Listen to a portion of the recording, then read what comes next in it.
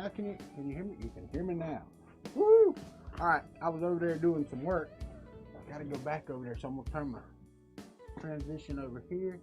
We're gonna turn off morning coffee intro. It's off. Alright, good. How are you? I'll be right. I'm gonna be over here for a second because I am working on this damn thing. I just figured I'd turn on the camera this morning. I got several things to do, but we should be able to print today, and I found out a design flaw, which sucks, but it is what it is. We will fix it, or we will die trying. But it may mean that I have to take out one of my components right now for what I'm thinking about doing. Alright. First things first, the hot end, all of this has to come up. I got to take all my cable management apart here, because the probe that I am using, here, let me go ahead and turn on my soldering iron, because the probe that I am using, and I can't remember, I think it's the inductive one. That's what it's either the capacitive one or the inductive one that is the one you don't want, right? Especially in this humidity, and when it heats up, the bed heats up, all that stuff. Anyway, gosh dang, I ain't even got my, hold on a second. Let me put my mic on right. I just got it hanging down on my shirt. I wasn't even ready. I started the stream and started the national anthem, and then I got over here and started working on some screws, and that should be better. You should be able to hear me better. Let me see. Let's get it to pring. There, hey, you know what? We can get it to pring if we want to. You're right. Well, it is, 6 o'clock in the friggin' morning on Saturday, and I'm here. Alabama and Georgia football game. Oh, well. Just showed how far between the East and the West there is when it comes to SEC football. Or it just shows how friggin' good Alabama is still. All right. So, and it's sad because Georgia actually has more talent on their team than Alabama does. Print, there you go. Why not? All right, so I've got to cut the rest of this wiring off because a couple of things hit me last night. All right, one was that the probe I was using yesterday during Chris Riley's stream. I was like, yeah, I need to. I'm about ready to print, and I was. I mean, I had everything ready to. I was actually planning on streaming right after him, but I could not, for the life of me, get the probe to probe correctly.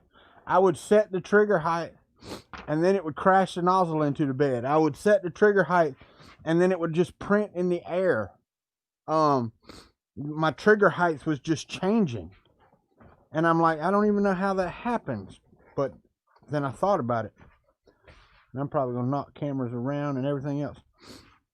This is one of those that will sense humidity in the air. So as your bed heats up and your bed changes, your trigger height changes with this probe.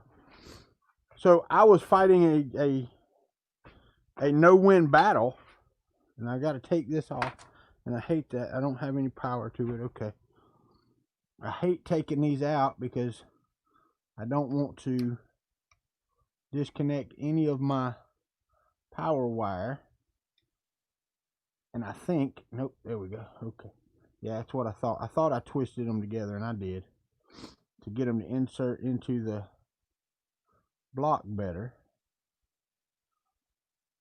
But I did. I wired up the heated bed, had everything working, did my PID tunes, everything. And then I would start to print, and it was like, it would do the purge line in the air. All right, that is not in there. Let me go ahead, take that back out, twist that up a little better, and get that. I hate these weak block. I wish they would have done a plug on at least where you could take it off and put it in your hand and tighten it down. That would have made it feel a little bit stouter. But it is what it is. I should be able to get this in there and tight. And I found out a couple things, actually. When I first hooked this up, and it's not even, come on, man. When I first hooked this up, hold on 1 second. I'm upside down here.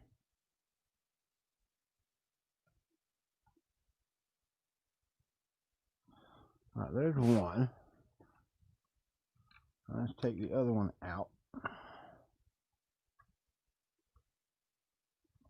I was struggling with the printer would be moving, and then all of a sudden it would say low voltage. It would drop the VIN. And I mean, I've got a 12-volt power supply cranked all the way as high as it would go, and it'd be showing like 9 volts. And I'm like, what the crap? So I struggle with that. And I mean, it was a known good power supply. So I had no idea. Still don't. All right. So, and I'll show you in just a second. This power supply right here, it is a 12-volt, 41.7 amps is what it says. All right. This power supply with the nice fan in it and everything else. What's up, Alan? Bring all the things. That's right. Y'all keep it up. I'll go change the title and then you won't get to do that. Travis Stepper. All right, so a couple things. Let me go, first off, since y'all are being buttheads, let me go up here and say edit and backspace and T. Hit save changes. That's the cool thing about this that I had forgotten. Nope, it won't let you. It says wait a moment and try again. It won't let you. So I had to go to YouTube, and I still don't think it'll let me until after the fact. I don't believe it'll let me edit while it's running. Let me see. Videos, live videos, right here. Let's see. It might. Print, save. There we go. All right, so it's saved. It did let me do that. How about that? All right. Travis, Freddie, Alan, what the hell are y'all doing up on Saturday morning this early? No, I'm just kidding. But I want this to print today. That's one of the main reasons I'm up this early on Saturday. Got a couple more things I've got to remove over here.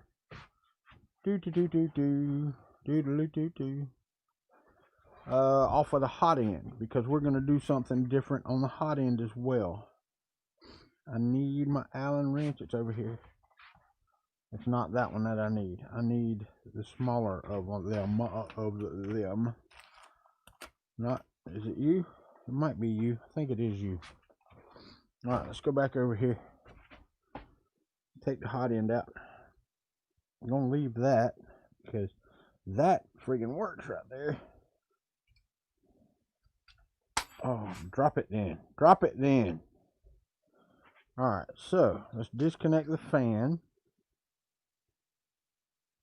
Right there.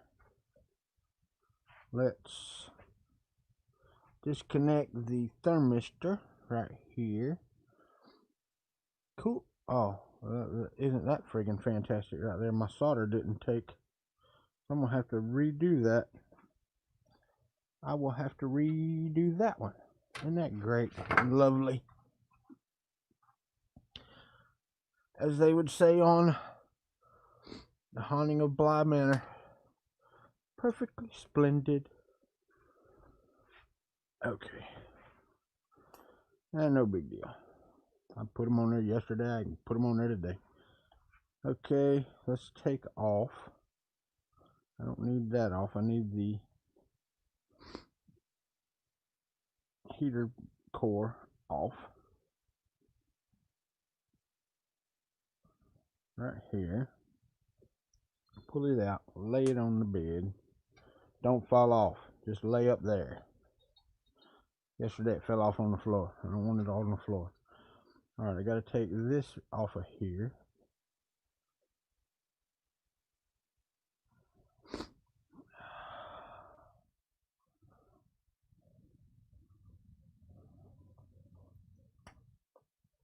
All right, that's what I needed. Now we're going to take this over to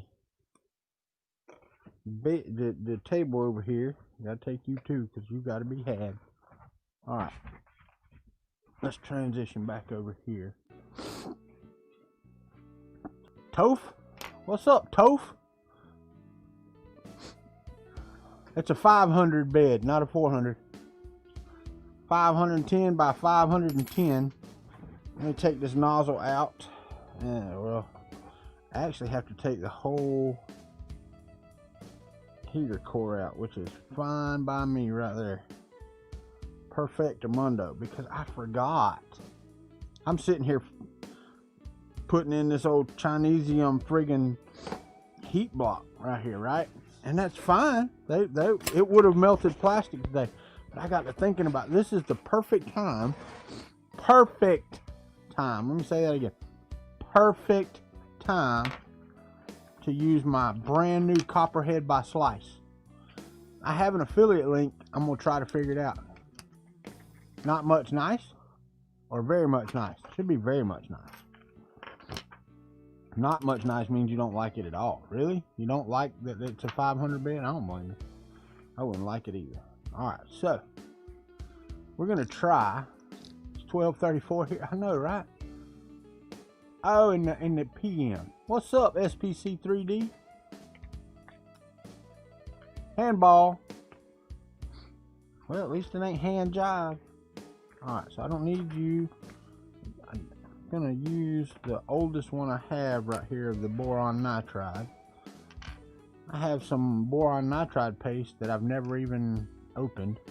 I don't know how this works, but I'm gonna put this just a drop.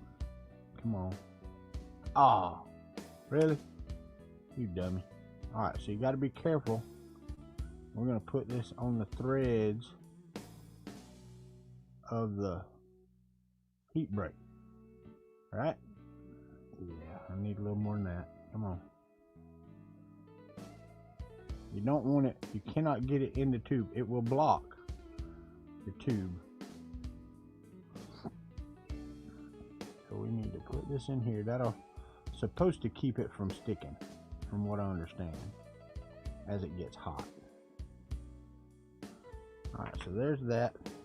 Now, if I could find a napkin, I don't know if I could find a heat break that decided to go rolling. Which I'm gonna need some more of this. I might leave that on my finger. Alright, so yeah, as a matter of fact, I'm going to. It's right here.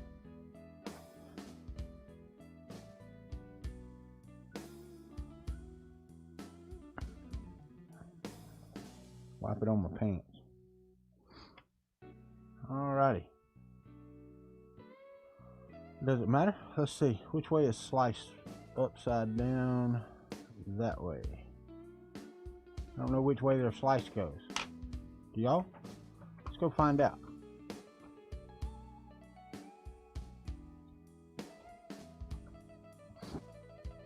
Alright, so the slice is like that. That'll tell me which way up is. That way is up. Okay, thermistor on top. Got it. Thermistor on top. And I saw where Tom just did a review of these. And he was like, well, you know, and I ain't gonna say it was him hawing, but he was him hawing around. He really was. About whether or not he wanted to suggest a slice or not. Yes, they're expensive. They are. The thing about it is, if you go back and you look at the prices of E3Ds when they came out, they were expensive too. Slice Engineering is not the company size of E3D. They have a superior product. Well, and as Tom said, you have to qualify that. Or he didn't, I don't think he said those exact words. But if you're building a Chinesium printer and you want Chinesium output, then you know, don't worry about this. If you want to print normal, everyday things, and there be a limitation on what your printer can print, don't worry about this. If you want to print whatever the hell you want to, whenever the hell you want to, worry about this. Let me go get a napkin. Because these hot ends allow you, if you get their whole ecosystem, they allow you to print at temperatures that E3D doesn't support, that, you know, most of the other manufacturers don't support. So, is it worth it? Yes. Yes, it is. It is absolutely friggin' worth it. Alright, where's my nozzle? Right over here. My nozzle wrench. And that's the wrong size. I forget. Got to be careful with these heat breaks though, because they are thin in the throat. You want that tight right there. No gap. Got a little gap between there and there, which is fine. But the actual heat break and all that stuff, you don't want a gap. Alright, so I've got to see if I can get this thermistor into that hole, and it won't fit. It'll fit there, but it'll only go so far. That is a tight tolerance fit right there, which is fine. That's perfect. That's what you want. But it means that I need to make sure that I get some of this onto here. And I don't know if this will work or not. I don't know if you're supposed to put it on here or not, but guess what? I'm going to. Because for one, it'll provide lubrication. We all know that there's a need for good lubrication.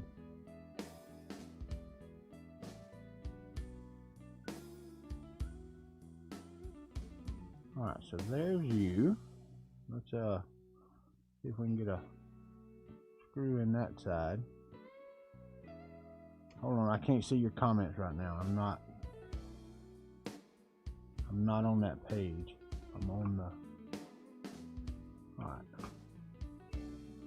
As Chinese as it should be.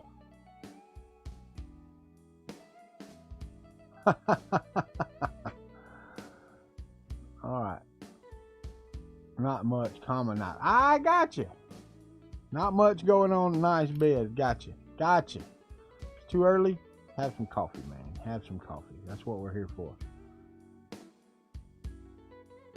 And I don't know if y'all y'all were on here when I was talking about it, but the probe that I had on here, and I've got to make sure this other one works. I mean, it's the one that he sent with the printer. And I've also got to tighten that up some. Hold on. Let me get these right here, and let's see if we can tighten that into the aluminum better. Don't want any movement. There we go. All right. So now we're going to have a Slice Engineering. Now this was a knockoff E3D that came with this machine. So the fins, which are the least important part, they serve a purpose, but they are the least important part of a hot end. The fins are, for all intents and purposes, can't stand some people say that wrong. What's up, Glitch? Man, I need to talk with you. Really and truthfully, I need to talk to you. I did a thing over here, and you and I are gonna have some fun. I did that's got a 500 by 500 bed. Glitch. Guys, if y'all don't know who Glitch is, then you're missing out. Glitch is the one that created the Stargate Mark II and Mark I and Mark whatever and the Stargate Atlantis. All that work. All of the working gates are Glitch's creations. Alright, so I need some more boron nitride. I'm going to stick on this right here. so let's do that. Let's put this on here. Don't put that on your bed, dummy. Don't put that on the bed. Alright, I'm gonna, hold on, I'll swap cameras, I forgot. That's my bad. Alright, so I'm putting the hot end in the other direction. Alright, that's what I was afraid of. Let's spread this out a bit, because let me do the transition so you can see what I'm doing over here. At least you can see that I'm over here doing something. You still won't be able to see me. Alright.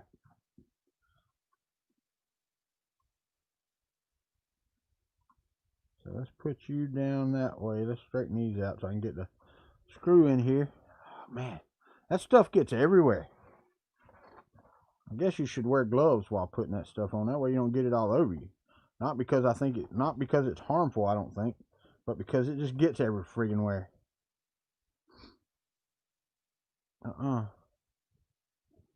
Stand up right there. Alright, wrench. Somebody forgot to get the wrench over here.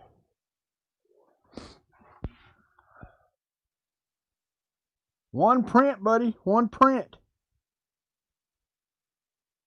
I've been slacking on the other.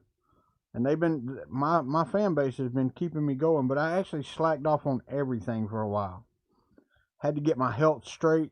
Had some things I needed to do. I had to work on me for a bit. Had to work on me for a bit. Alright, so there's that. Now, napkin. Good God.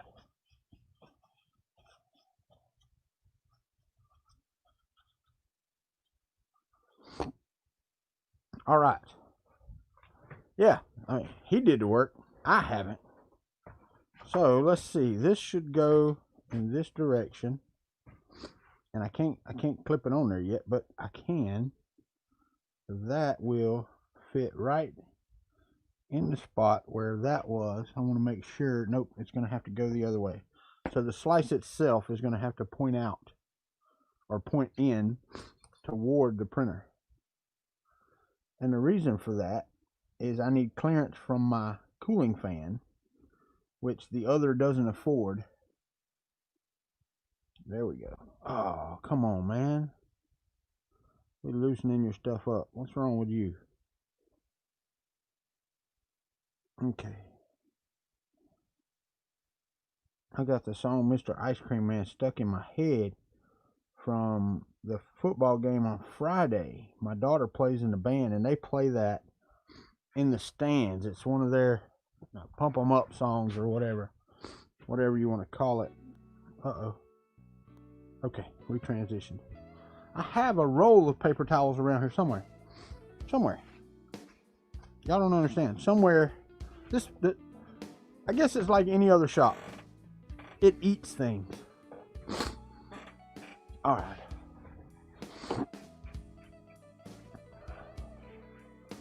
Yeah, dude. No, I mean, I lost. You weren't around. What's up, Viking? I lost like, 70 pounds in 3 months, man. Doctor told me I needed to. Next to the bed. No, the bed is heating, buddy. I have electron. You want to see something cool? I did what I said I was going to do. Right over here. Right there. And you can't see it, but right over here, watch this. Boop. I touch my little switch, and then down here, it comes to life. The printer is actually alive with the touch of the switch. See the switch glowing over here? Boop. Touch switch. And everything is off again. Ran into an issue with that too, and we'll discuss that in a minute. Gonna have to figure out a better way to do that. I do not know how to do that yet. I need 120 volt to 4 volts, 5 volts. That's what I need. I need to go from 120 volts to 5 volts. All right, first things first, let's get the thermistor hooked back up. That means I got to get another end right here. I need another 2-pin end, and I soldered this on to here yesterday, hoping that I was doing the right thing, and apparently it didn't like that. Well, I don't think it cared one way or the other. But my microscope will be here today, so I was actually going to do better soldering today. All right, so first I want to talk about this. This power supply was one I had laying around, and the most I can get out of this is 10.9 volts, and I've got it cranked all the way up, but the best it will do is 10.9 volts. So I think I'm going to strip it down and take the fan out of here, because the fan's a nice little fan, and I can use it to cool electronics. Speaking of which, I need to start this print again. Let's crank up this nozzle and heat up this printer. I don't need you that hot. 215 will be fine, because I created in Fusion, no less. I got into Fusion and I actually designed a box, and I started the print last night, and it was a 7-hour print. What did I do with it? Did I throw it away? Probably. I've had so many failed prints. Y'all don't understand how off-size filament will make you not want to print ever again. And I mean ever again will it want you to print where you want to print. But I created a box for my new electronics for my switch to mount in. So I can put I've got my holes over here, so I can mount the buck converter, and then holes over here so I can mount the relay, and of course 2 holes to mount it. And it's just a box. It's just nothing but a box. 9 volt will go in between them. Little something to secure the 9 volt, or just lay it in there. It doesn't matter. And then, you know, have my wires coming out of my switch. That's how far it got. I started, watched the first layer. That's how far it got, and then it jammed. And it just jammed. It said, I'm not printing any freaking more. Later, Freddy. So, anyway, that's what I've done. What's up, Viking? I don't know if I said hey to you. Alright, so I've got to get this out of here. And, of course, it's going to break. So then I've got to get this out of here and try to get the friggin' filament out of the nozzle, which it hadn't been wanting to do lately. Alright, so we are at 216 degrees on the nozzle. Alright, yeah, you see how tight that is coming through the PTFE tube? It is that damn tight. That's because it's probably 2.5 millimeter. Here, let me see.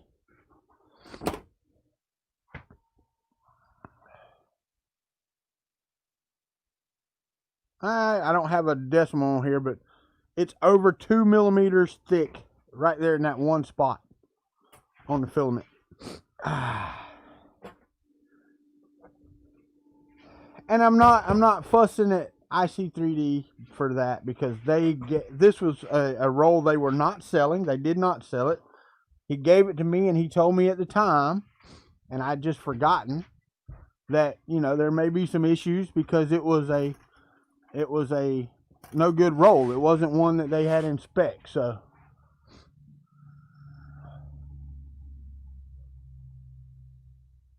yeah, well, and I cuss every time. I'm not gonna lie. When I walked in here this morning, I was like, you've got to be kidding me again. I mean, it has been non-stop.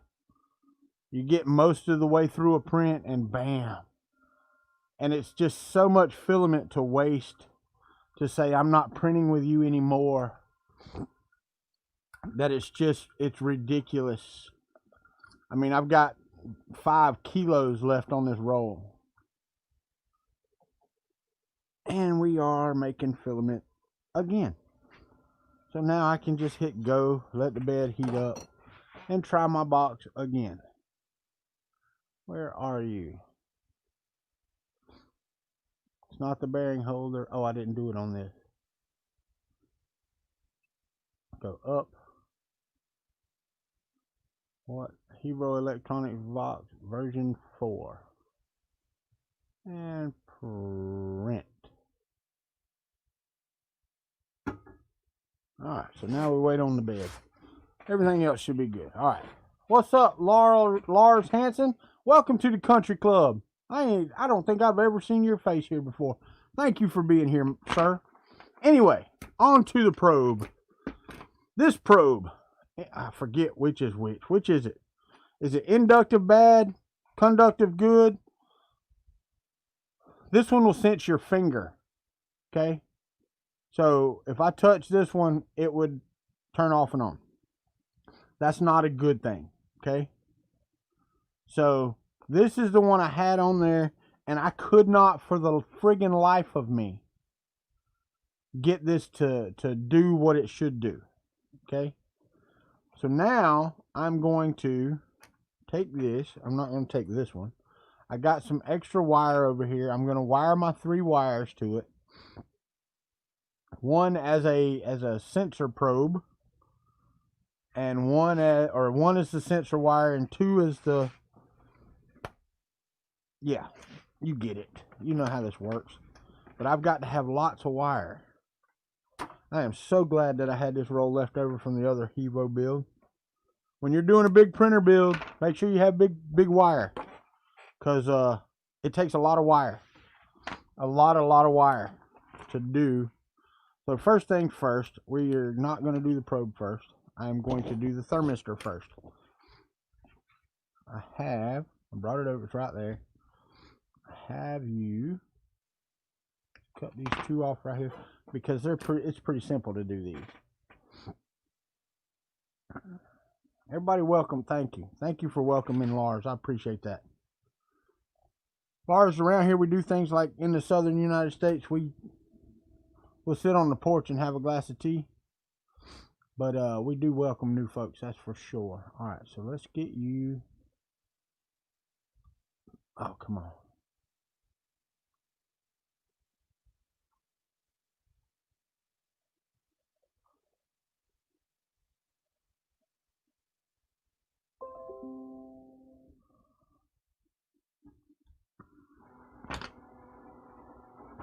Not a big chatter. I don't blame you, and I'm not gonna be able to do anything with that. Oh, you piece of crap. Let's get you plugged back in before we start extruding this time. I heard it that time. I've looked over here and not been extruding anything. Thank you for watching, Lars, by the way. I'm glad you decided to talk, man. Alright, so let's see here.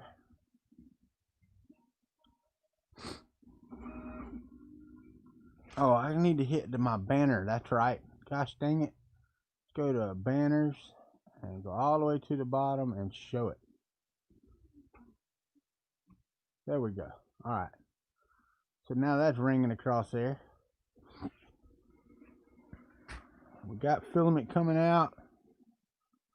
Come on. We got filament coming out there. We're good. Alright. So I need to get this up here. And I am going to dip this in the flux over here. I just don't understand. Really?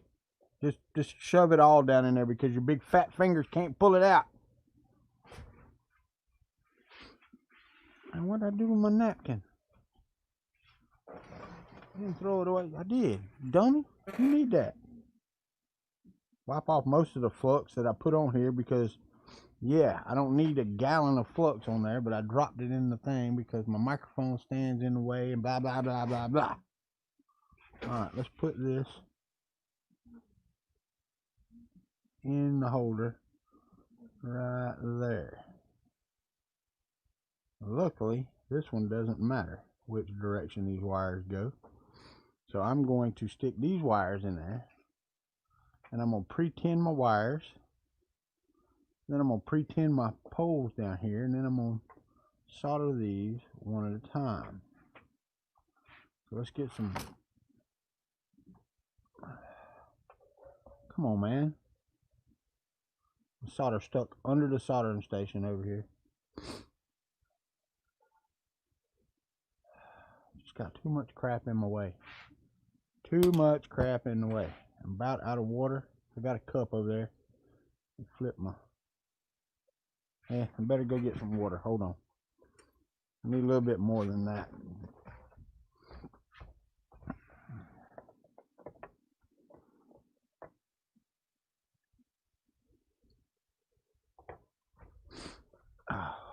need a new water hose to hook water back up in here.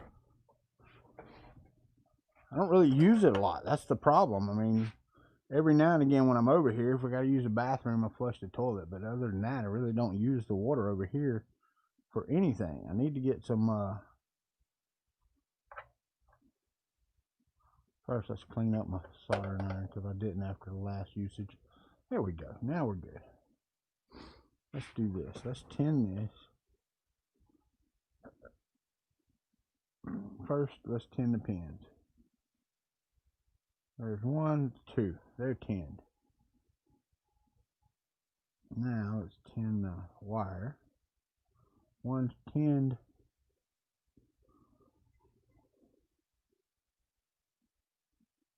And 2 is tinned. So now let's see if we can get this to stick to that.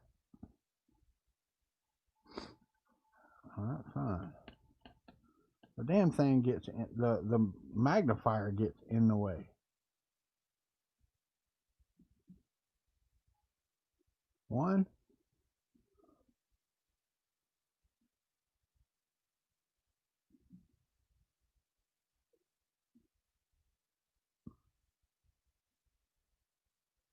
Two.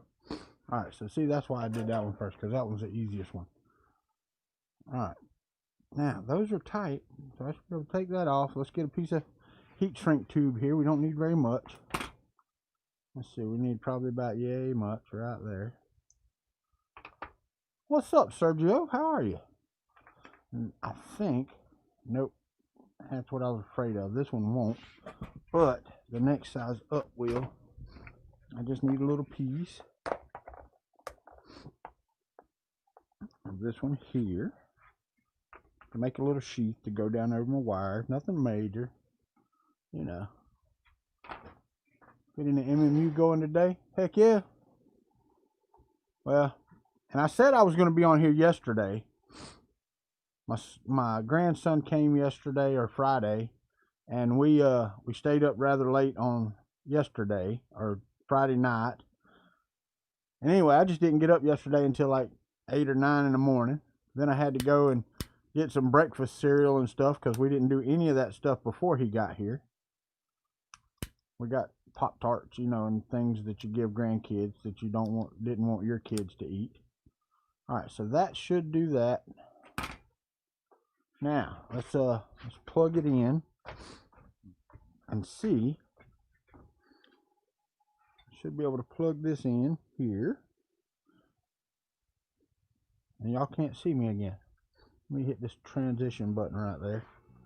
Alright, so I'm plugging in the thermistor because I made everything where I could plug them in and out. Alright, now got to remember which is the hot end, and it's by the hot end. So it is right, that's the hot end there, not that one. This one right there.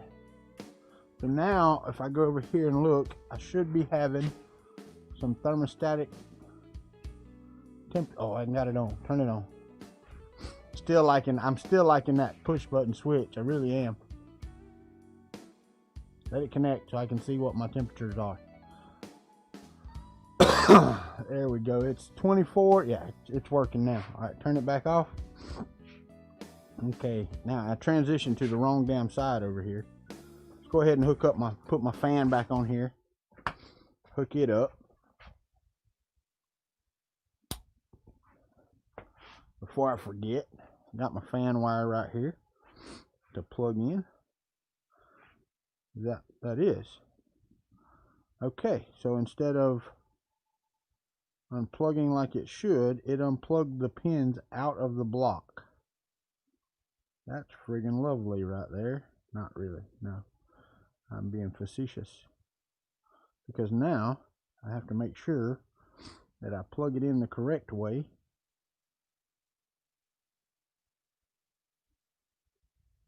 That's just friggin' aggravating right there.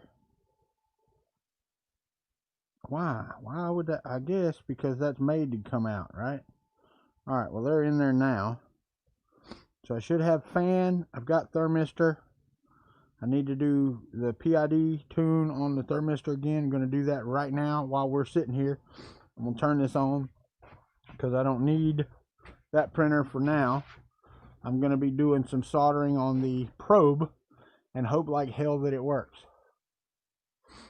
So that's our next big thing is putting wire on these wires and making sure that what we do is correct.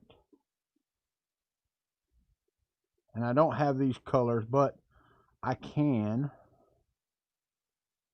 do like I'm supposed to, I reckon. I'm going to put these here. I'm going to clamp it down.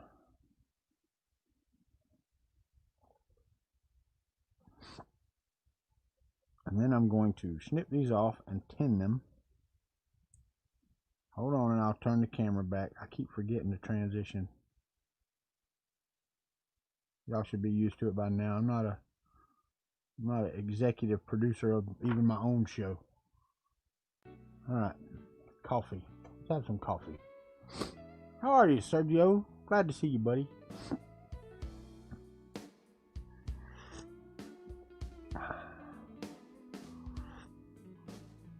All right, well, now that I've got the printer running over there, and that's another thing. That's the one thing I wanted to talk about. I'm trying to see if there's a way. I don't know that there is. Yeah, I'm going to have to get a 120 volt to 5 volt converter. Come on. Instead of getting another plug. I don't want to have 2 plugs on this thing, but I still want to be able to use the touch screen. So if I can go from 120 volts on the power supply to a converter that converts that to 5 volts, then I wouldn't even need the buck converter back there, or to 12 volts even would be good, because then that would be perfect. Yeah, that would be perfect. How are you doing? Doing much better than it was last night, I guess. Yeah, this one's a lot smoother than last night. Okay. On his third cup, I ain't even finished my first cup yet, and it's cool outside, I will tell you that. All right, so let's go over here. I'm gonna share my screen. Let me make sure I get this right. Screen. I'm sharing the wrong. I'm sharing the right screen. All right. So I go right here. We want to transition. Transition. I want mains. I want to transition again.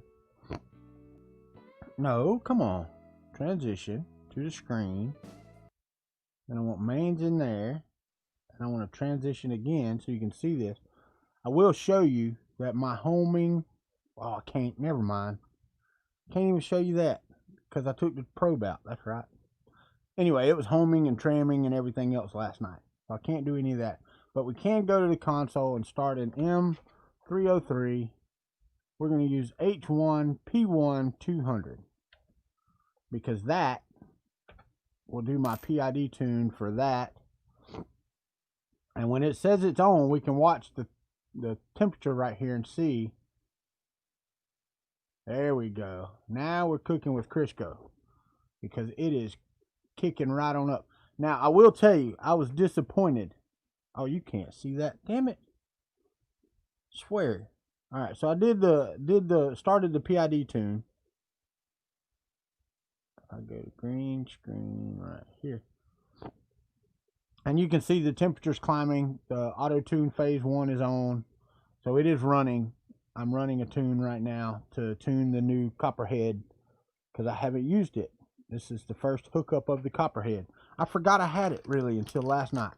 I'm sitting there thinking, you know, I got that. I didn't want to put Chinesium E3D on there or knockoff E3D. I didn't want to do that. I wanted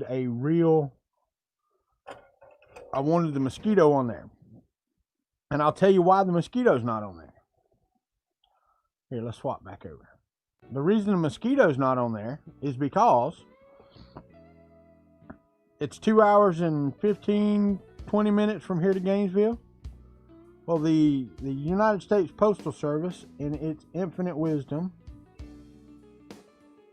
has decided that it takes 100 days for mail to get from there to here.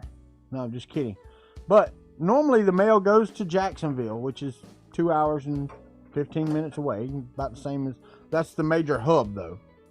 So it goes to Jacksonville. And then after it goes to Jacksonville, it comes here, comes to Crawfordville in 1 day.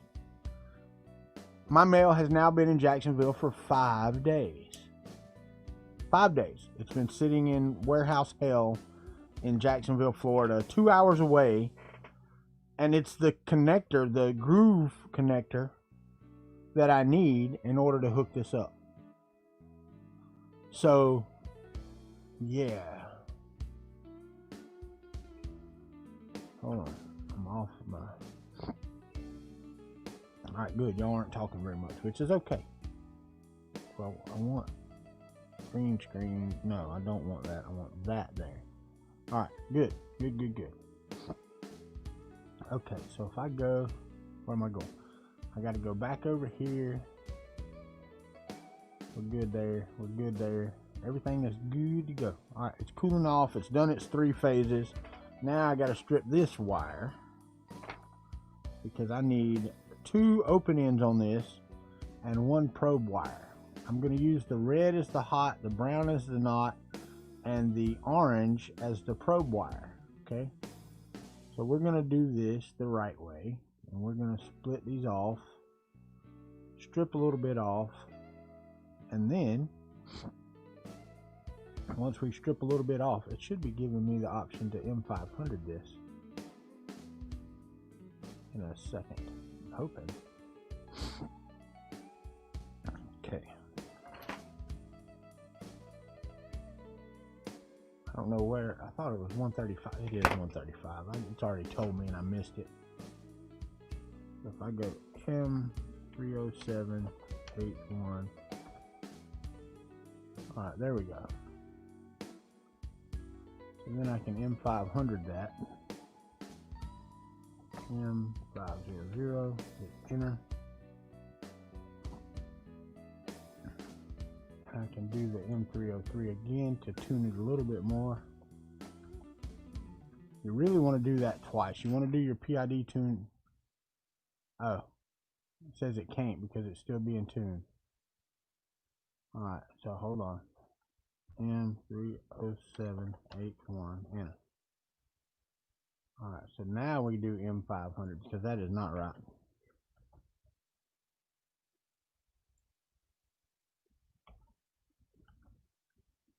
Save that. We go M303. Hit it again and run that temperature up on there. Alright, let's strip some wire and get this done. Get back on here so I can see if you are talking. Yeah, I don't like soldering on streams, but you know, you got to do what you got to do.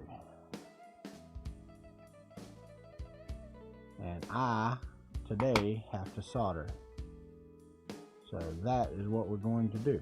All right, so I need a piece of heat shrink tube and not very much of one.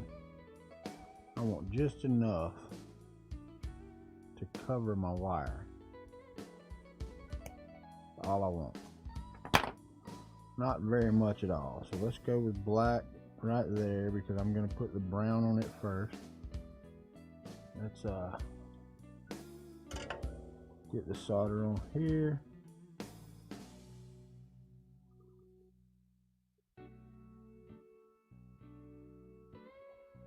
Alright, now I get it turned around here. I always hate it when I do this. This is stupid. I'm right-handed and I always put it in a way that I have to solder with my left hand, and I'm not doing that this time. I'm going to turn it around like a smart man. No, I'm not a smart man. I'm not saying that I am.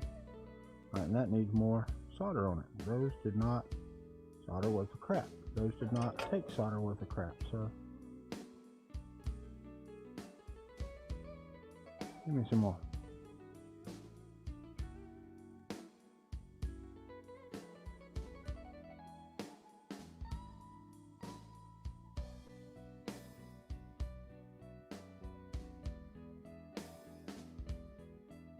Alright. Let me go ahead and strip these other two, because if I don't, I won't be able to get to them.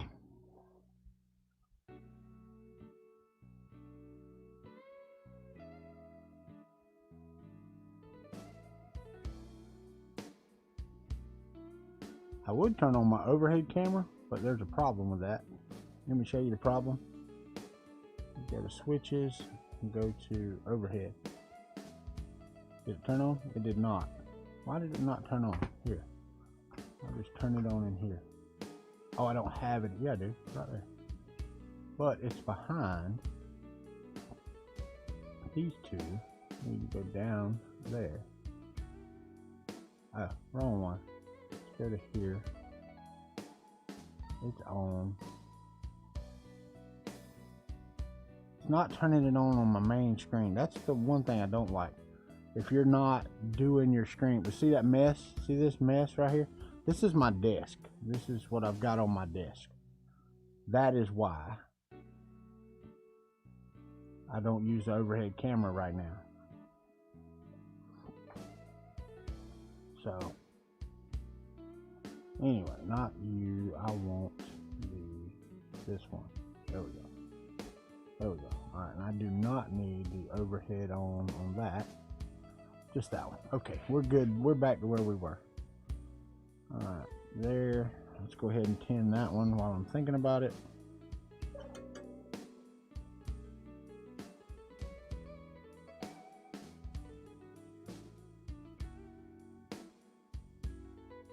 Okay.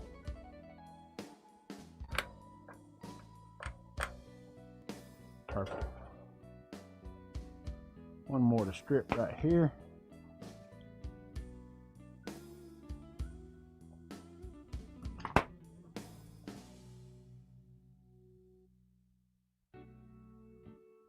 And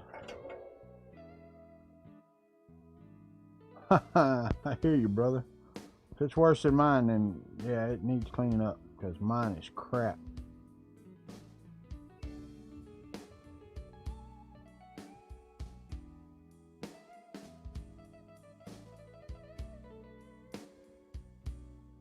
Alright.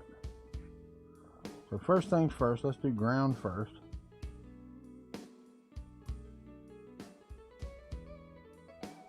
Give me more solder on here.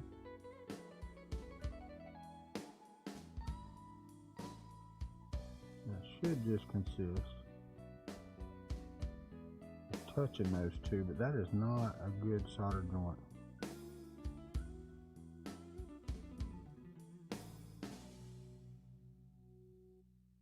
That was pretty good, I have to say. Alright, so let's get my next, put you down there, get my next piece of shrink tube and put, oh, it'd be great. Depth perception through a magnifying glass sucks. So bad.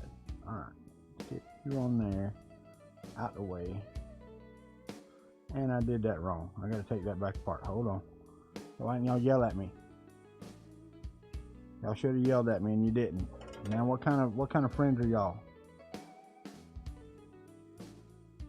The kind that let you mess up and then just go and do, man. Alright, that is my signal wire, not the ground wire. On a probe, the black is the signal.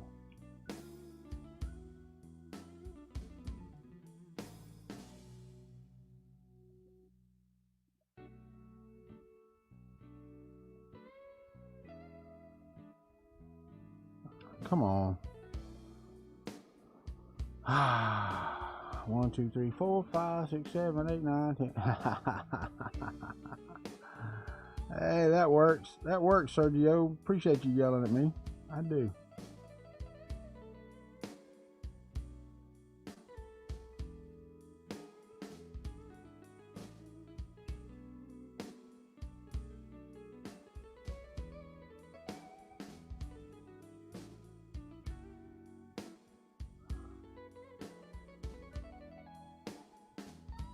That is not holding shit right there. Nothing.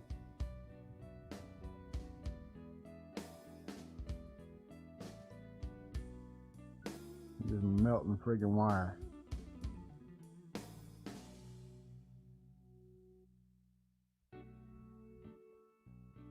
Why? Ow, that's hot on my finger.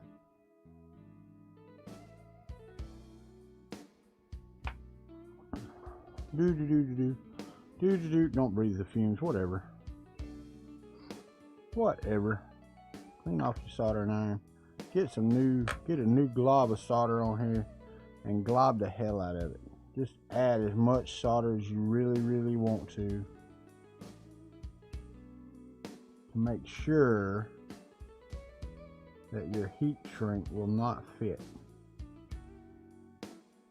Why? Why is it not friggin' sticking together? These two wires do not like each other. That's all there is to it.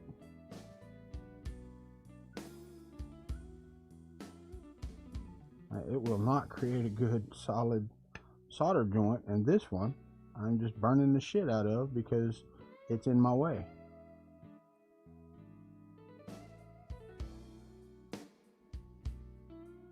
Close enough. Right there is close enough. Alright, so now my brown wire, which is kind of counterintuitive here, is the power wire. And I'm going to keep it that way, I guess. Woo! Alright, so I need another little piece of heat shrink that I cut and put over here somewhere. Where did I put you? I swear I did. I swear I had another piece. Swear it. There it is, right there. Alright, so let's cut off this little piece of heat shrink. Thank you. Yes, I know flux. I know. Flux, and more flux. You know what? Flux it. We're just going to power through. That's what we're going to do. We're going to power through it. And cuss at it the whole time because it's not doing like it should do.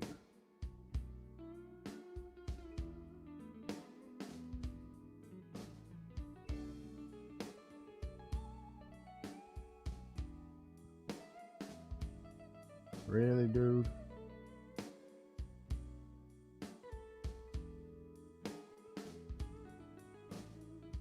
See, that one did just like it was supposed to. Just so easy. Alright, so now I gotta get the middle one to do what it's supposed to do. That's always fun. You got two wires. Now I got a third. And I gotta get it to solder together as well.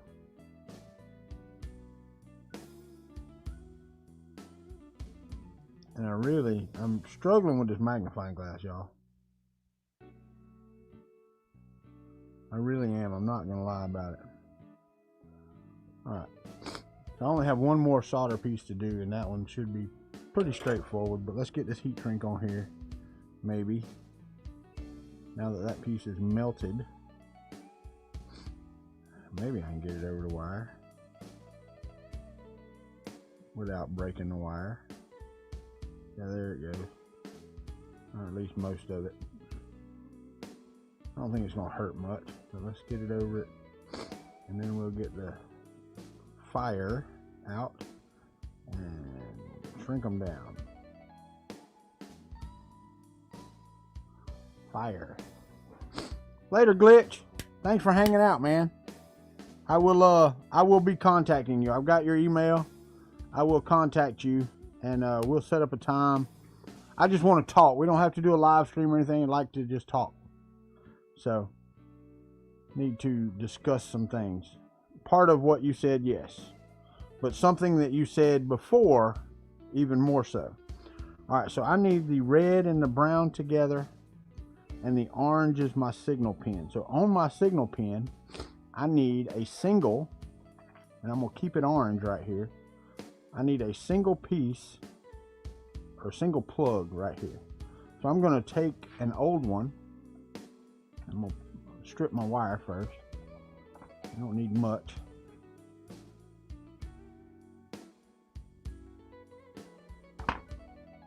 And in Sergio's wisdom, let's take this and slip this over here. And get us some flux on it. I'm just going to put that wire, that one wire in there. I'm going to cut this one off and do the same. Later, Sergio. You leaving? Don't jump, man. Don't jump. Just get in there, man. If I jump in my shower, I may not have a shower left. So don't jump. But we do have a fiberglass tub, so. Alright, so let's tin these. Pull down some more solder over here so it's where I need it to be. Got one. There. And one here. Alright, now those are tinned nicely together. Or no, they're, oh wait. Gotta have friggin' heat shrink. Alright. Put that. Alright. Come on, man.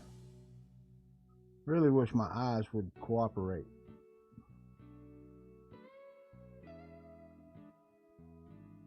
Man, that was so much nicer. So much cleaner. Use flux, man. It just saves so many headaches. So now, are you long enough? Barely long enough. But it is just a signal pin, so it's just there for shits and giggles.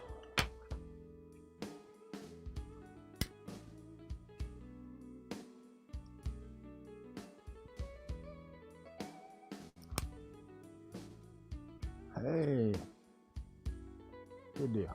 All right, so we're set there. Now let me strip these other two back, and I'm gonna tin them. And no, you don't have to tin them, but I'm going to. These have to be put in the power supply. I'm not gonna put them back in with the power in. I'm gonna actually put them on their own 12-volt out power supply connections. So I'm going to tin these, and I know everybody's like, don't tin your wires to put, yeah, I'm sorry. That's just dumb. I don't know who come up with that. They put on those little connector things, and they're like, use these, they're so much better. It's a crimp connection.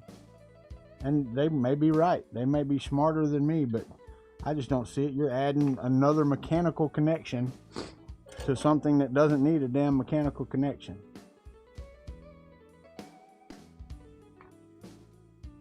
So what I'm going to do is tin these up very nicely right here. And I guess they do it because they say the tin will, the solder will melt, blah, blah, blah, blah, blah, blah, blah, blah, blah. This is on a probe, a sensor probe. So let's go over here. Let's transition to there. Won't be able to talk to you for a minute because I just won't. So I'm going to turn off the printer so we don't have 12 volts coming out. Going to need a screwdriver, which was supposed to be right there, but is not. It's way over there on the other side of the disc. Now I got to get back here on the floor. Remember which side is negative, which side is positive. So my positive voltage is over here, so that means these are the negative over here.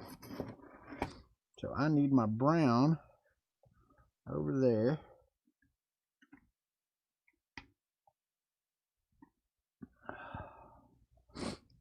In the positive side. And no, you can't see what I'm doing back here on the floor. You can see me. I don't have 50 cameras everywhere. I did find, however, and I'm going to see if I can make it work. I don't think it has an HDMI out, though. That's the thing. I've got a 1080p Sony Handycam over there that we bought quite a few years ago. And I really want to see if that will work for me. Alright, so now, see, now this is why the wire, I get to split the wire, go over here, and I can't remember which one's the signal pin. Shit, I've got it up over there. Alright, so I can't remember. Here, lay it there. My nose is running. It's cold outside. I say cold, it is not cold. It's cold relative to yesterday. Alright, so the pin for that Oh, where are you at? Right there. 3 volts. So Z probe in is the furthest from the power supply. Okay. So the furthest pin away, not on the duet, on the, it's right there. God dang, they put them right together.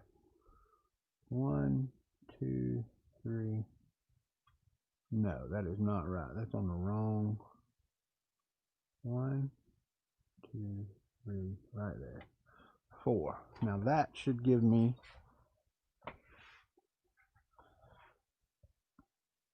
aha. Now we're cooking with Crisco, fellas. This is exactly what I needed, because this now only triggers on the friggin' bed, not the humidity in the air, not my finger, not anything else. It triggers on the bed, and it only triggers about 2 millimeters high, so that's good too. And there's no adjustment on it, so you just stick it down here. We're going to get it as close as, well, I can't get it below the nozzle, but I'll do that in just a second, because I can actually adjust this one by loosening instead of having to take it all the way out. All right, so let's get this out here in the middle so I can actually work on it. All right, I don't want you triggered there, so we're going to drop it. We're going to push this on to here, and I've got to screw some screws in.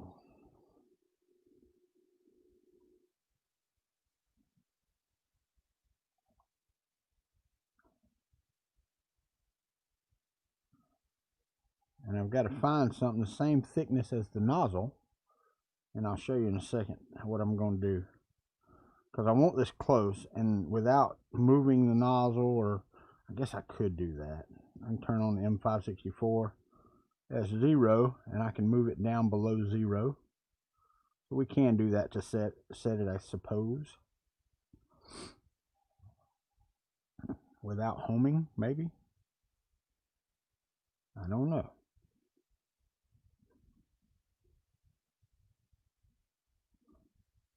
We shall see.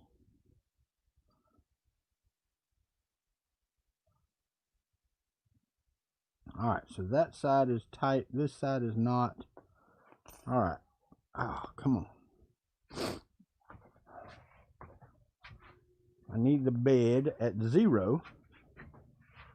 So let's go back over to the country fouette over here. I'll come back over here. What was wrong with your other?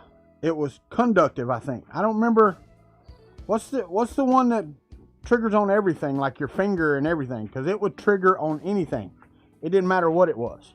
Okay. All right. So I've got to go over here. Do an M564 S0. Hit enter, and let's see if I can move that nozzle down a little bit at a time so I don't crash it into the bed. Put the paper under it right there. And dashboard, I don't know if it'll let me or not. No, it will not. There's a, what's the M command? Does anybody know? M command to move without homing? Move without homing. Do it. I've already been here, so what is this one? What's the command? M564 H0. Okay. Not S. S0 is the Z height. So if I go M564 H0, enter, then I should be able to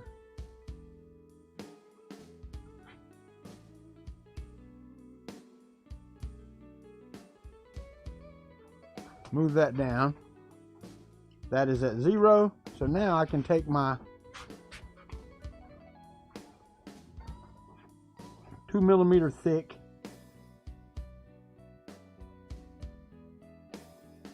so that will be 2 millimeters above the nozzle right there, and it's triggered. But let me tighten it down some. Here, let me transition back over transitions, because all I'm doing is tightening down a bolt, but you know. And I have a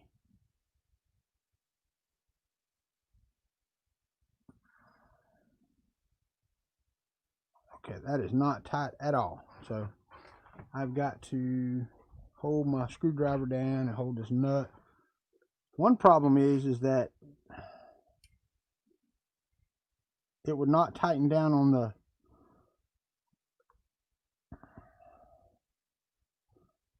I might be able to take that tape off now. I'm not sure. Make sure that my probe is right. I might have to put some tape around the probe. Let me do that. Just to give it, or take, I don't want to take the hot end all the way back off. Sorry, I just don't.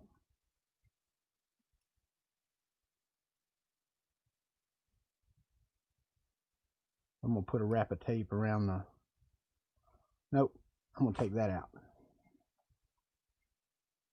That should let me clamp down on it. Take it all the way back out. Take the tape off of the hot end.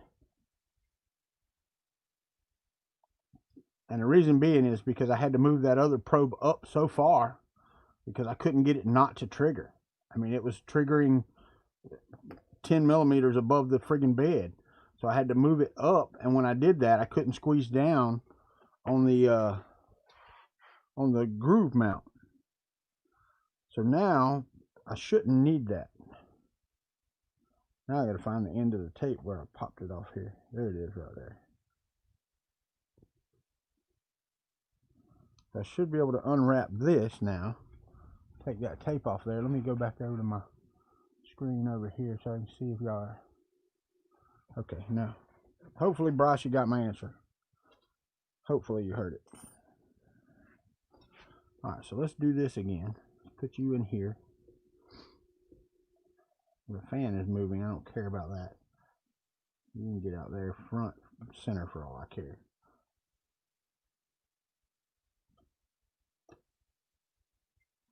Now it should clamp down. Well, it'd be better if I put that in there first. Yeah, it should clamp down now, even though I don't have tape on it. Should. Let's go ahead and put the. You're still good, right? Yep, you're still good. Alright, so I've got the zip tie up underneath the probe. And a lot of people are like, oh, I need it to trigger 2 millimeters above the nozzle. No, you don't. I mean, it can trigger 4 millimeters above the nozzle. As long as you know that trigger height, that's all that's necessary.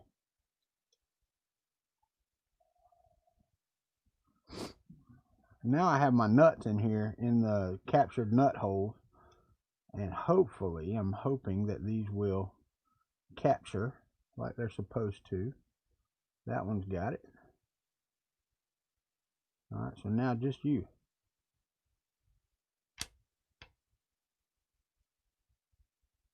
Now I need my screwdriver to hold the nut.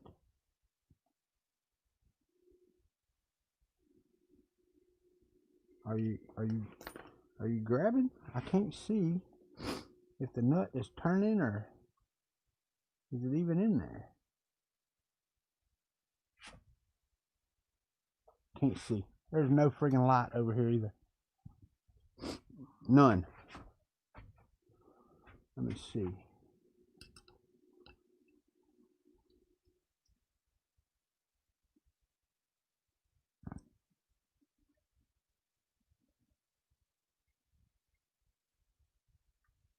You better be friggin' grabbing that. That light is killing me.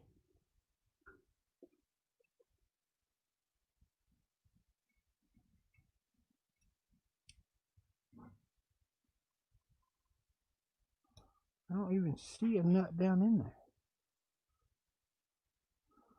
Oh.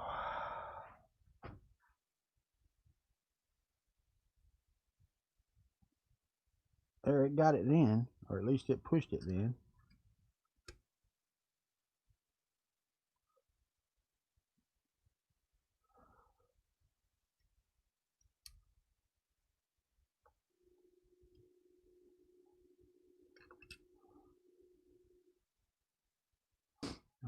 Tighten down just a touch more if I can get that nut to stay. It finally grabbed it.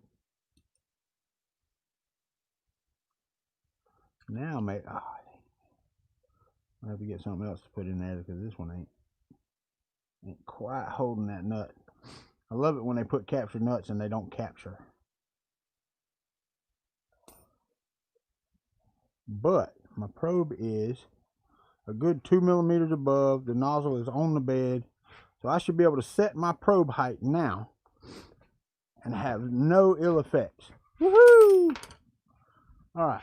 Thank you, Eddie Moser. Go Razorbacks. How did they do yesterday, Eddie? Go Razorbacks. How did they go? How did they do yesterday? That's a good question, and one I don't know the answer to. Thank you. I do appreciate that. All right, so let's set my trigger height. We're at Z0 right there. So if I say M92 Z0 and hit enter. All right, so there's that. Now I need to go up 5. Did it go up 5? I don't think it went up 5. It didn't, and it still didn't. Why didn't you move? Why are you not moving? It says it moved, but it didn't move. What the hell? I've got no movement on any motor, as a matter of fact. It's not, nothing's moving, and it moved just a minute ago. Come on. Tell you what, let's do this. Emergency stop.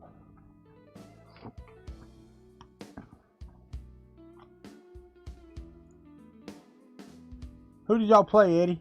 I didn't get to watch. I watched the Alabama-Georgia game and part of the FSU game. FSU won as well. Part of that one, and I watched the Alabama-Georgia game. I did not watch Arkansas. I didn't watch a lot of football yesterday at all.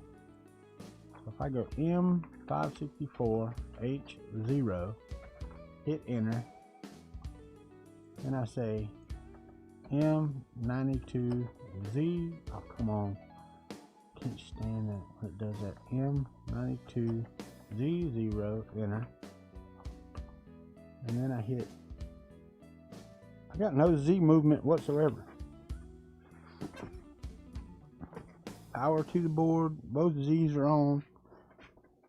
There's power to them, but I'm getting nothing. Wonder if it'll let me home all. The Z didn't move. Why is my Z not moving? It did move.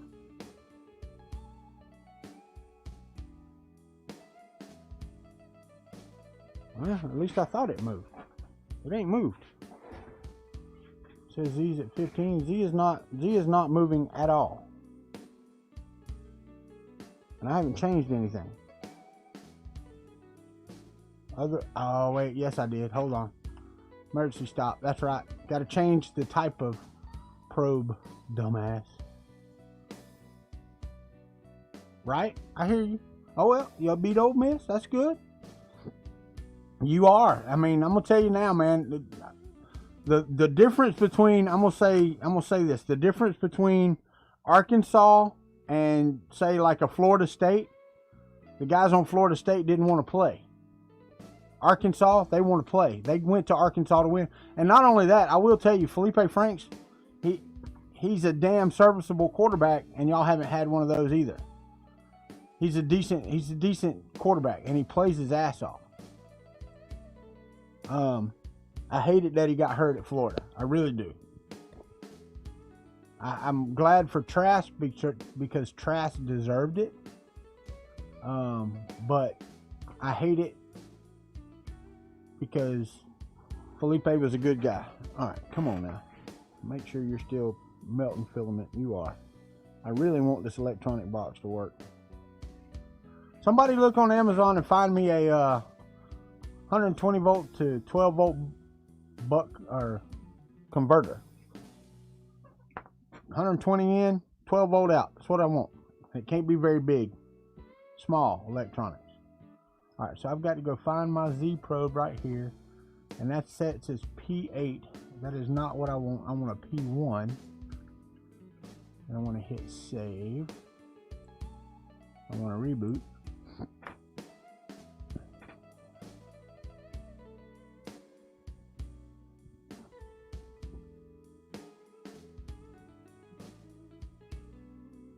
And now let's go to dashboard, home X, home Y. My Z is moving this time, by the way, so that's good. So now I can go to, let's go to the console, and I'm going to go to M564H0. Then we're going to do S0. We're going to go G1, X250, Y250. We're going to move out. Let me transition this over and you can see what I'm doing here. I'm going to turn off my soldering iron.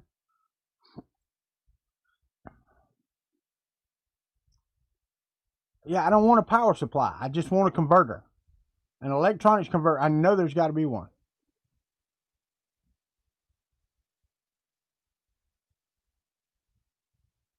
Oh, yeah, I got it, Lars. Thank you. Just getting the coffee going. I hear you. I'm not. Left my son or my grandson over there watching Power Rangers. Poor little fella. And I hate it. We have a dog gate. Let me get all his nose wiping off before I turn back over to my other camera there. We have a doggy gate, and he got up to go to the bathroom this morning, and the little fella couldn't get the doggy gate open to go to the bathroom. And I feel so bad. I'm so sorry about that. All right, so let me go back over to here. All right, so all of that is done. So now let's go back to dashboard. Let's put my paper up underneath my nozzle right there, and let's go down in 1/2 millimeter increments until I get to 0 where I need it to be.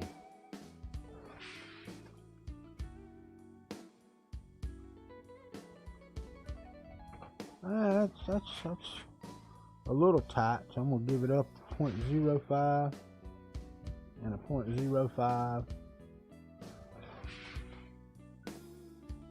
Gooder than snuff, not near as dusty.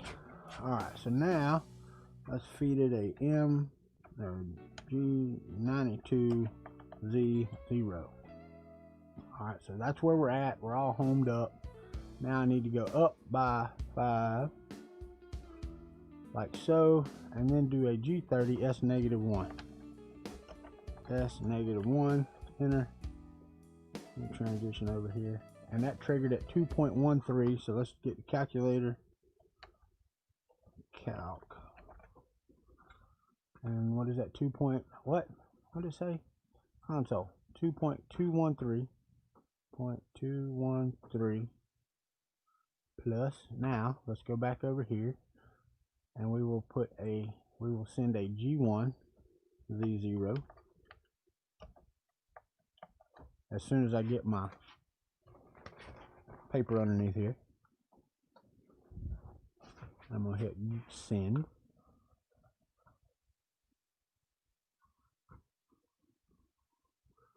That sounded like it hit the nozzle. No. Need to go up just a touch. Go up. That's a 0.1 up. And see, I can't get my paper back under there. That's one thing a lot of people fail to do, is when you come off of that paper, if you're too tight, you can hear it thump the bed.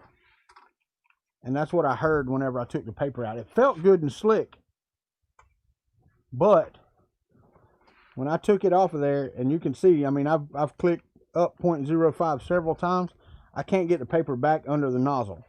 So that means that bed settled back in. So I need to do a little less. There we go. Now I can go back down to where I need to be. See, that's perfect right there. Yeah, no thump. So now we send another G92 Z0, hit enter.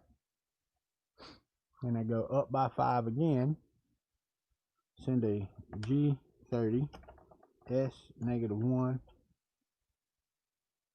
and I got a 1.75.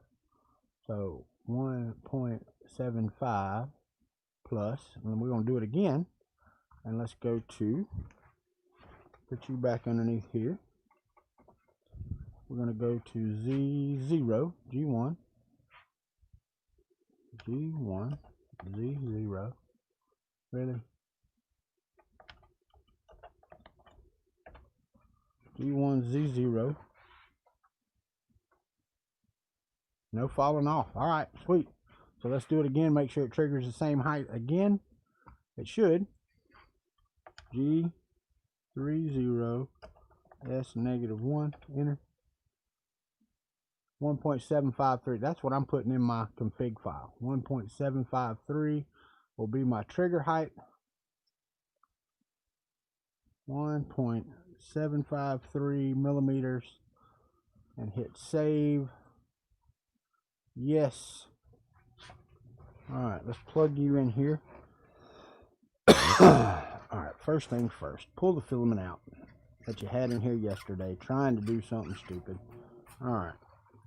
Take this out so I can slide the connector off, all the way off. Put the connector back on. Let's go ahead and get all this tidied up, wrapped up, and put where we need it. We can put this puppy to bed for now until I get my Magnum stuff in here. And I want to get a 0.8 nozzle, I think. I don't want to go with a 1. I think I want to go with a 0.8 hardened steel nozzle on this, because the bed is so large. One of the first things I want to print on this is one of the relief bars that'll hold my wires up off of the bed along with my PTFE tube. I believe that they have some of those on Thingiverse. If anybody wants to look this morning and help a brother out so I don't have to look for it.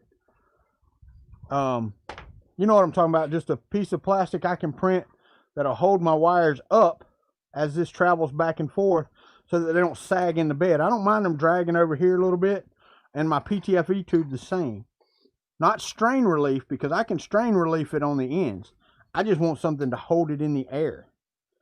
Because this, like the PTFE tube, once I get it, and it just flops down. So I need something that's going to hold this up as it moves around. So something I can put on here to hold those up. But right now, I've got a bag full of, thanks to Sergio, who's no longer here, but y'all can tell him I said thank you. I've got a bag full of zip ties that I can use. I'm going to put you behind. All of this will go right here. Let's put you through here, like so. Like so. Now, if I can get it all around there. Hold on, I'll get it back to where it needs to be. I know you can't see right now. It doesn't really matter, I don't guess. I don't guess you really care if you can see me or not. I want to get my strain relief done over here on my print block.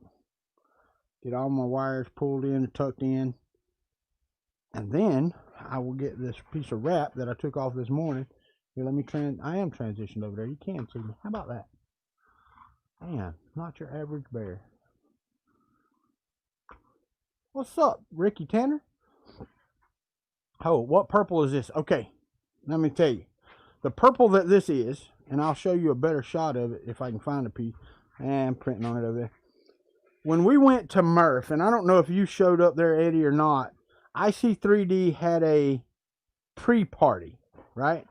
So before Murph, they had a party at IC3D. Well, while they were there, I saw this purple sitting over in the corner on the 10 kg spool that they sell. And I asked Sean, I'm like, what is that, dude? And he goes, oh, that's an off-color Repcord purple haze. He's like, we can't sell that. And I'm like, so you got 10 kilograms of filament you can't sell? He's like, yeah. He said, we'll use it for something. I said, well, why don't you find out if you can use it to put in the back of my truck? Anyway, I walked away from there with 15 kilograms of off-color Repcord Purple, or the Purple Haze. The problem is that it's also off size. I have had so many jams, and I have cussed this so much since I started printing the parts for this. Man, dude, it'll go from 1.5 to 2.5 in the span of like an inch in places. It's crazy. And I think the further I get to the middle of the spool, the worse it will be. And I've got another 5 kilogram spool over here, which I'm hoping is the second piece that they used after that first one, because man, it's terrible. You get 7 hours into a 15-hour print and bam, it's just gone. I have tried printing the Z-rail bearing brackets like 5 times. One time it was my fault, and I mean, that was stupidity. They were printing great, but the other times they've just jammed. I mean, it's just been god awful. I mean, and you know that feeling. It's gut wrenching, right? And I love the color, man. It is friggin' awesome color. But good God, man. Dear Lord. Let me see. Let's see. Let's see. Wireloom. WIRESTL.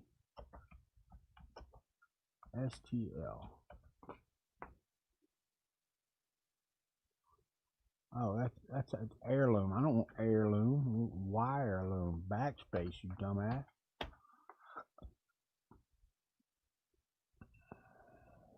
A wireloom tool.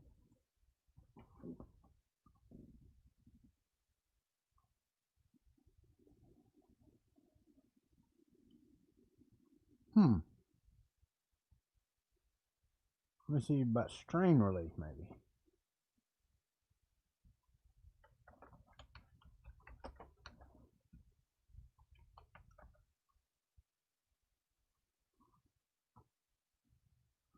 No.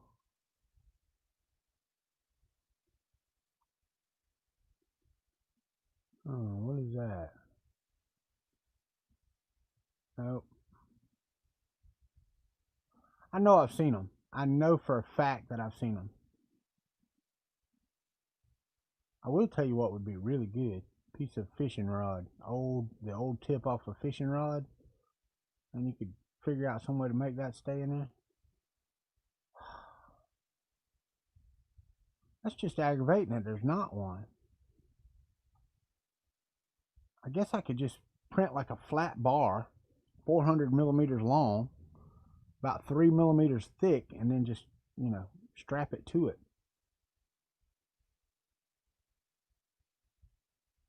That should flex, right? It should flex in a long, but it would break.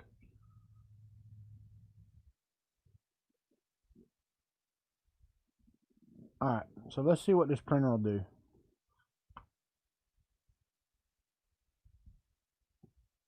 You blame the night? Ha ha ha. Purple's my favorite. It's my favorite color. You blame high school? I don't blame high school. It's just my favorite color. I blame prints, actually.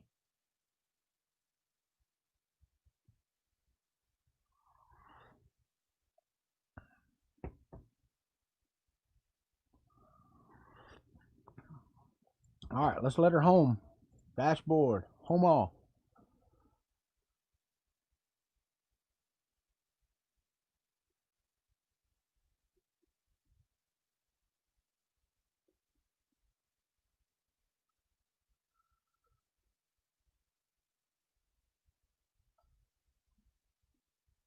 Excellent. So now I can go over here.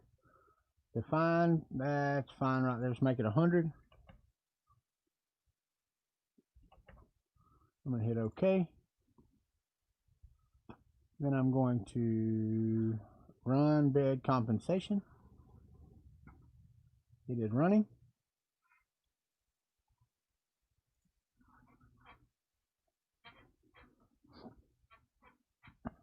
Yeah, I could do that, Sean Gould. You're right.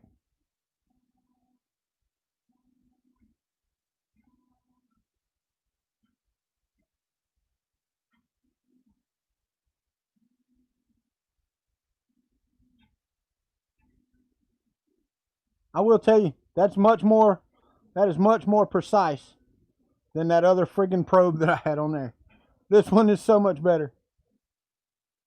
I mean, it's actually probing at the right height and stuff. It will give me a true bed level. I need to cut the wire off of that other one. I'll never use it for anything. See the link you posted. Hold on. Where?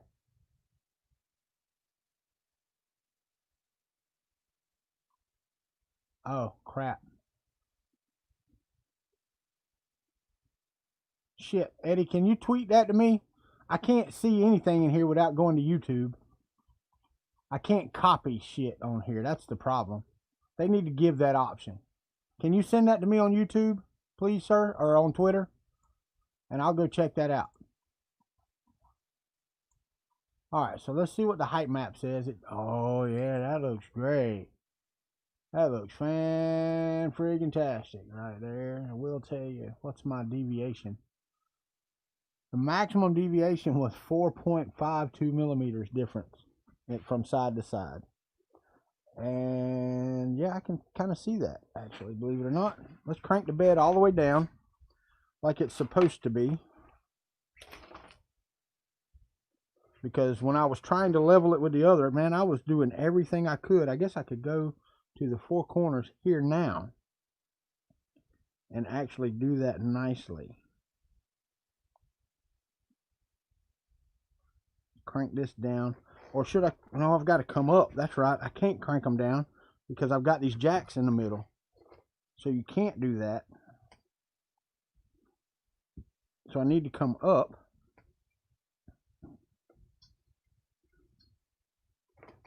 On all four corners.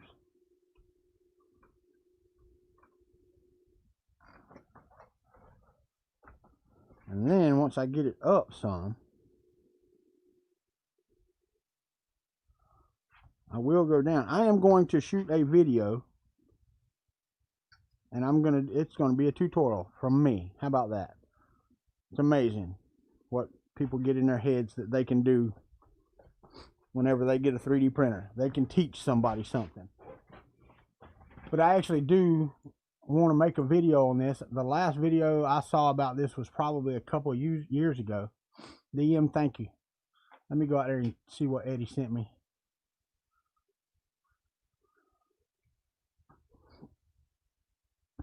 Yeah, see, Eddie, you the man. That's what I'm talking about right there. And it is a buck converter that will fit right in the middle where I need it to be. Let me see what it said. What's the look like? Are there any mounting options? I don't think there's any mounting options on this. There's not a mounting option one, so it's just going to sit there with some hot glue underneath the bottom of it. AC in, volts out DC. I mean, yeah, it don't get no better than that. 12 volt 1 amp version, that works. So I'm going to add that to cart, and I'm going to proceed to checkout. And when does this say it'll be here? This says it'll be here Tuesday, which is fine. I've got until Wednesday. I've just got to remember to turn off my 9 volt battery or take that out of the loop altogether. Because that's all this is going to replace. This is going to replace my 9 volt battery solution that I came up with. Thank you, Eddie. I appreciate that. No, there's not. There's not. And I'm not going to make a video on the EVO build either. You can go back and watch me do this one. Yeah, it's a shitty build too.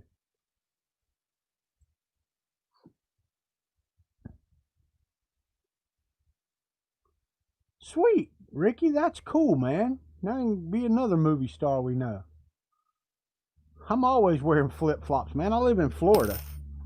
Is there any other shoes in Florida? That's on its way, man. That is exactly what the doctor ordered. So let's go run this bed level again. Yeah, I'm homed all up. So let's run this again. I will tell you, I'm not gonna lie. This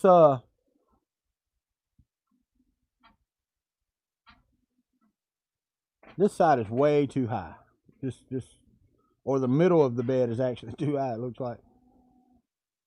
Because this end of the bed, I mean, it's barely moving up when the thing triggers. And then when it gets to the other end, it starts getting slower and slower. So the back end of it is not near where it needs to be.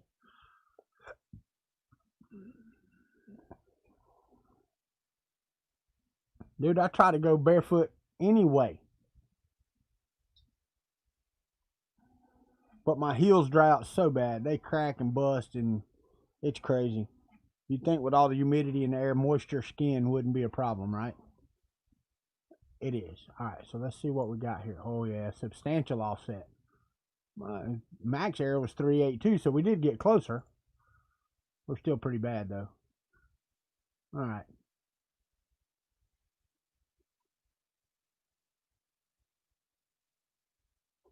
My trigger height shouldn't be any different.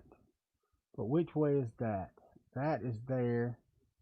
For the front, this one needs to go down. That one needs to go down. Hold on, let me see my hump. That actually needs to come up. Up on that one. Up on both of those. And then I need to try. I'm actually going to cheat right here.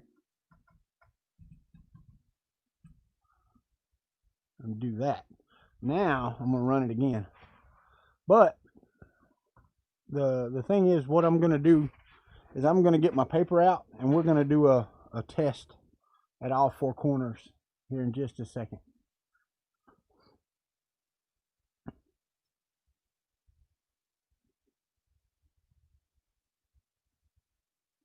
If I zip the boat, what? If I zip tie the Bowden to the wire loom,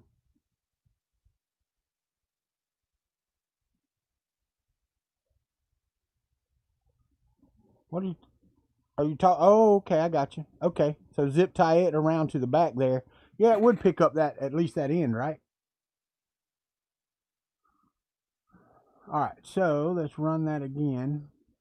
Let's go compensation and calibration. Let's run the bed leveling again. You are right, Ricky Tanner. Let me at least I think I know what you're talking about. You're talking about put this right back here and zip tie around the Bowden that way. Ah, you're jamming. Pause, pause, pause. Not having any of that.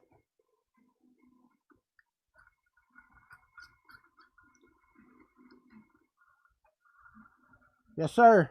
Big filament. Woo! It's just nice. And I don't know if I'm above or below or what before it started clicking. I have no idea. None. Best I can do is hit resume and hope like hell. Yep, no jam whatsoever. Resume.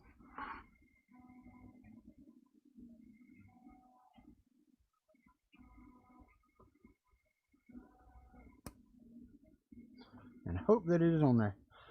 You know, and I'm going to tell y'all this, and I appreciate whoever sent me the clippers, said they sent me the clippers. I appreciate it. I went over to get my, what do you call it? The ends to crimp on the JST connectors out of my room in the back over there. And I saw an alien box sitting there. It was the St. Patty's Day one, February. Had a pair of friggin' cutters in it. So I appreciate it, but I do have a decent set. Okay, so I didn't miss a layer, so I'm okay. And I don't want to have to sit and babysit a printer for, 4 hours.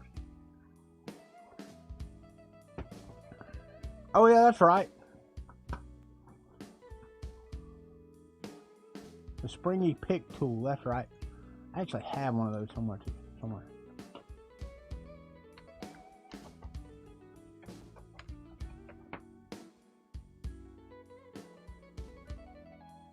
And I don't know which one you're seeing for $6. There it is, $6.99. I would need 2 of those. But first, let me, while that because I stopped what I was doing. Let me get over here and use a zip tie solution here. It ain't got to be a great one. It ain't got to be a whole lot, actually. If I zip tie that, like Ricky said, right there, it will give some lift on that.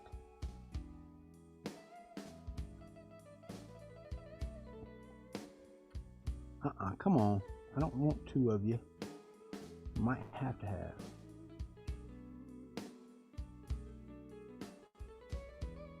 Still ain't the greatest angle, but it'll work. Yeah, it didn't lift that at all. I don't think there's anything I could do that to lift it. Yeah, maybe that'll work. I don't know. We'll see.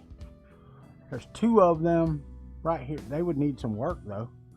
I'd have to take those apart. They got big T handles on them. You know what else might work? I might have something in the yard.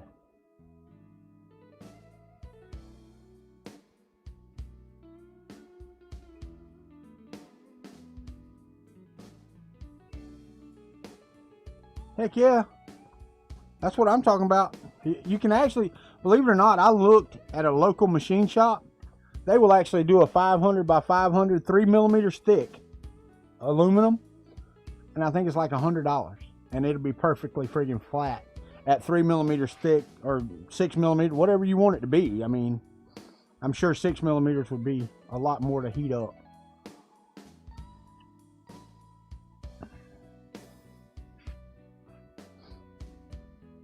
Yeah, I guess so. I'll go ahead and get one. I mean, 'cause even if nothing else, but you got to cut it. You've got to cut it. I mean, I don't need the plastic handle and all on it. Yeah, some of that's just got to go away. Place my order. This will be here Wednesday. That'll be fine. I'm sure I can print something too. Alright, so I got my AC-DC converter.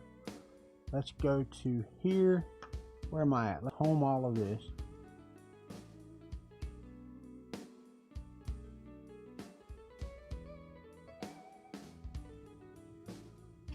And then I need to do let's do some stuff here. Alright, so now I'm going to go and I'm going to put the paper, well, first off, let's go X plus 50, right there, Y minus 50, right there, and then I'm going to put the paper under it, and we're going to go Z0 right there, with transition. We're going to go Z minus 5. That should be zeroed, and it's too high. So what I'm going to do is take my little wrenchy right here, my wrenchy poo, and I'm going to screw this down.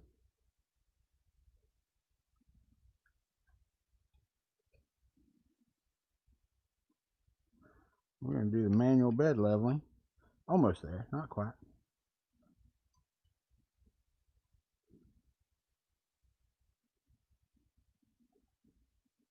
That'll work. So now we want to go up 5, plus 5, and I want to move it up here to G1, V1, Y 50. That should bring me to the front corner, up here.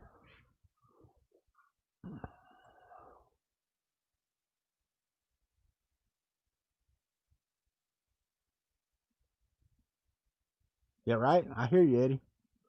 Alright, you need a deburring tool. There was one in one of the alien boxes. I know, it's on my desk right here. Alright, put that there, and let's do a Z-5 right here.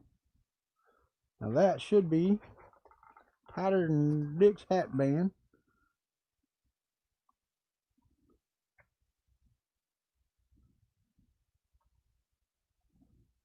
That's perfect right there.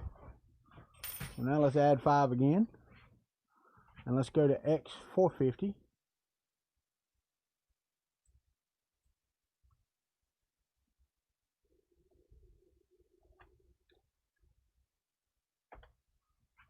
We're going to move all the way across the bed over here.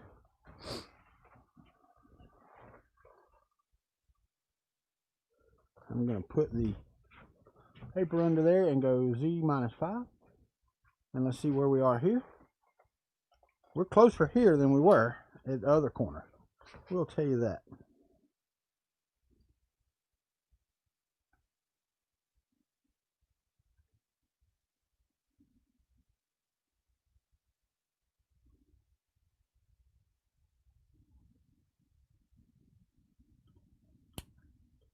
There we go.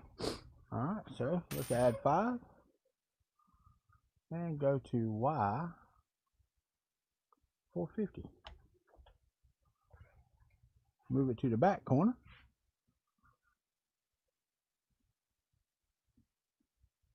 Now I'm going to try not to cut my fingers off. Put you under there. Go to Z negative 5. Right there. Let's see where we are. Oh, kind of tight. Kind of tight right there, fellas. Ah, cut the printer off. Son of a buck. That means everything's wrong. That's the one bad thing about that switch just being stuck there. Alright, so let it reconnect. I got to rehome it. And then put it over there at X450. Alright. Let's home all. That sucks. I reached over, I leaned over the switch right there.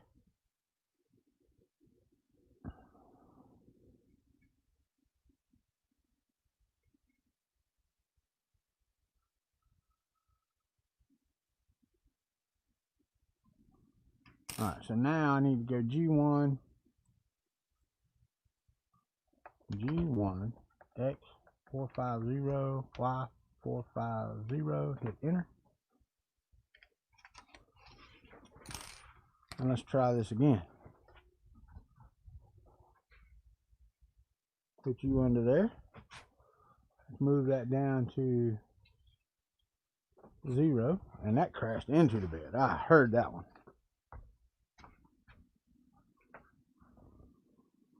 Now we've got to crank this down.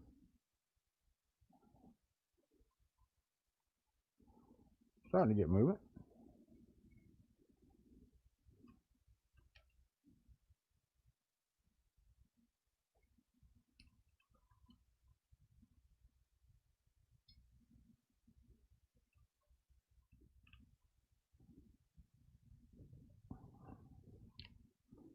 I don't know about that.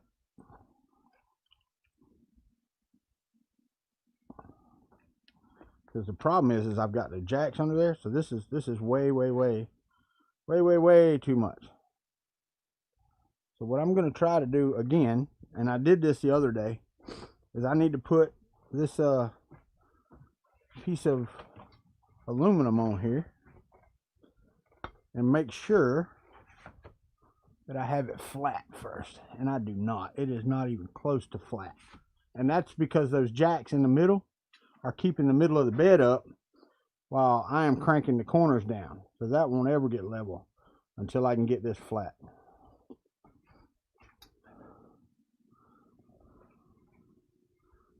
Still see daylight underneath that.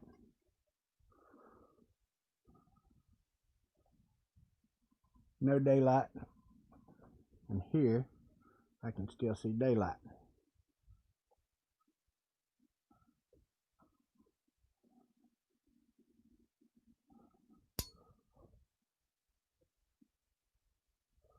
No rocking.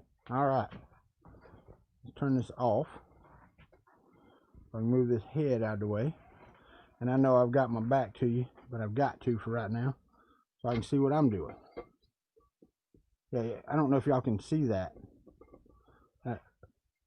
It's rocking like crazy right there. So, sorry about that. Sorry about the view. Let me get around here so I can crank this up because this has got to come up a mile.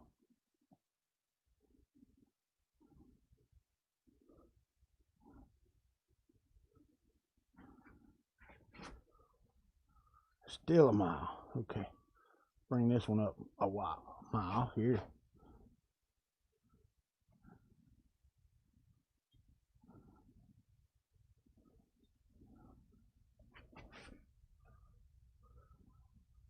All right, so now I've got to come down on one side or the other until my middle is flat. Like so. Make sure, there we go. So now my middle's flat that way. Let's do it this way. Just to make sure. And see, it's not. I can see, so one of these has to come down. I'm going to bring this back down because I cranked it up the highest because my middle had a bow in it. I can see air underneath the middle of the table, and that you don't want to see that either. It's a delicate balance on beds this large to get them flat. Okay, that may actually just be right there because the back side of this, that looks good right there. All right, let's see how we look. Oh, I can't get under there in the middle. All right, so now let's turn it back on. Let's redo the trigger height and all that other stuff and get her squared away. I'm telling y'all, we're gonna put some plastic on the table here soon.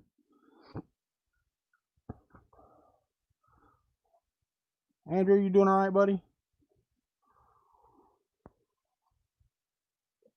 Sean Butler, did I not see you come in? I spoke to you. Oh, Llama, I got your package, buddy. It's sitting over there. I opened it. Thank you. It was exactly as ordered, as you described. Thank you very much. All right. So now let's go to home everything here. Have to home it all and redo my bed probing in the middle. The thing about it is you would think that the trigger height doesn't change. It shouldn't change, right? The trigger height should not change at all because it's still going to trigger the same height above the nozzle. And it should be close. I want to make sure though. So we got to do a H64, H564, S0, hit enter. That lets you go, oh come on, M564, dummy, M, enter. And then I want to go G1, oh come on, G1, X250Y, negative 250, no, not negative 250, just 250.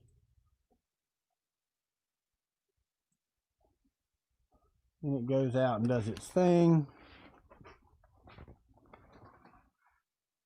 Get right there, and I should be at 5 on my Z height, is what it says. So when I hit negative 5, it shouldn't have crashed into the bed like it did. Alright, so let's go up in 0.5 millimeter increments until I have nothing on there, and I do not. Now we can go down in 0.05. The Z height, this is reporting 0.85. That to me looks like Z92Z0 actually. Go up 0.05 because that was a little tight. Alright, so let's do that. Go up 0.05 again. It popped off and I heard it thump the bed, so I'm going to go up. Go up until I can get my paper back under there, like so. Now go down. Right there. Thump. And oh, my paper went back under it though. So I'm going to call that good. G92Z0. G92Z0. Enter. And then I'm going to go up I'm gonna do 15 or 10, and then do a G30 S -1, enter. Get my trigger height is 1.795. Let me look and see what my one in my config is and see if that is a major difference. It looks like I have a Z. Okay, so I'm going to change that. I'm just going to split the difference and go 7.7 instead of 7.9. Right? Hit save. Hit yes, because I was at 7.5. So I'm splitting the difference. 0.02. It shouldn't make that much of a difference, but we'll see. All right, what we got going on?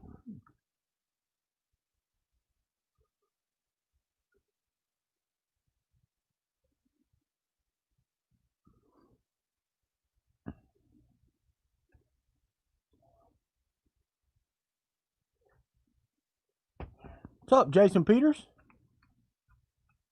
The black, that's actually just spiral wrap, Jason.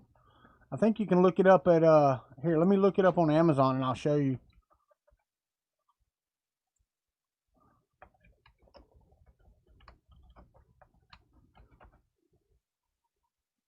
Here we go. And you can get it from China. I can send you this and you can look it up on whatever country you're in. Here you go. Here you go, Jason Peters. There's some right there for Amazon. And that's not an affiliate link. That was the first one in the list, so I'm not. You can go look at it. That way you can choose what to do on yours. All right, so let's home this and let's run the mesh bed calibration again. Home all. And let's see where we are. Wait, I got to do my four corners again, don't I? Crap, Ola. That's right, I do. Oh yeah, X50, Y50. Alright, so Y50, X50. Put you under here. And let's go to Z -5. And see how we are. Not great. Not great at all. Let's cut this down. Can't go down much, but let's go down some until we got some loosening of the paper.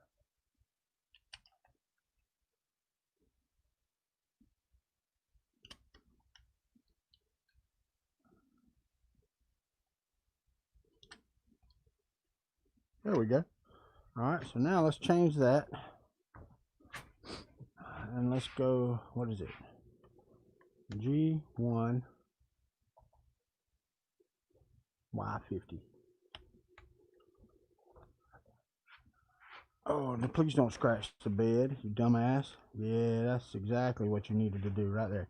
Just put a line all the way down your bed. Good deal. Alright, so let's go down until I can get a piece of paper under it. How about it? Because I can't get it under there right now.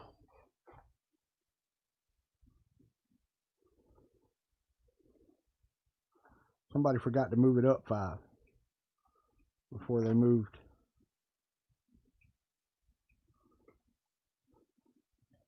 Still nothing. There we go.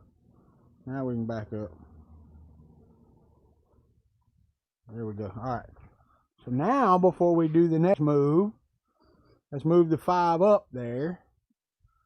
And let's go X, 450, enter.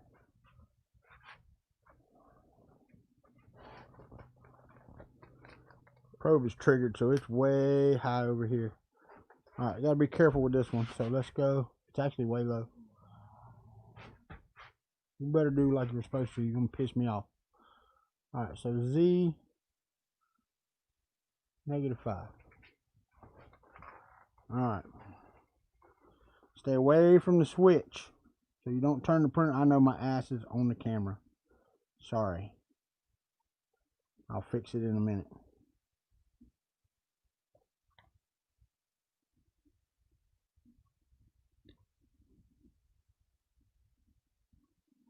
Come on, man. Damn.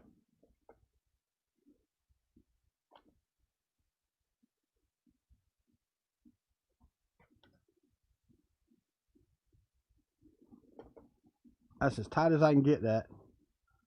And I mean, it is just barely correct. Right there. Now, let's go +5. +5. Make that a Y.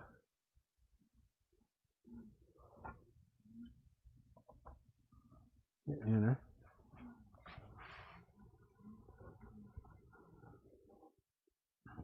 It's moving now. Let's put you under there. Go to Z -5 and crash into the bed like we did that time. You know what I think? I think that's wrong. I think I need to do both of these again. And this one, instead of doing it like I was doing it, I need to move the Z itself down. I'm going to move the Z screw down.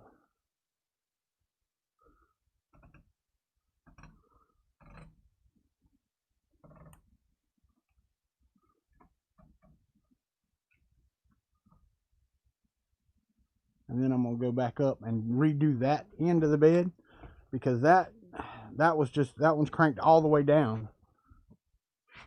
So let's go Z +5 and go to Y 50, enter, and bring this back up here and put that back on Z0. Z -5 again. Yeah, there we go. That's more like it. Now I can turn you up some.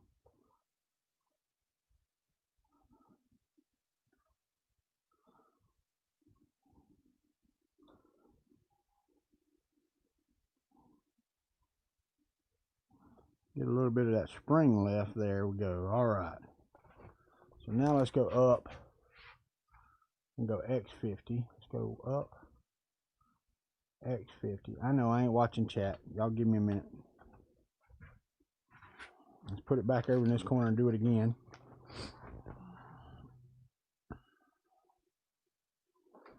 Alright, so let's go negative. Right there. That's still perfect. So I'm going to home it all right now. Home all. We've already PID tuned. So I'm going to go up here and I'm going to hit the bed. I'm going to go ahead and get it started. Get the nozzle, go ahead and get it started.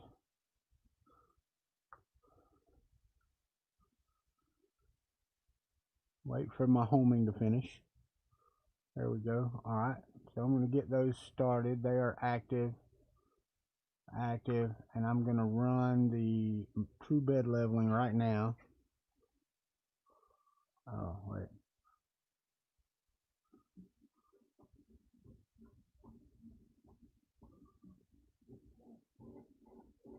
It won't until it heats up. That's fine. All right. So I can come over here and talk to y'all for a minute. Let me go back over here. While that's heating up, I can watch it. What the hell was it? Oh, it made that split into two different... I'm sorry about that, Jason.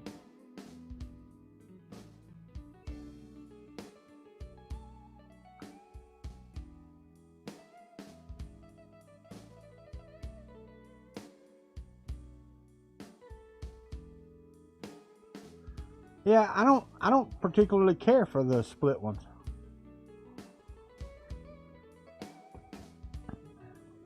Oh yeah, no shit.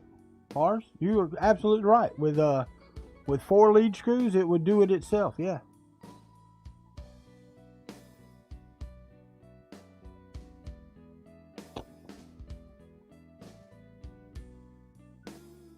All right, cool.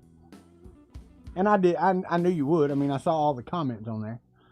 Where are we at? This bed takes forever to heat up.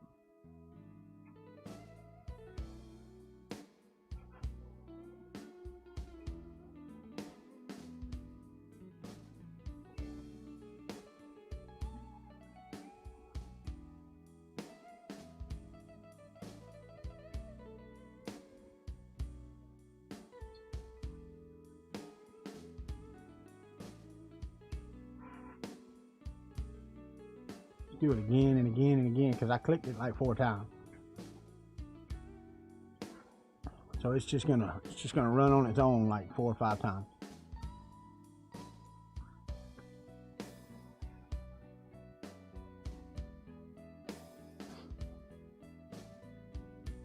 One problem I was having last night. Let me tell you why, and why I finally. Oh yeah, so right. So it's only 2.37 out. That's not too bad, and it's not too bad flat wise. It's not great, but I might be able to handle this. I've got a job on here. Let's call this the. Oh, I gotta load filament first, though, don't I? Let's load some filament and see if we can put a print on the bed, leveling test on the bed. I actually ran this yesterday, and it turned out I got everything baby height or baby stepped up where it needed to be. And then when I started a print, I guess the humidity or temperature had changed, and yeah, it failed miserably, actually. It's really ridiculous. All right, this will be the first plastic through the copperhead, that's for sure.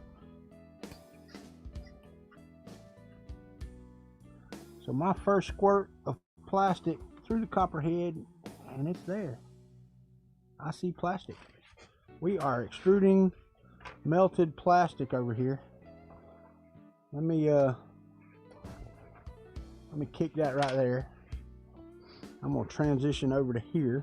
I'm gonna try to pull this a little bit this way. I can't pull it much, so you can see down on top of here, because I'm gonna be trying to do its thing here. All right, so let me pick my bed leveling right here. Hit yes. It's zeroing. Sweet. But I have a prime line set at the back of the bed, which is as it should be.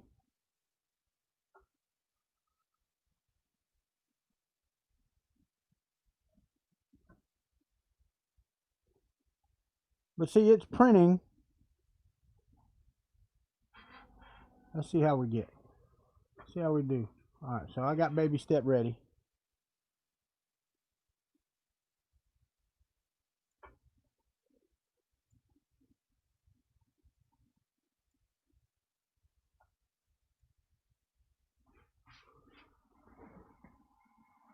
All right, so my baby step is stuck in the air.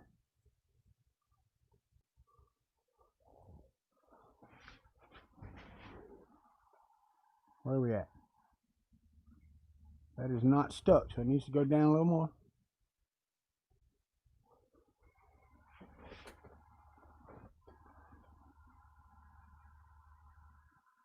Still not stuck. Let's go down a little more. Let's see how we do. There we go. Now we're stuck. That's fine. I'm going to pull that off out of the way, so we're not killing ourselves with it. But it is stuck, so that was good. Nothing in the middle, though.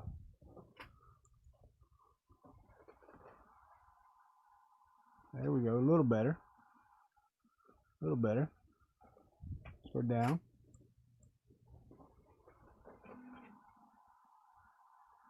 Let's see how we do here. Yeah, see, that's too low.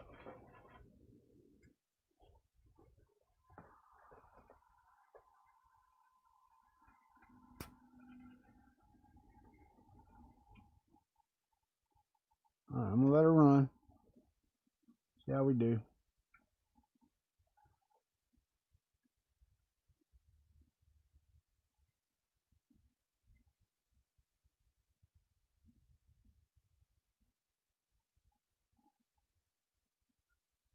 One thing I am gonna have to try to find. Let me go down just a little bit more.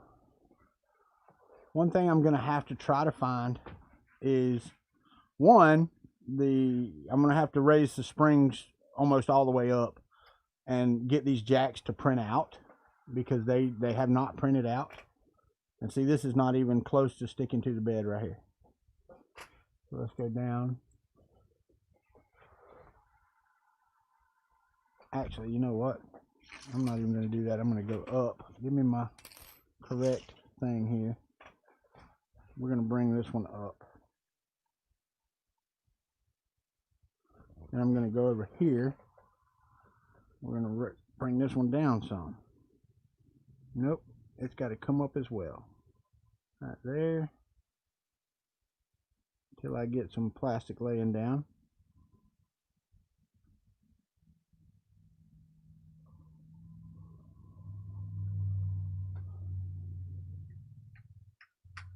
Yeah, and that's too damn low. Shut up.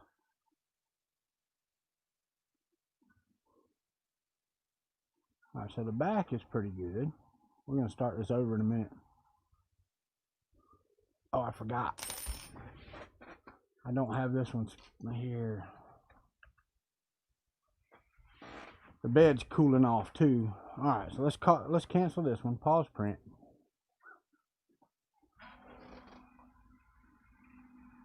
We'll clean all that off and try again.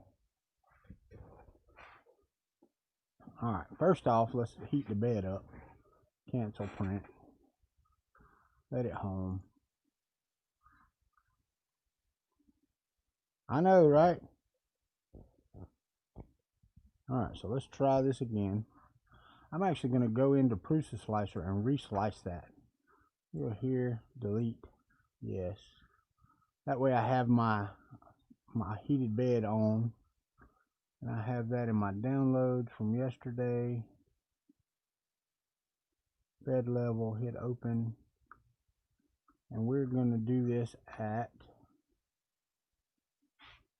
350. Not 35, you dumbass.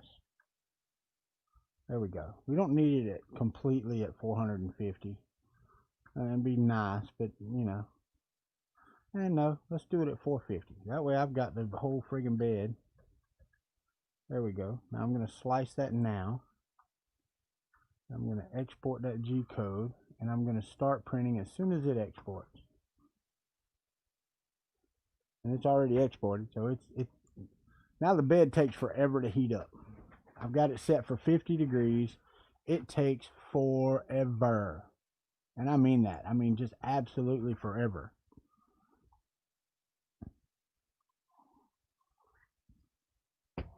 You're still on 720p, and the reason being that that works that way, let me go out here and check it.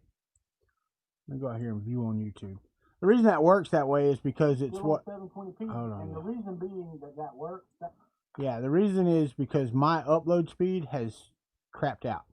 So guess what I'm going to do? You're going to lose me for a minute, but I'm going to go restart my modem. And I can, not you, I want 3.1.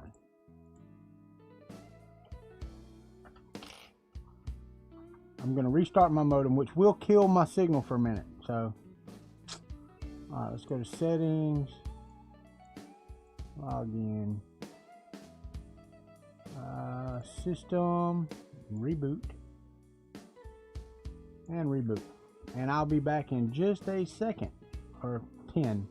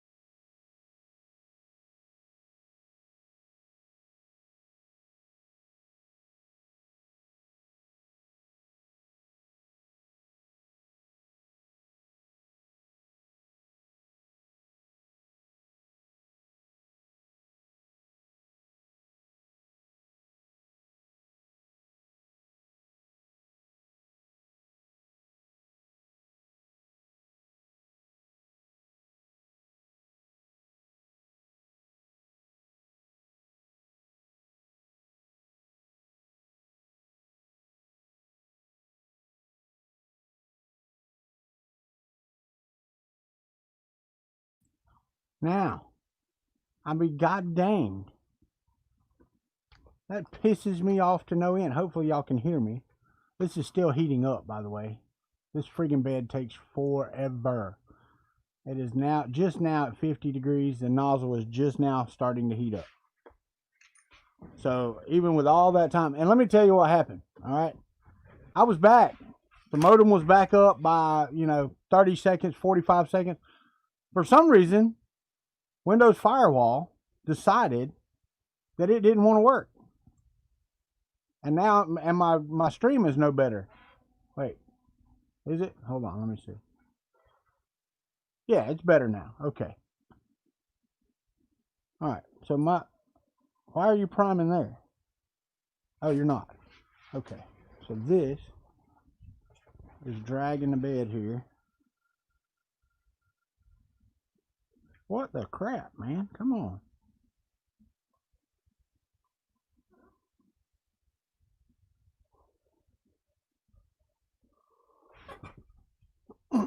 Shirt will hit that and turn it off. I don't want to baby step that much. I guess I can, though. What the hell? I'm already baby stepping. Turn off YouTube.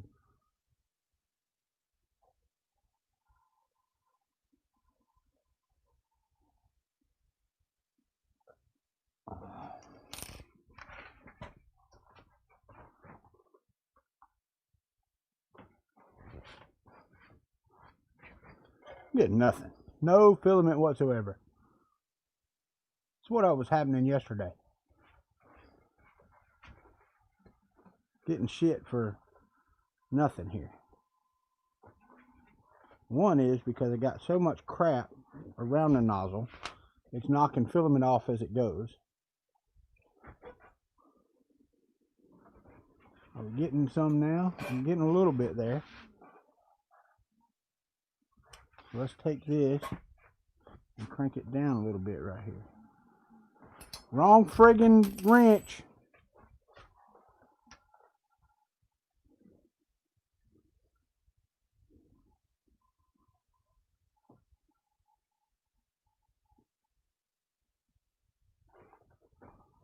Alright, so it's better at the back. Get out of the way. I'm knocking the damn camera out of the way because I moved the printer so y'all can see better. And I can't get to what I need to get to.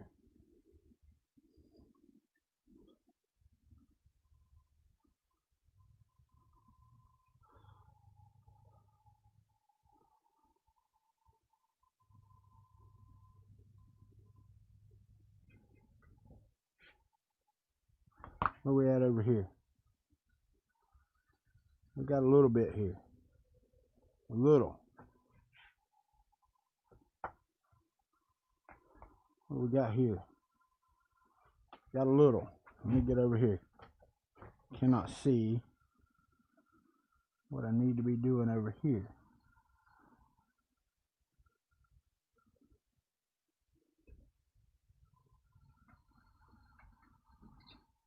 Now, there's good.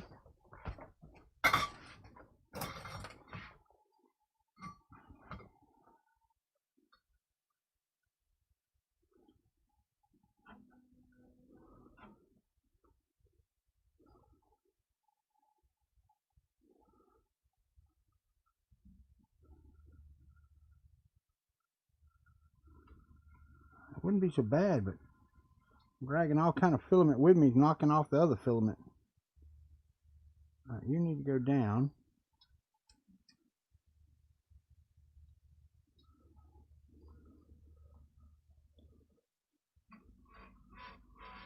All right, get off of there. Let's go over here and see what we're getting. Sorry about knocking the camera out of whack there. I've got nothing. Nothing at all coming off of that nozzle. I see the plastic. Nothing sticking to the bed.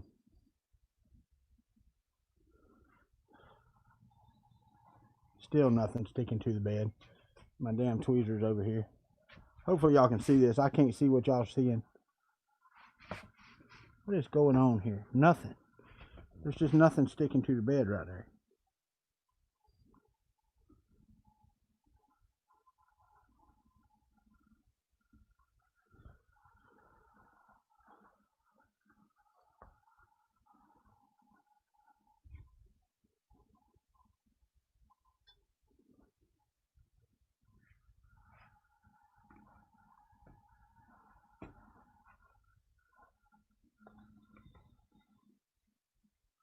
All right, maybe too high. That is just wiping it off.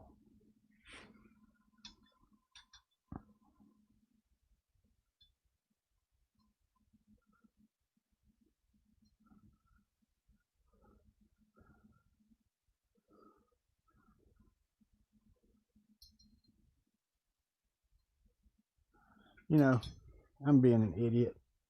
Pause this. I've got that camera all in the damn way.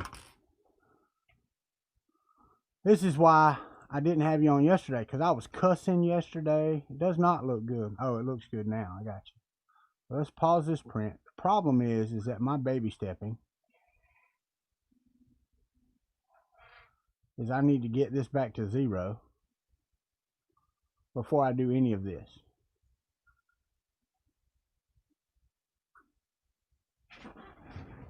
I don't want to hear no shit over here.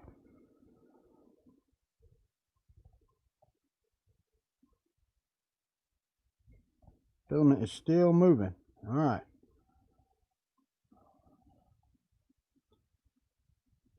I just really wanted to get the 5mm base. If I don't get nothing but the base, I don't care. All right. So let's get this back to 0. Now we're going to go to cancel print. There's no sense in trying to level the bed when you've got baby stepping all the way like negative whatever. You should try to level it with it at 0. So here I am fighting this bed like hell, trying to get it where it needs to be. And of course you can't get it where it needs to be because you didn't start where you needed to start. So I'm going to do this again. And this time I'm going to try to get the corners as we come to them. And see if I can get it to print again. Print again before you get too damn cold.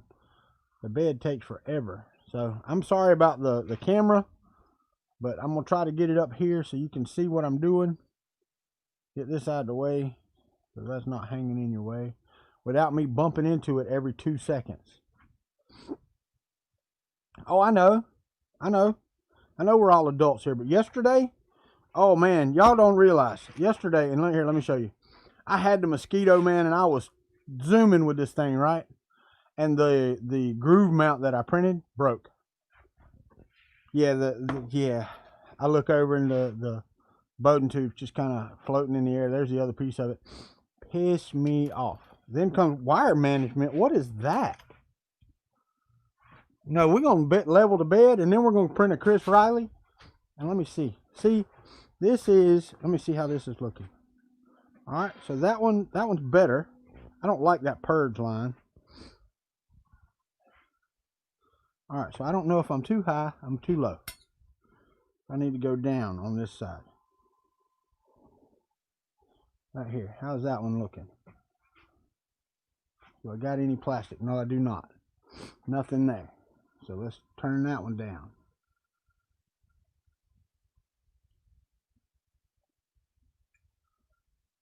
One of these has got to be right, right?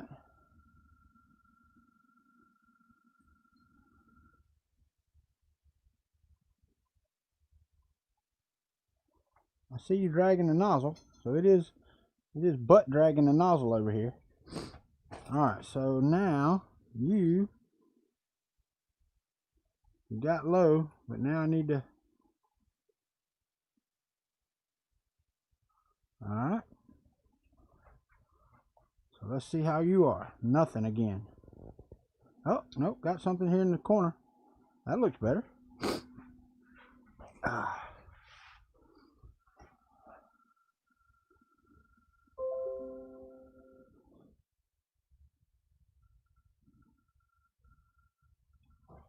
Okay.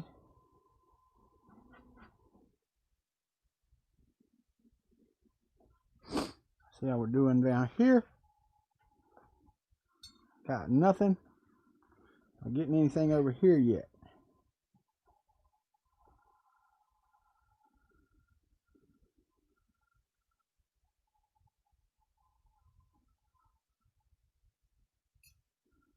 Alright, so I got a square over here that didn't stick, so I need to move it up just a touch. But as it comes to the middle, that's where my problem lies. I think that I'm killing myself with these blocks. Alright, so let's see what we got here. Nothing.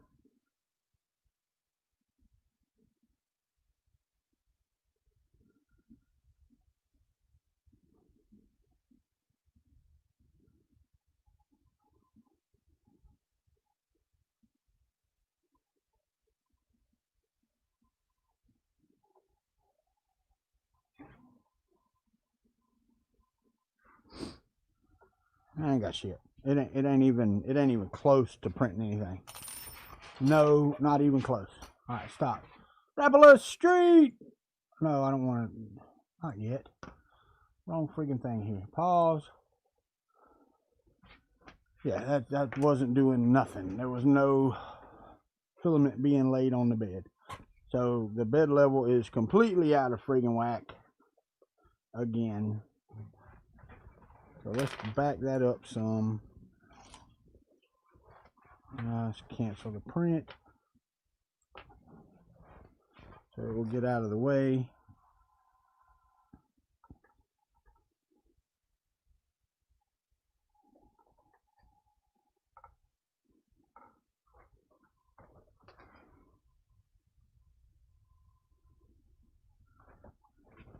What I need is some neodymium magnets.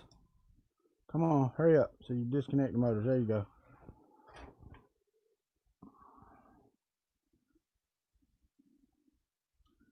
I'm going to zoom this up right here till I have some friggin' form, semblance of movement on the spring. Now I can move the spring. I'm not messing with my trigger height. And you got plenty. Wait a minute. Are you? That friggin' bed mount's loose. You've got to be kidding me. So I didn't mess with the bed. The bed is the way it was. And it's rolling down, which is fine. Alright, so I've got a little spring movement here. Not much, but a little. And I also have a piece of 2020 that I might put something in the middle of this bed and use one of these jacks to jack up the middle because it is low. Let me see. I believe I've got a 2020 over here somewhere that will be long enough to go across there. I'm not sure. It may not be. Ah, shit. But if not, I've got friggin' 2040 that will. I've definitely got a piece of that. Got to go across there. These 2020s won't. They're not long enough. Nope, not long enough. Damn it. But I've got some 2040 left over here that I can cut with a friggin' skill saw. That one's not long enough. Where the hell are my long ones? What are you caught on? Thing's trying to get in my britches. Not you. Where are you at? I know damn well I got a piece of 2040 that's freaking 400 miles long. Wait a minute. No, I don't. I used it on a laser, didn't I? Son of a buck. Yep, that's all short one. Hold on a minute. I do have. I do have. Which I'm not going to do that now. We're going to do the mesh bed leveling again and see what we can do about trying to get it flat enough to print on, which is right now what we want to do. And I tell you what I can do. I can change my, let me go here, my system config. Hold on. I set my probe set up. Where are you? Right there. I want that at 100. Right there. X50, Y50. There we go. Alright, so let's hit save. Yes, we'll reboot. Go over to StreamYard, which I had down here. Hold on. Got the sniffle. It's just the weather. The weather's dropped off cold the past couple of days. I say cold. It's not cold. What's up, Christopher Zwicky? Whatever. You get it. I'm saying hello. Alright. What is this printer? It's a new Hypercube EVO. Rapulus, you need to go watch the last week's worth of videos. Because that will tell you what this is. It is a big Hypercube EVO that I am building. And it is big. There's no doubt about it. Alright, so let's transition back over here while I'm sitting here. I don't care about that. Let's drop that magazine down there. I don't care about that much either.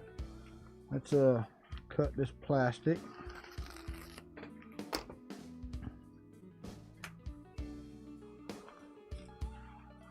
Nope, it's a Ziltech frame kit. Well, this was a Ziltech kit, but I'm not using all the parts that came with the Ziltech. I'm not using the ramps. I'm not using the hot end that came with it. Matter of fact, none of the electronics being used except for the one, what do you call it, voltage converter, or the relay that they sent with it. I am using that, but I'm only using it to turn the printer off and on, not to power the heated bed.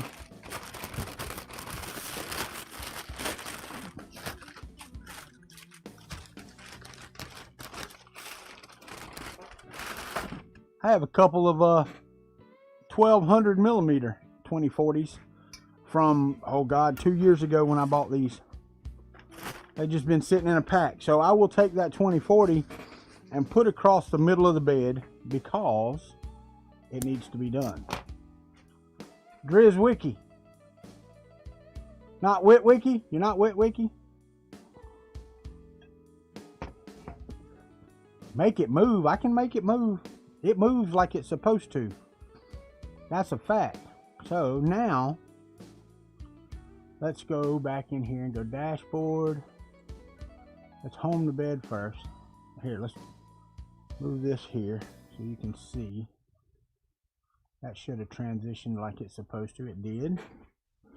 And move it up some. There you go, right there. Now, it's homing. And it crashed into the bed right there. How? Why would you crash into the bed? The trigger height should not have changed on the printer. It should still trigger that's 0. But I have no trigger on here whatsoever. Did I run over my wires and pull them out or something? Because I got nothing. No power on there at all. You got no Z. No Z probe. Make sure that should be triggered, and it's not. Oh, okay. It's loose. That's why it's not. All right, so we are on the bed right there. Let's get it down a little bit further. Nope, not quite that far. Right there. All right, so we're still triggered. Let me tighten that down. Could be part of the problem. With the friggin' Z probe moving, you can't ever friggin' tell.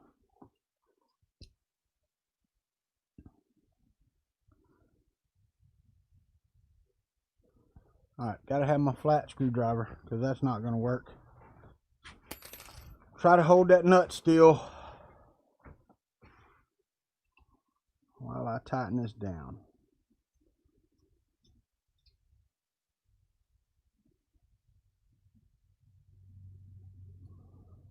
Maybe.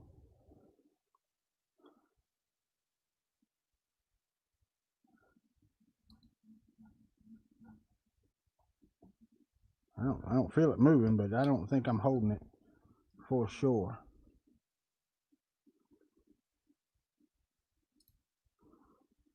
Because that should be getting tighter if I was holding it, right?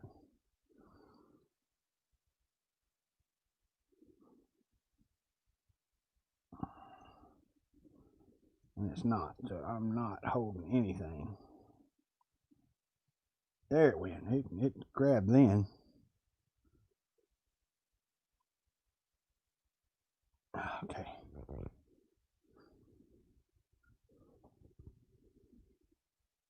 Now let's go through all the rigmarole setting the trigger height again. Woohoo! Not lovely.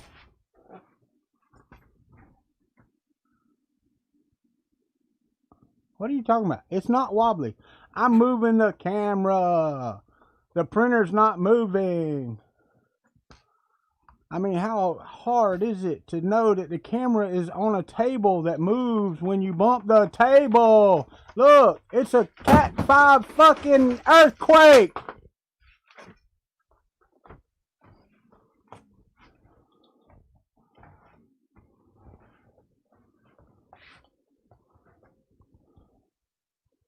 Now, let's see. Let's see if I can see you again.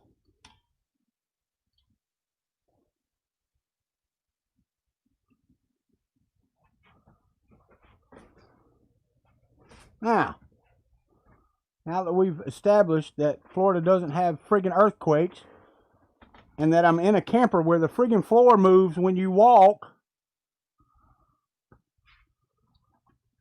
this is not a concrete floor. Sorry. Alright, so let's go to here. We're homed out, so let's go to G1X250 and Y250 and enter. Oh, should have probably picked the Z up first instead of dragging across the friggin' thing, but you know, it is what it is. Let's go to Z5. Oh, now it's at Z10 because it thought it was at Z5 and it wasn't. It was dragging the nozzle. So let me go get the plastic off of the nozzle.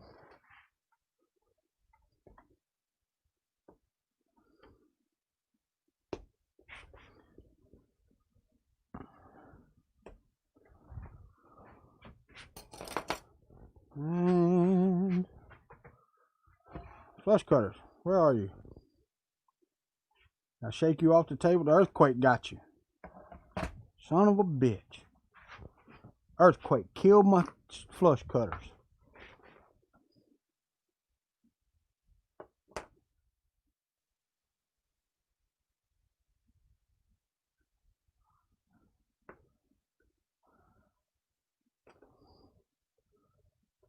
Alright. Should be close enough. Let's go down until we hit the proverbial nozzle there. I say proverbial, it's actual freaking nozzle. And let's see what Z it's at when it does. Oop. I'm going to move this up so I can see y'all while I'm doing this. There we go. Now I can move the Z.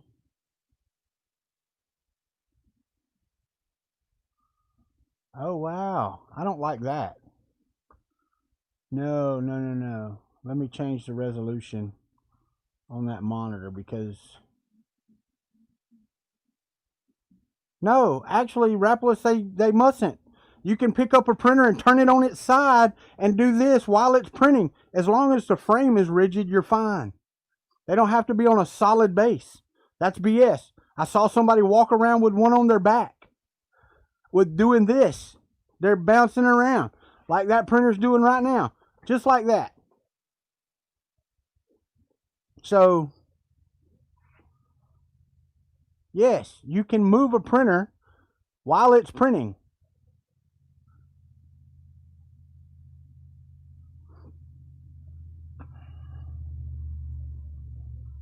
To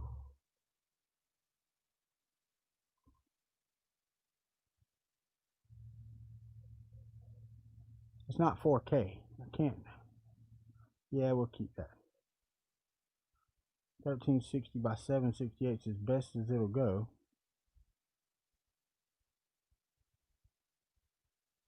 It's a 1080, I think. Yeah, there we go. 1080i. All right. So now, if I pop this back up, not StreamYard, my country cube up there. Now, I still don't get my, yeah, I do. Okay, they gave me my, where are you at? Why did you move? Alright, so let's go down 0.5 millimeter. Oh, okay. Yeah, the frame's not moving. If you see the whole thing wobbling, it's not the frame that's moving. See, look. I'm just walking. You see the bounce, you see? It's just the way it is. Alright, there we go. Let's go up just a little. 0.05. That's good enough. Now we're going to set that to 0. G92, Z, 0. Enter. Let's go up by 5, 10. We're up by 10 millimeters. Let's do a G30S -1.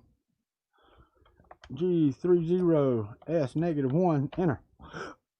And see what we get. We get a 3.392 millimeter height. Really? Is that really the case? Let me see. That don't sound right. Why are you not going up on my screen over there? Something is wrong. Where'd you move it to? Oh. Alright, so I've got to fix my screens. Why are you over there? I want you up here. Like that. You lined up with that. Now, those should all be the same. I can hit apply. I can exit this right here. Hit OK. Oh, I was going to tell you a while ago when I turned my modem back on. For somehow or another. Yeah, I wouldn't be yet, Alan King. I ain't got the damn thing to print yet. Some way or another, Windows Firewall got turned on. So I couldn't even come back. Alright, so there we go. And we set at, what was that? 3.392. I'm going to set it in the config for that. And then we'll run it again. Where are you at? No. Trigger height 3.392.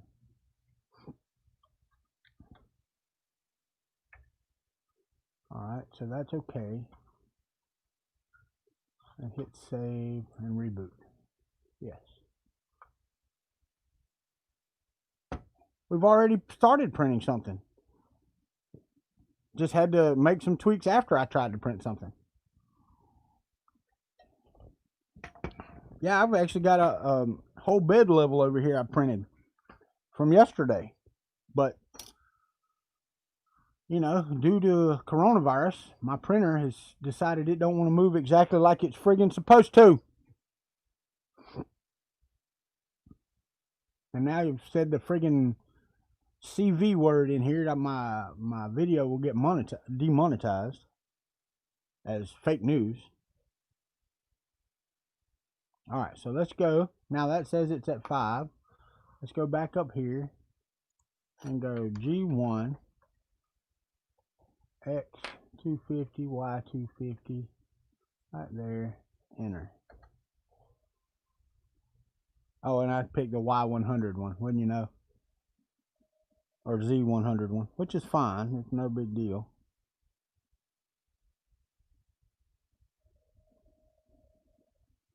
Alright, so now let's do, oh, I put Z250. Let's put Z5 and bring it back up to where it's supposed to be. How far away am I? 250 miles. Cape Canaveral is quite a ways away. Alright, so now I'm at 5. Let me get my paper again, and let's see what we can get done here again, underneath there. Let's go to Z -5, and that should be zeroed. It's a little low, so let's go up a bit. That's a 0.15 up. Needs to go up more.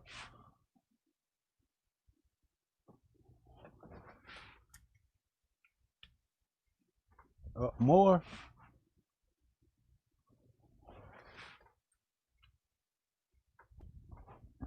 Up more. More.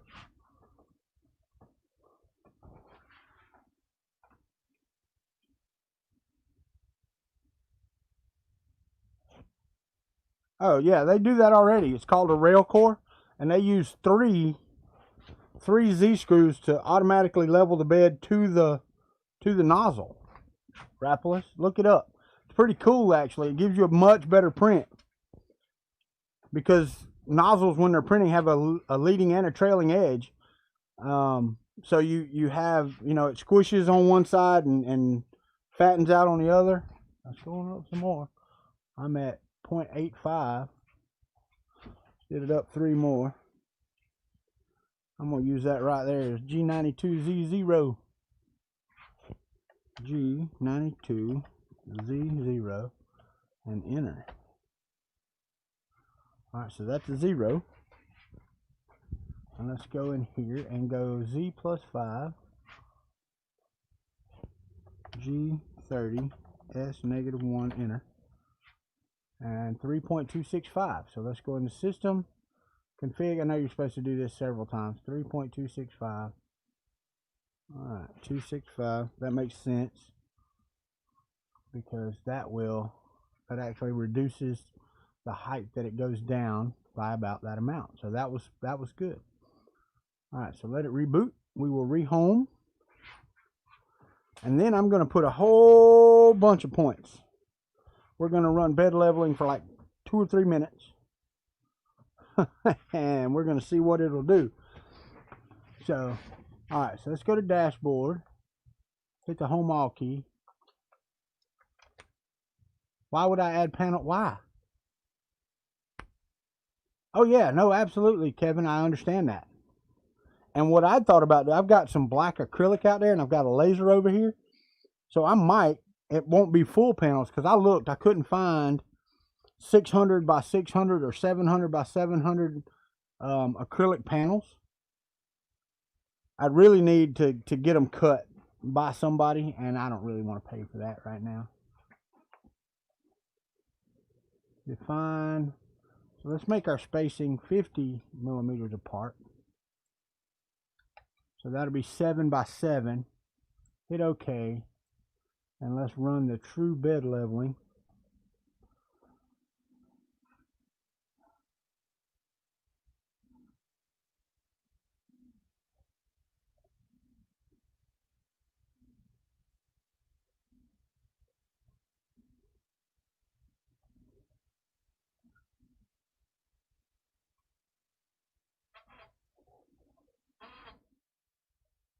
It's running. That's what I'm doing, Sean.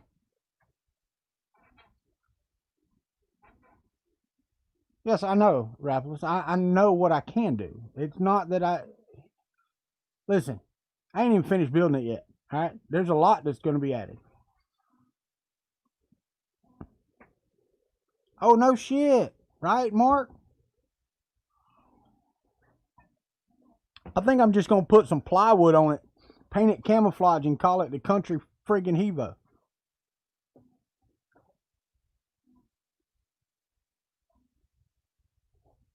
How about we get it to print a friggin' Chris Riley first? If I can get it to print a Chris Riley, I'll be happy. What's up, Vince? How are you, buddy?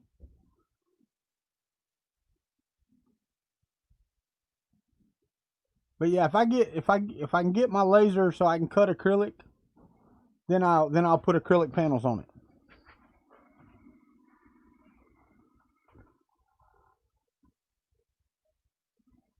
This hadn't jammed yet, thank God. Still says it has 7 hours left.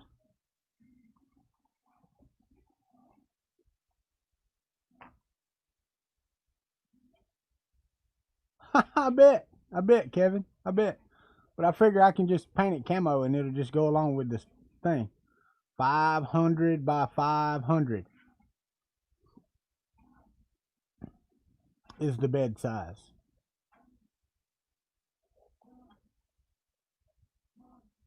And it needs some work. That's what I'm going to do a video on.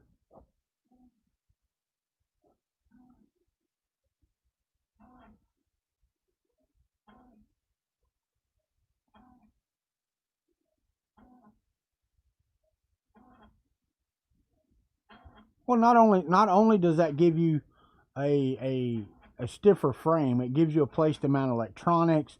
and things of that nature in a much cleaner way. Oh, wow. My max error was only 2.332. All right. So it did do better that time. Let's look at the height map. Oh, it's shit. It's really, really shitty. Really, really, really shitty. And I don't know which is, I think that's the front left. So that could go down.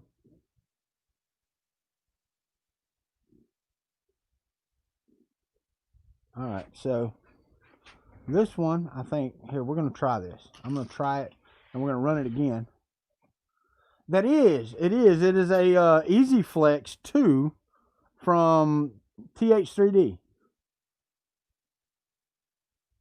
All right, so I'm turning down on the corner I think I need to turn down on, and now I'm going to home it again, and I'm going to run it again, and I'm going to do that until I'm satisfied. Yeah, and it's the magnetic one with PEI, and I will be buying the textured one.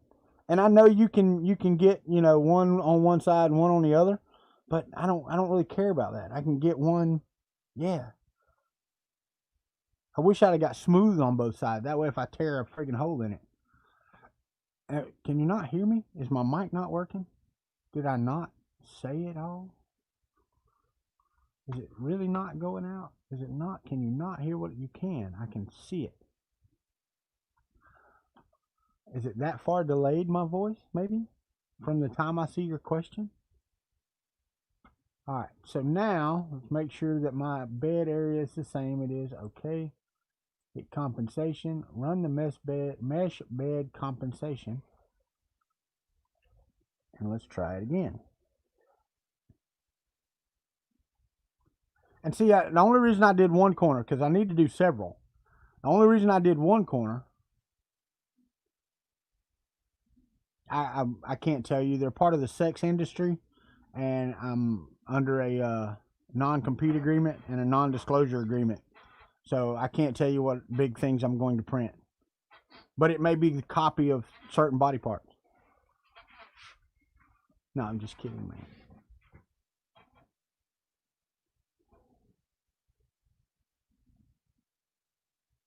Yeah, see, Sean, the S5 bed, I looked to see if I could find one of those, because you can't even find the insulation sheet at that size to put under this.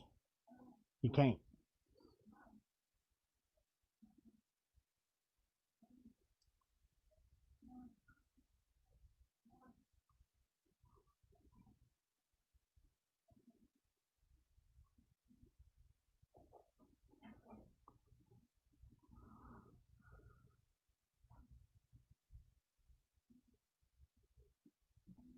All right. So that's working. It's going to be a big textured print. That's right. That is absolutely right. It will be textured.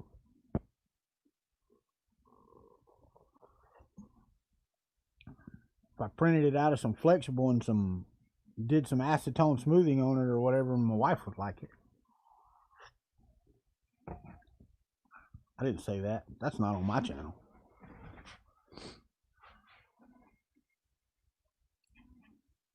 I do have the copperhead on here. I am running. It must be Hulk hands. Is there only one Z script? No. No, there's not. There's two.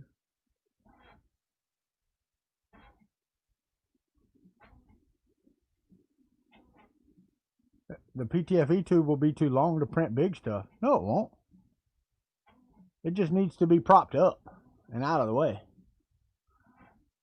Yeah, right?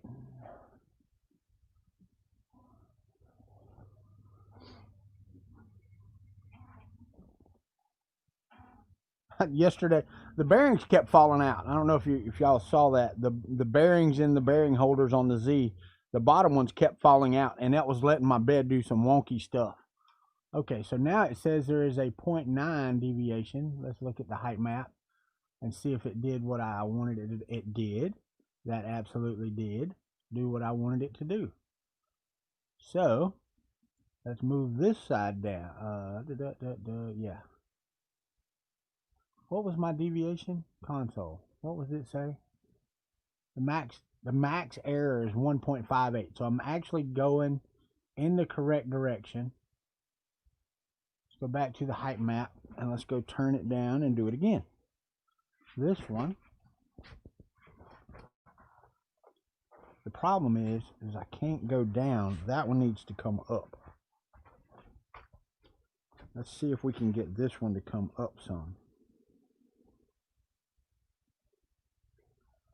Can't go down really on this side, because if you go down with all of these, you get a bow in the middle, and I don't want a bow in the middle, because those jacks that I have under there are not quite short enough. They don't need to be quite as tall as they are. Oh, quit pulling the damn cord. How about we put you underneath this cord right here so that you will not grab a hold of me when I walk by.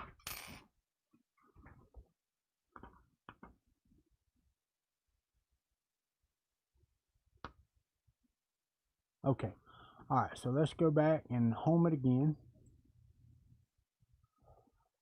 And run it again. And do that until I get it to where I think it's close enough. No. Yeah, hold on. Let me transition over here.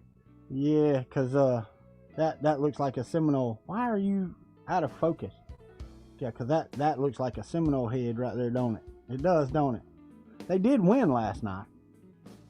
They did win. So I have to say, congratulations to FSU for winning a game. Actually, second game I think they've won. No, first game. I don't know.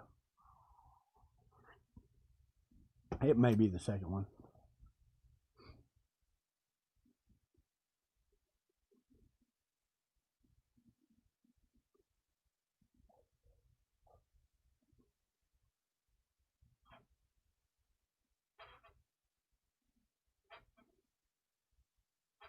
I'm trying to watch the Z over here. It's not really. Oh, that one was out pretty good.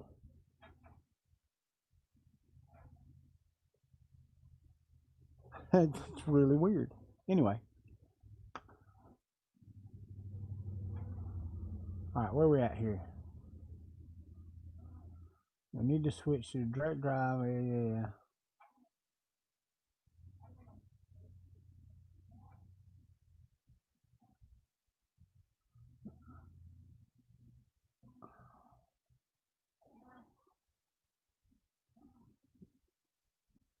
So I may have to do a longer PTFE tube, right? You're right though. That PTFE tube will not reach the bottom when it's the furthest away from the extruder. It will not reach. I don't think it'll reach the bottom and down. I really don't. You are correct. It's actually 500 millimeters down, not 3. It's a 500 millimeter cube.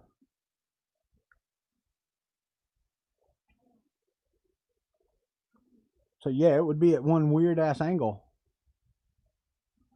Now I get what you're saying. So I can probably, I don't know, I'll have to run it down and see. Well, no, I mean that really doesn't matter. The bed moving down doesn't matter. Oh no, we got plenty. There's plenty of it. The head itself never moves from that height. So all I got to have is enough to reach all 4 corners of the bed. So yeah, it'll work. The bed moving has nothing to do with the PTFE tube. Just the size alone. Yeah, right? It's ridiculous. How are we doing up here?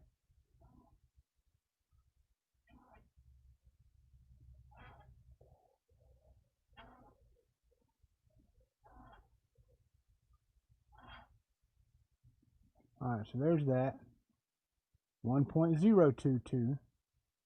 Okay. Let's go to height map. That's better. That is absolutely freaking better. So you need to go down. You need to come up a bit. I forget which way is what. You know what I think? I think I'm going to go back over here. I'm going to start the bed up because it takes forever for it to get hot. I'm going to go back to the dashboard. I'm going to home all. Well, first off, let's go to the... You are still alive. How about that? That's amazing. Good deal. I'm going to let the bed heat up and then we'll start the job. Let's go home. I'm going to let it go with what it's got. It should know how to friggin' do what it's supposed to do. Should.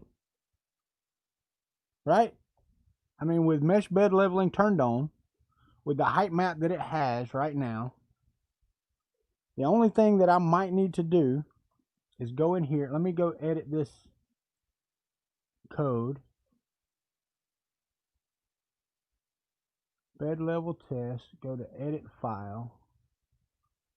And right after the G28, before the G29, I want to put in a G30 semicolon. And hit save. And I'm going to do that in the Benchy as well. So let's edit the Benchy file. It's cool. It is absolutely cool here. Right before that, let's put in a G30. Steven said that we should do that probe.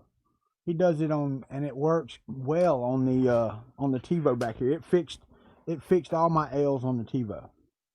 Well, other than filament not moving.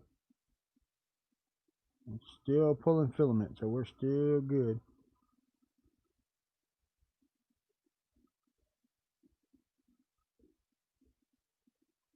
It's doing the top layer, and it's doing it smoothly. It's just slow as crap. I will say I learned something on Fusion. I made my holes a little too big, but I mean they'll work. But I did learn something about that. All right, so I've got my touch switch installed. Hopefully it will make it through a Benchy. Or Chris Riley, sorry, Chris Riley. That's ridiculous. I really need to do that video and do that upgrade to this bed.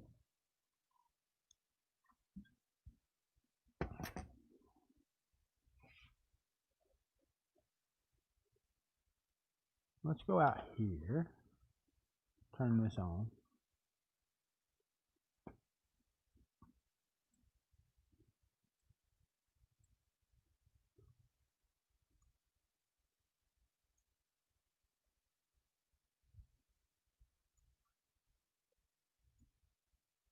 All right, so now you can see a little better, maybe.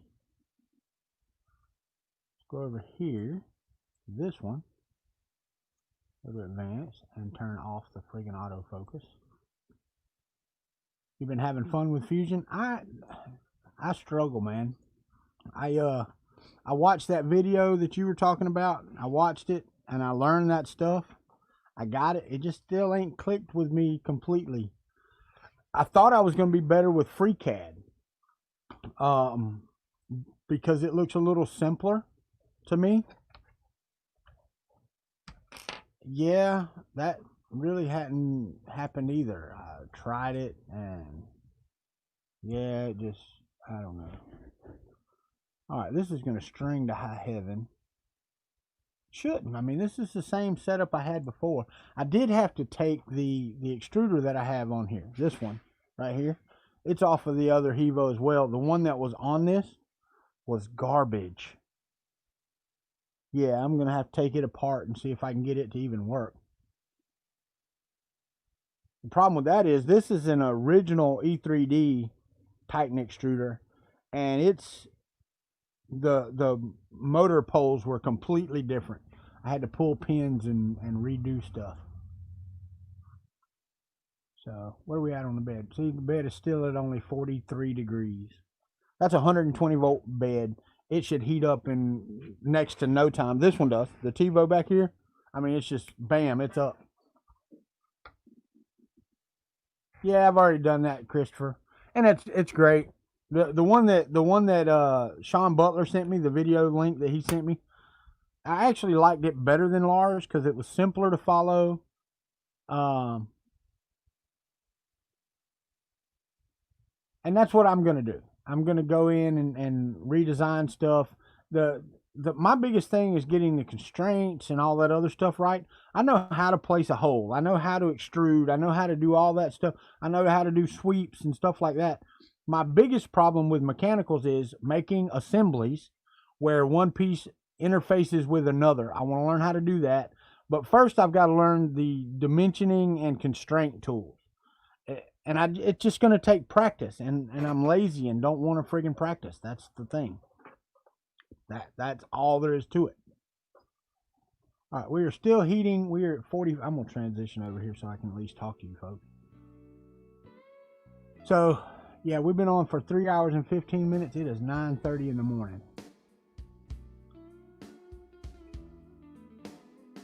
Yeah, and see, that's what I want to do. I need parts that interface. I want to be able to go in 5 minutes and go, okay, I need this part. Really? Cool, Christopher. But I need to be able to go in and say, okay, I need this part. And it doesn't need to be, stuff I need is not fancy. I'm building a box back here for some electronics. Luckily, the piece that I'm getting will fit in here. And by the time that it gets here and everything gets squared away, I will be able to, why are you jacked up?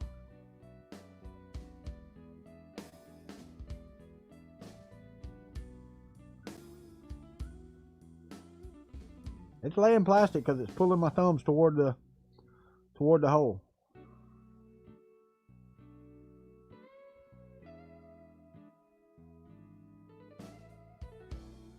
Yeah, it's steady pulling. Anyway, so I don't wake up too early. All right, we're at 48.7.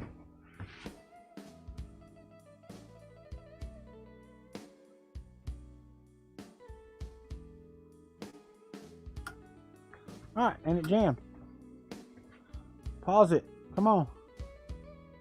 Thank you. Pull out.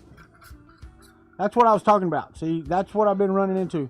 Oh yeah, 2.5 millimeter filament over here. But I can't sit here and babysit this whole damn thing. I mean, what's that, twice in this video since I've been on that I've had to do this?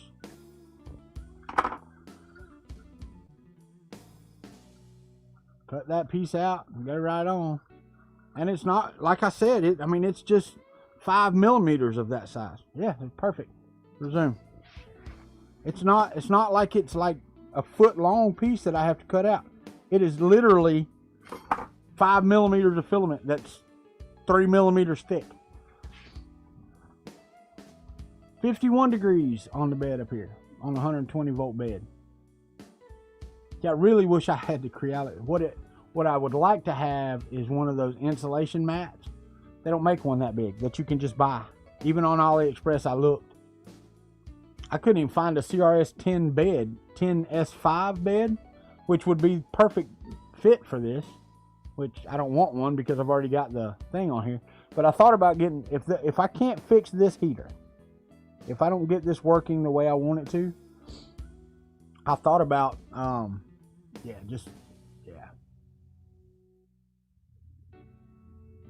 All right.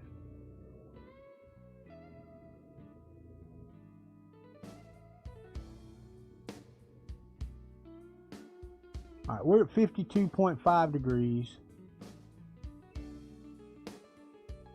It's so slow. And I have a fix for the bed. I'm going to do a video on it. The problem is I'm not taking the bed off yet. And I'm going to have to take it off to do my fix. I got lines all in my new bed plate, which sucks. But it is what it is. Alright, so let's go over here and select this job. And get the bed level test G code. Hit yes. It's what I want.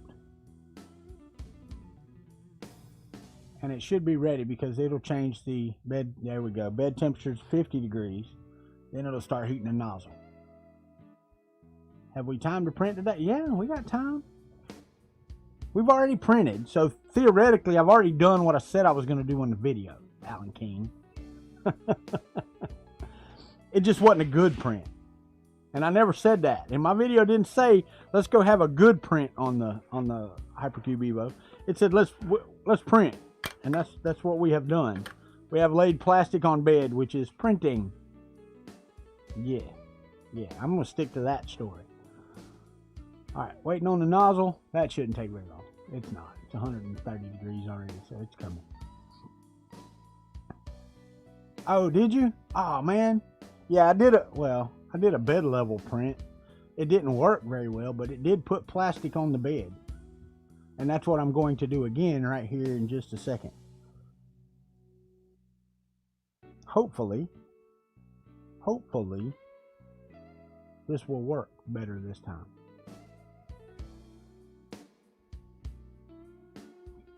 Yeah, the big one, Ashley. Let me swap over here. Yeah, it's there. It's coming. It's alive. Hey, there. Now you're printing. That's a much better looking line.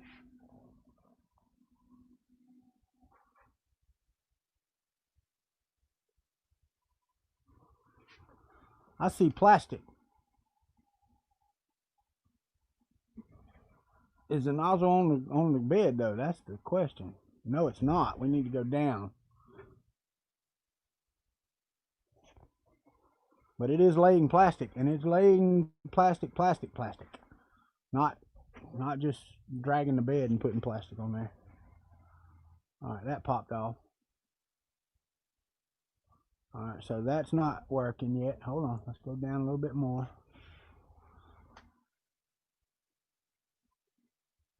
What in the hell is going on? Response too long. What is that? Oh, no, it's just turning. Okay. All right, so that's dragging off there. Let's go down.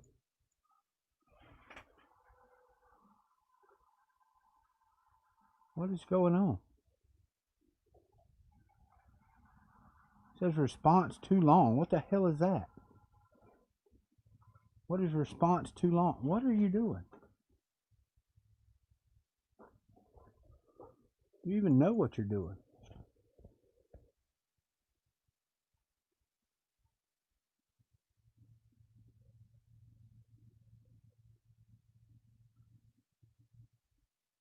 Well, I will tell you this. Stop. Emergency stop. Stop that completely. Because I'm going to loosen that and pull that. I don't care. That friggin' thing is laying on. No wonder I can't get shit to work. My trigger height is, there's no friggin' way that my trigger height is 3 point whatever millimeters up. Because right now, the bed is damn near on the bed, or the nozzle is on the bed, and so is the probe. The probe is on the bed as well. So I think my probe is moving. So what I'm going to do is I'm going to cheat. And I'm going to get one of these little wire ties, and I'm going to put that down in beside the probe, or try to. Let me loosen this up a little more. I think that is one of my biggest problems right now, is that this probe is moving. We're going to put some plastic in there to make it a shim to make it fit better. I think I can.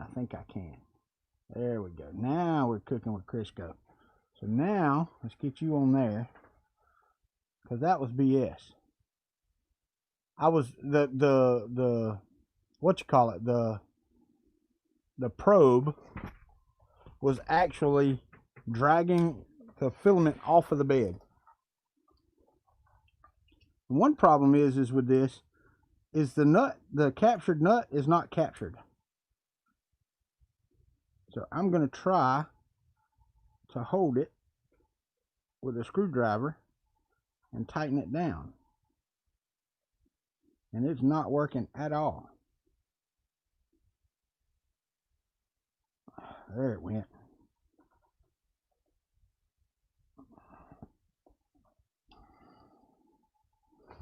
All right, so now where are we at? All right, so we're now, well, now the damn, oh, I hit cancel. Son of a bitch.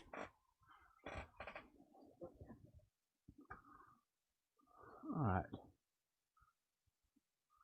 Dashboard, home all. You cannot have your trigger height moving.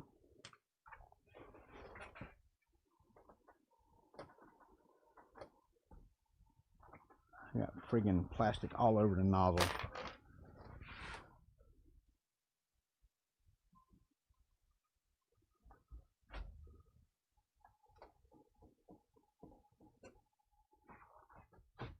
Did I actually get it to move any? That's the question. Let's go see where we're at. Hold on. Morning, Tony Ryan. How are you? Crisco or peanut oil? Very good, very good. G1, X250, Y250. And let's go out here to the bed, the middle of the bed, and zero it out. Get the plastic off of the nozzle, hanging off of everything under here, and see if we can adjust that again. Alright, so now I need my paper underneath there. And let's go down till the nozzle's at zero.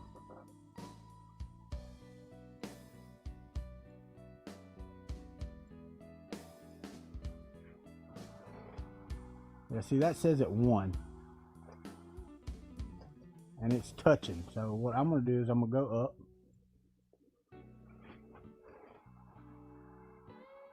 That's perfect right there. Now let's see where we're at with in relation to that with this. Okay, so my probe is about, I know you couldn't see that, but here's what I got. My probe, I've got my zip tie. My nozzle is on the bed, and this will go under my zip tie. So about 2 millimeters, like it should be. All right, so let's go and let's set this to G92, G92, Z0, hit enter, because that's zeroed right there. I don't understand what the response too long. It says C console. Intermediate position outside machine limits. Bullshit. Nothing outside machine limits. My machine limits are set. Alright, so I've got the 0. Now I need to go +5. Alright, so that says I'm up 5 millimeters, and I need to do a G30 S -1 enter. 2.318 system config G. I've got a, what do I got here? Where's my trigger height? Right here somewhere. Right there.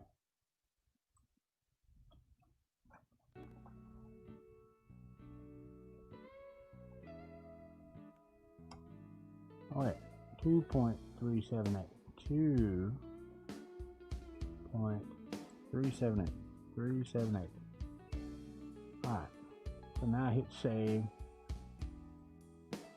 And yes. This has been the hardest bed I've ever had to level. Telling you right now. Never had one this difficult. Have you checked Printed Solid, Travis? Printed Solid has some good ones.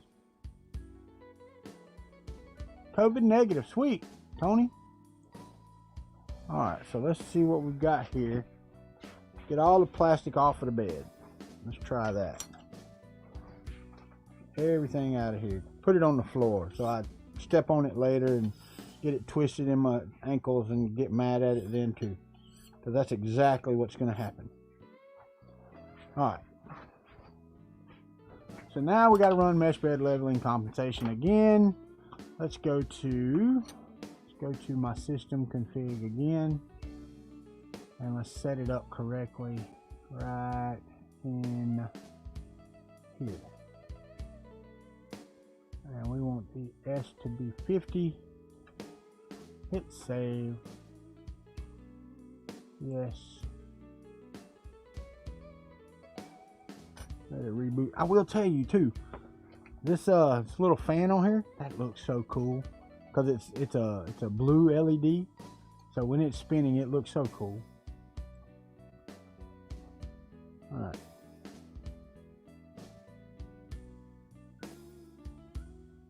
You know what I need to do? Let me go in here and set up my printer settings. Go to the custom G code, and before I do that G30, let's do a Z5.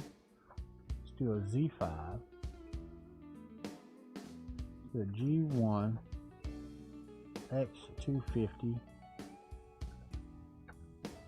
X250 Y250 Z5 semicolon, Control C, go below my 30, enter,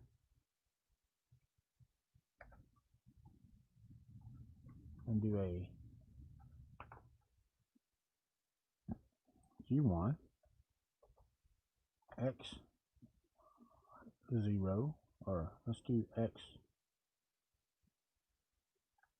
X15 Y15 Z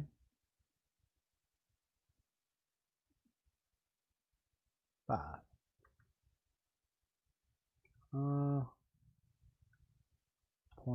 .3 semicolon, and now I can save that. That should go to platter. Let's slice it again. I'm slicing again. Hold on, let me set my temperature. Hurry up, get up. 60. All right, heating the bed up. We're gonna try it again. For the bed insulation, you get water heater blanket insulation. It's working fine for me. Yeah, I got you.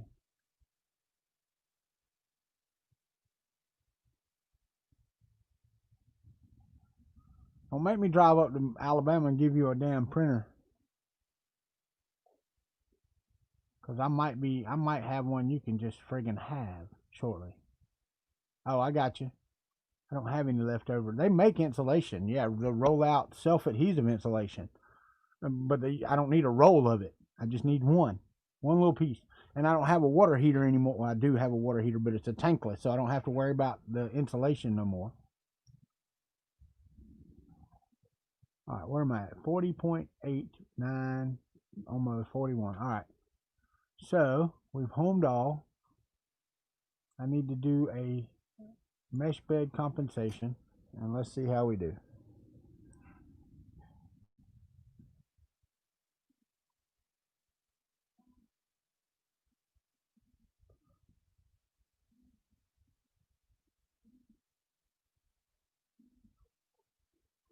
I also need to get on Amazon while I'm thinking about it and get some friggin' 0.8 millimeter nozzle. There's a micro Swiss. I don't really want a micro Swiss. I do want hardened ones though. Right there. 4 pieces, hardened 0.8 for 1.75. Prusa printing. Peak carbon fiber, blah blah blah blah blah blah blah blah blah blah blah. $16.95 for 4. $14.95 for Go 3D one. $25.98 for an 8-pack. Oh, it's 0.8, or 1.0 and all that. I don't need all that. 0.8 millimeter nozzle, right there's $20 for a micro Swiss. We'll figure something out. Oh, I need it printing first. How about that? How about we get it printing before I buy another friggin' nozzle to put on it?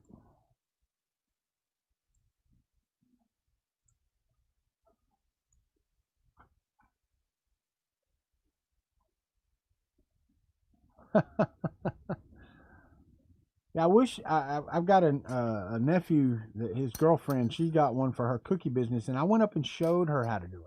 Sit down with her at the damn thing and showed her how to do it, and she thought she had it, and then she asked a question I couldn't help her with, so I told her, I said, call Chris Riley. I mean, just literally, just call Chris Riley. I mean, it's that simple. or not call him, but email him. He will help you figure it out.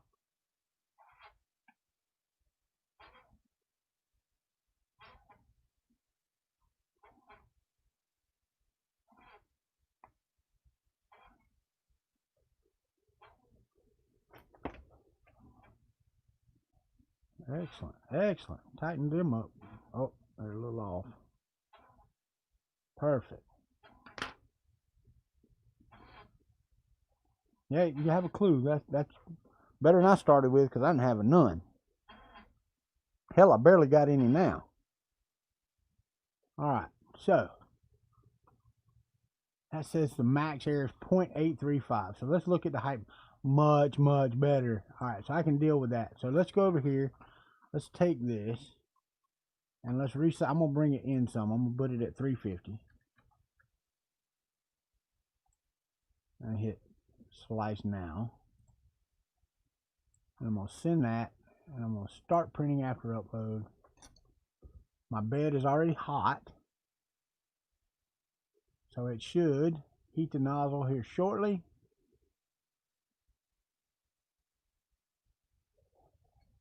Oh, it's got a home first, but the bed is already hot, so it should take no time to start. My baby stepping is at 0. So now we're waiting on the nozzle, 215.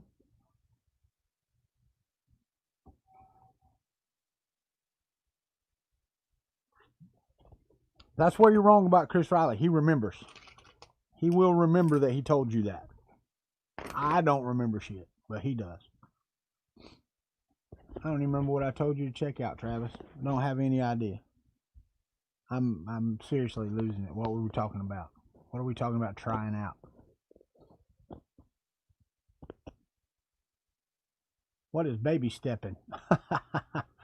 That's where you can drop the Z down by like 0.05 at a time or whatever while it's running. So you can help it get better bed adhesion and stuff of that nature. All right. Oh, yeah. Check out Printed Solid. That's right.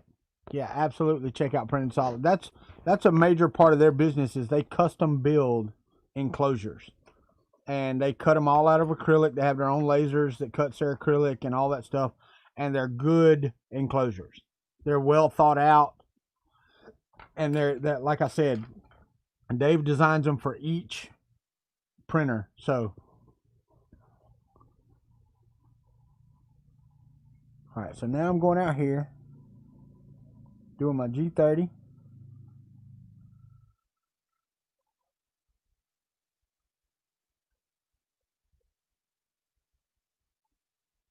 Doing my drag line at the front, where it should. How are we doing? Are we laying plastic? No, we're not. Are we too low? Yes, we are. Let's go up.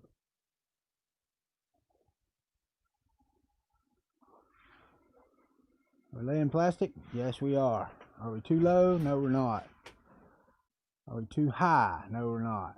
Wait, yes, we are. We're too high. Go down 1.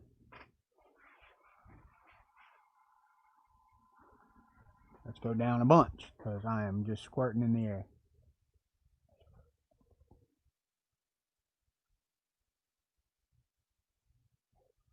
What is this? Response too long. I have never in all my life seen that.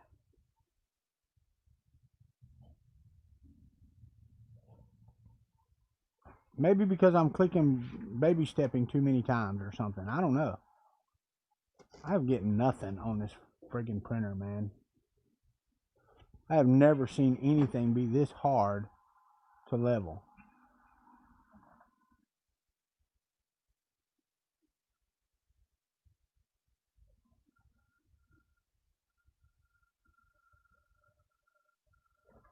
A little more down.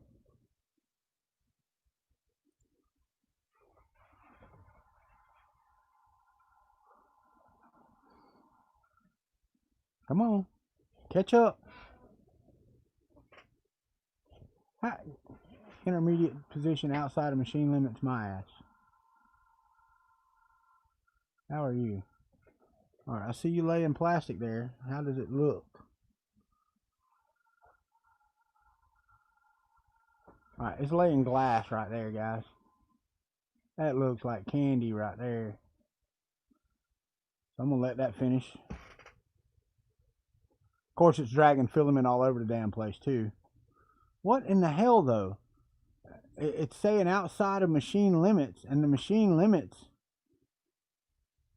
are set up in Duet. I mean, it's absolutely machine specific here. What do we got? That's fine. Update interval, that's fine. Ah, maximum number of age. I got you. So let's go to system. Let's go to config.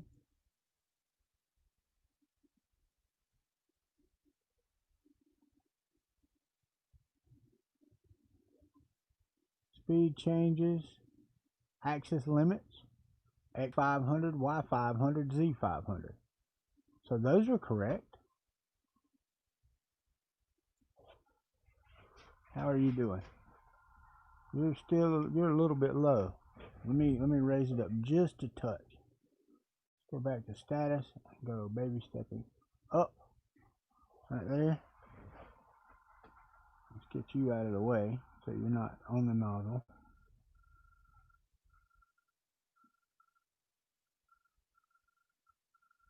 That's better looking.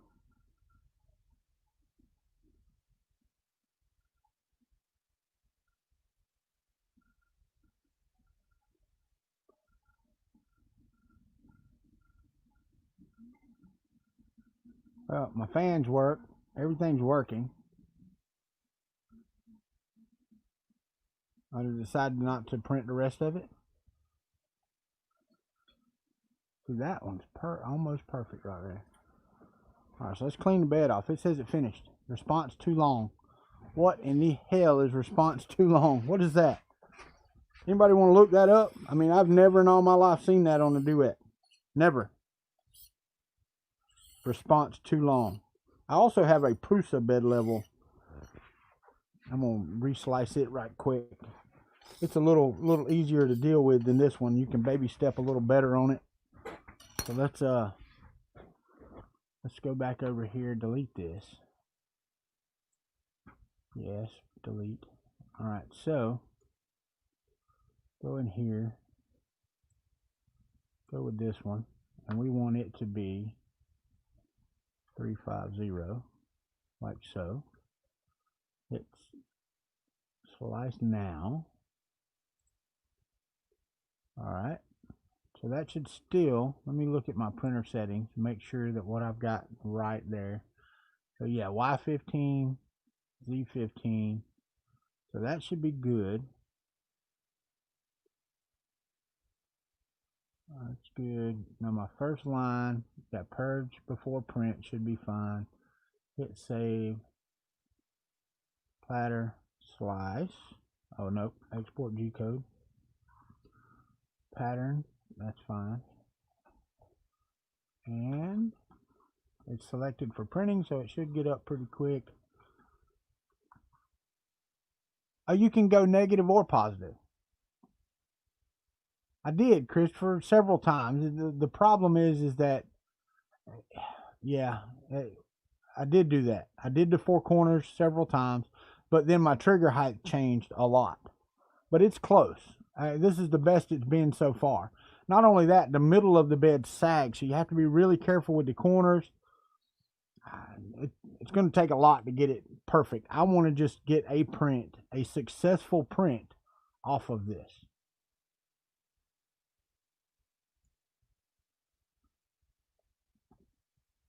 All right, nozzle's heating up. Bed is hot.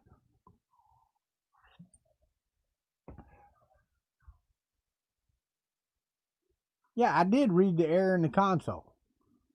The problem is that the console error, it says G1, G2, G3 intermediate positions outside machine limits. No, it's not. The whole model fits inside the machine limits over here. That's what aggravates me. I did it 350 by 350 that time to see if I could get rid of that. Yeah, that's what I'm finding out, Chris.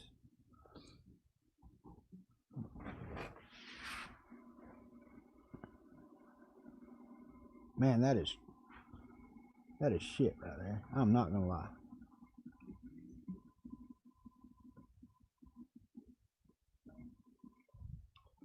Alright, so it's doing its thing.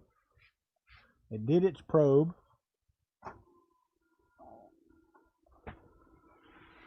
Now it should, and it's laying a perfect purge line right there. Not gonna lie. Now let's watch it do the Prusa bed. What in the frig is that?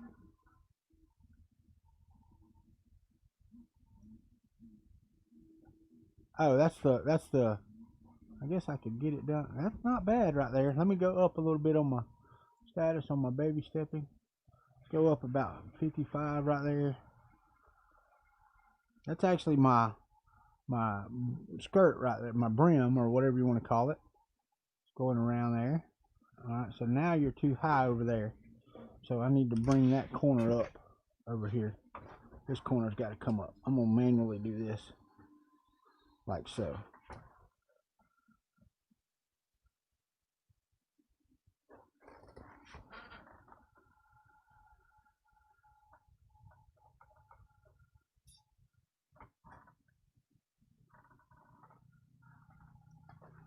Alright, so see that one. This side over here is almost perfect. And it needs to go down.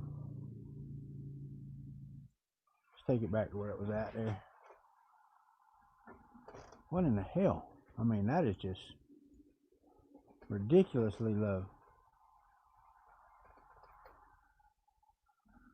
And again, response too long. What in the hell is that?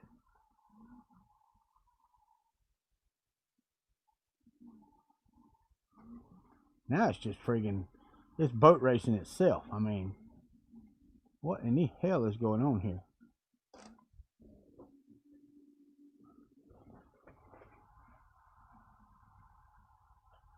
It's just doing whatever it wants to do. It's not even doing the pattern that it's supposed to be doing.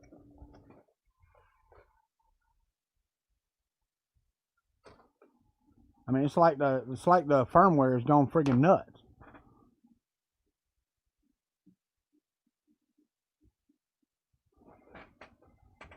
I mean, absolutely friggin' gone completely mad.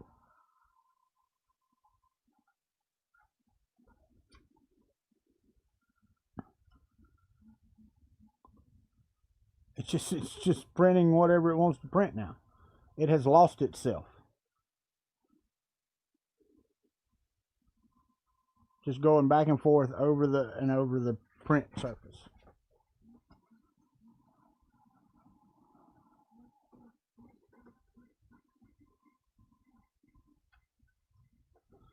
I gotta put a bolt in that bed bracket right there. It's not holding shit. Now I'm just dragging plastic all over the bed. I mean, really?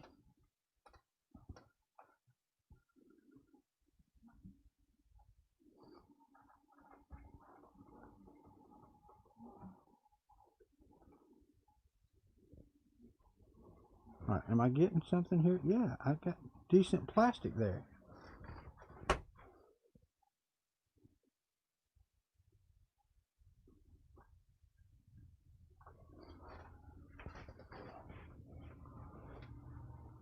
All right, so you are dragging right there. You're dragging filament on the bed. I'm actually seeing plastic on the bed surface. The middle of the bed is shit low.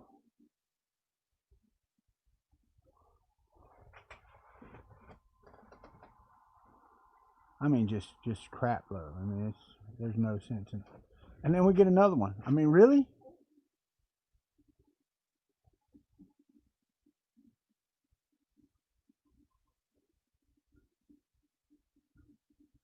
Correction interrupted. Or what the is going on with this? Printer was interrupted. Wow.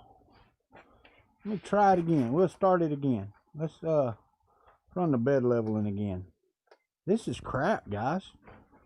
I mean, we are laying plastic, but not in any meaningful sense of the word. Alright, so this one has at least one in the top. Yeah, that one's being held. That one in the back is not being held. I got to put something in there. Hold on. Let me get my thing here. That's a 20. So I've got to get a 20. Let's go back here and put a holder in the bed, because there's one there, but it's loose as crap. I'm going to put this in there and move that over right there.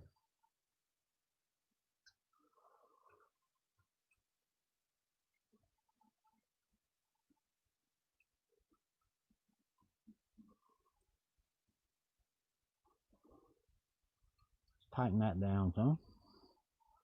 Yeah, bed not moving anymore there. Got you. Alright, you're tight. Go over here and see what we got.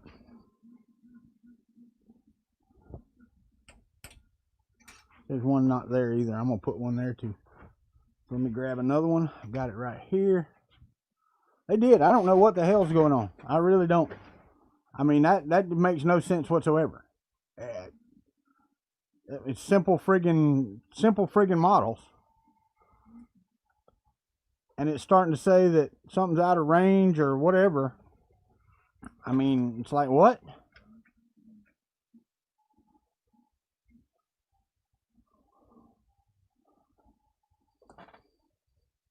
It's like the duet's gone crazy. Maybe it's getting hot. I don't know. Is it hot? No, not hot. Voltage good? Voltage is good. It's 13 volts, 12.9 going in. So that's good. Alright, let's home this. Go ahead and heat the bed back up. Home it. Home all. Let's see what we can do here. Come on, home. Alright. Alright, so I can't move you. See, I thought it was my probe was the problem. And it was part of it, but apparently not all of it, because yeah, this sucks. Let me turn these springs up quite a bit here, so I have some room to move. All right, there's you. Because this one was awful tightened down over here. There's you.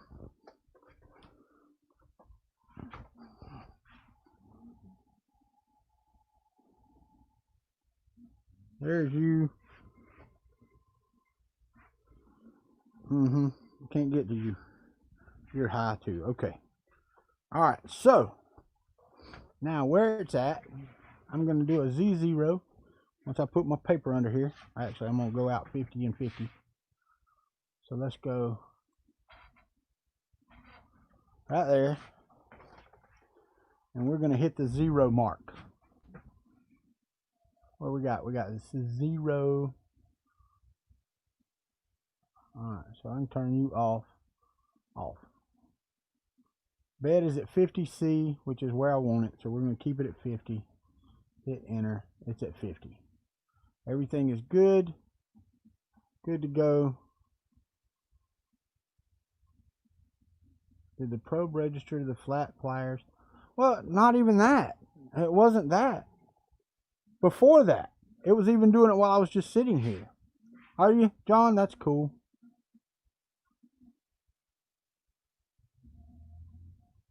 Alright, so let's go Z negative 5. That's what I'm at. It says 5.95, so it actually should be, that should be off of the bed, and it is not, which is fine. So what I'm going to do right there is I'm going to hit G92, Z0, enter. Then I'm going to hit a +5. I'm going to go in here and I'm going to do a G30, S-1, enter. Negative 2.81, 1.865. system. That is what it said my limit was. Down from 2 point something. 2.378. So 1.865. Hit save. Yes, reboot. Yeah, it's been friggin' 4 hours just to try to level the bed. Actually, no, I had to solder wires and all that stuff the first hour. Bitch about this jam in the second hour. Thing about it is, it's almost to the point where if it failed, I would still use it because I don't have a top for it. So really, all I need is the bottom of things to do it to. What's up, Matt One UK? Hadn't seen you in a while. I don't mind yeah, I can't get this up to 65. All right, so let's home. Now we're rebooted. Home all.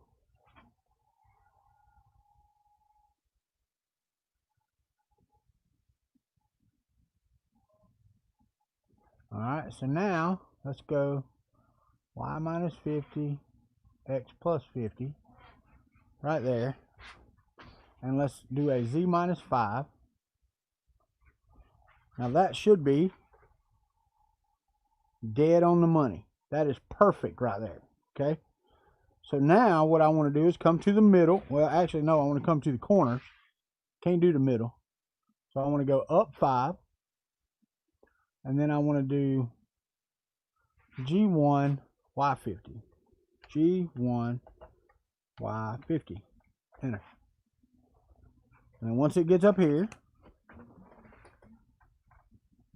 and the only reason I'm doing it 50 out is so I can get to the screws. All right, so once I do that, I do a Z negative 5, which should bring me, all right, see that's a little tight. So let's get the wrench here and crank it down until it ain't tight.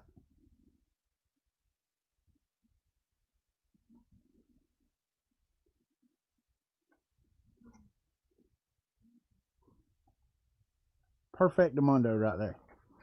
All right, so now let's do a Z5 and do a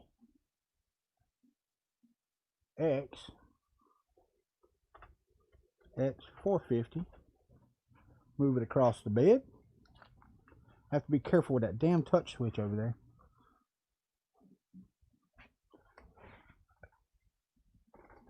All right. So then I do a Z negative 5, which has locked that in place.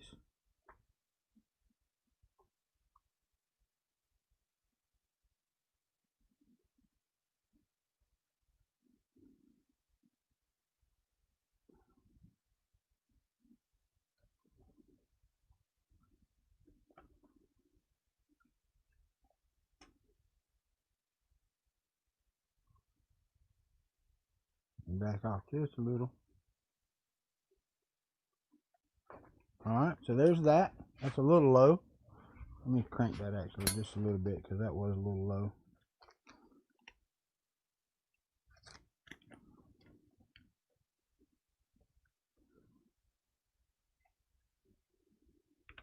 There we go. Now, back off.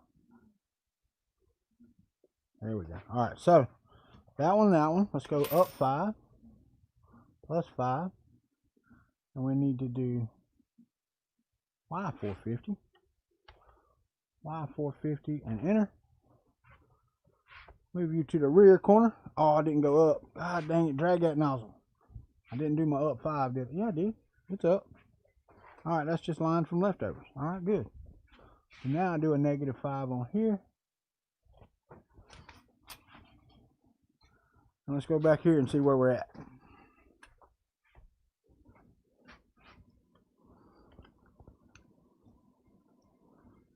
Not too bad, actually. Take it down just a touch. Little much. That is still moving. Oh, come on, really? I gotta fix the bed bracket because it's still moving. You dumbass. I'm sitting here cranking down on it.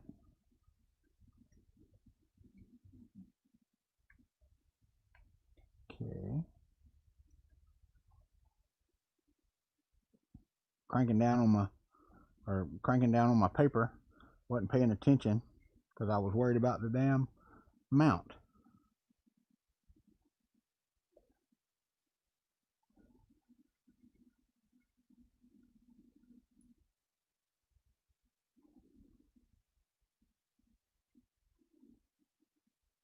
All right, there's that. Now let me get my wrench again. The nut didn't turn earlier when I tried to set that. What I do with my wrench? There, right there. I had it in my hand. What the hell? No, I didn't. It is the black one. Dummy. I will take you back over here though, just in case it changes the height. I don't think it will.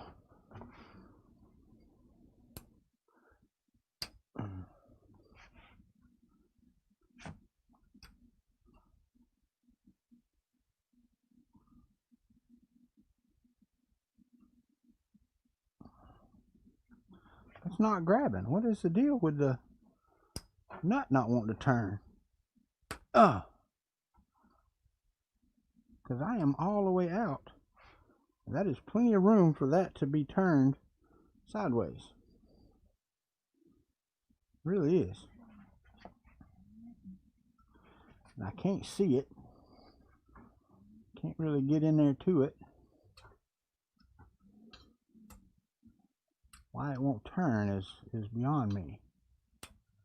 It is the right size nut, right? Sure it is. Yeah, you're good. If I can't.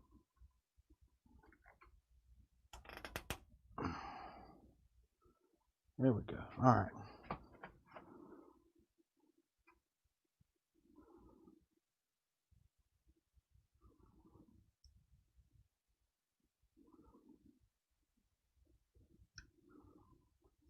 Okay. Now let's check my height still. Nope. See, that's the problem. Gotta come back up.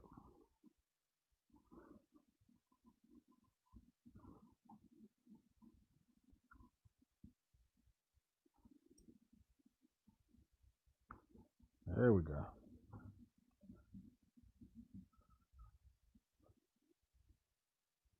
All right. So now all four corners have been leveled. So now I can home it. Now let's home it and see what we get when we do a mesh bed leveling. Because my trigger height should be set, I'm hoping.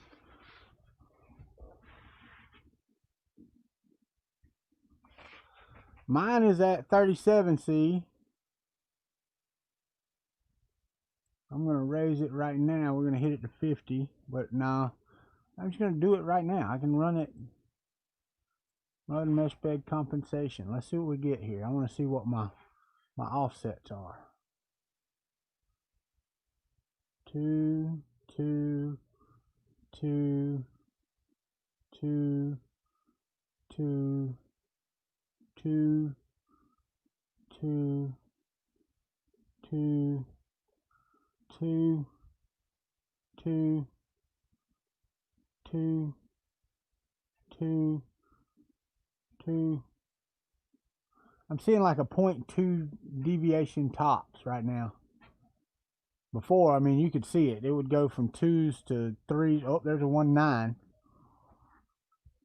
and a 1.6 and a 2.3. So somehow there's a hump in the middle of that bed right there. And it's that jack on the front. I know exactly what it is.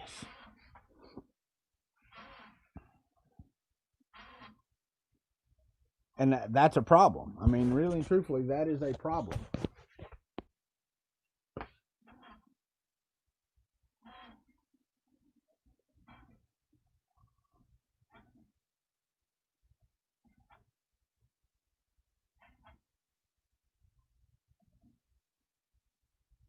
Yeah, this is like 1.61. This is a millimeter difference from what it was printing up there. And it's not a hump unless the middle of the board is bowed up, because it's like the Z is changing as it goes. And that's fine if the bed is all downhill or whatever. I don't mind that. But this is the map on this is just all over the damn place, man. I mean, really, it is literally just all over the place.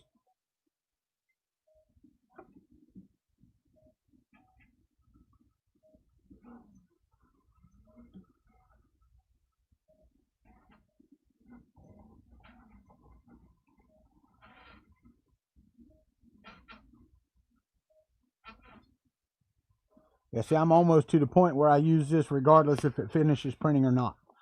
So I'm almost done with the TiVo back here, worrying about it.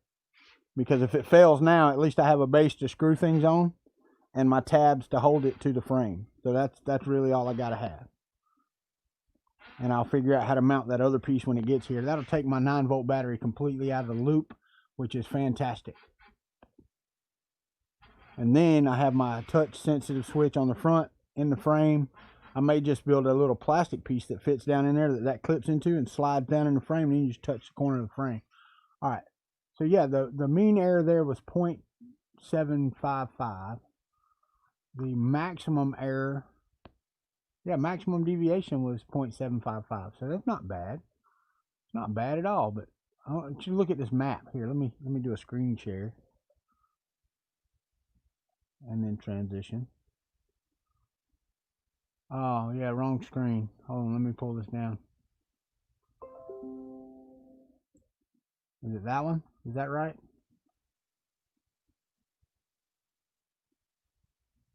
Nope. What the hell is... Yeah, that's right. That is right. Okay, so it's the correct one. Let me move StreamYard out of the way. There we go. All right. Yeah, look at that bed. Y'all see that? I mean, that's just ridiculous. But, like I said, the mean error is only 0.245.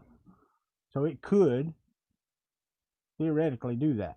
I mean, I don't see why not, right? See that hump right there in the middle? That's due to that middle bed. And it's, what the hell are you supposed to do about it? I will keep working at it, but first off, I want to try. Why are you not heating? 50, enter. All right, let the bed heat up, and we'll move along back to where we need to be. Trying to transition back to me. There we go. This back here is doing its thing.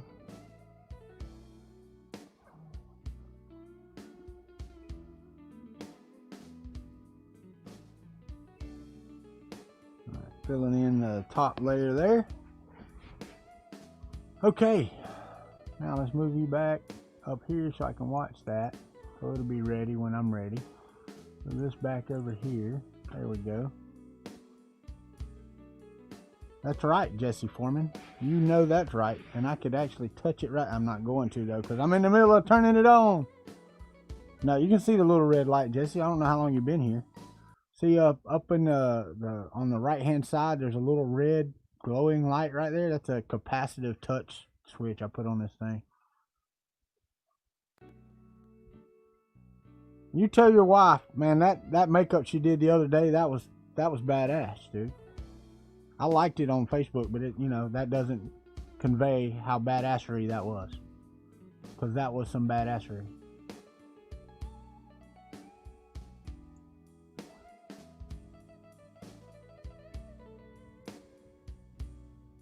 All right, mark all as red. All of them. Empty folder. Thing about it is, I'm gonna have to go here soon. My grandson's gonna get picked up. I really want to go, you know, spend some time with him. So we really need to get this.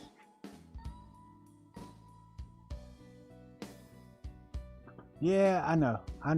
And that's what I need to do, because I want to print a Benchy, Chris Riley, and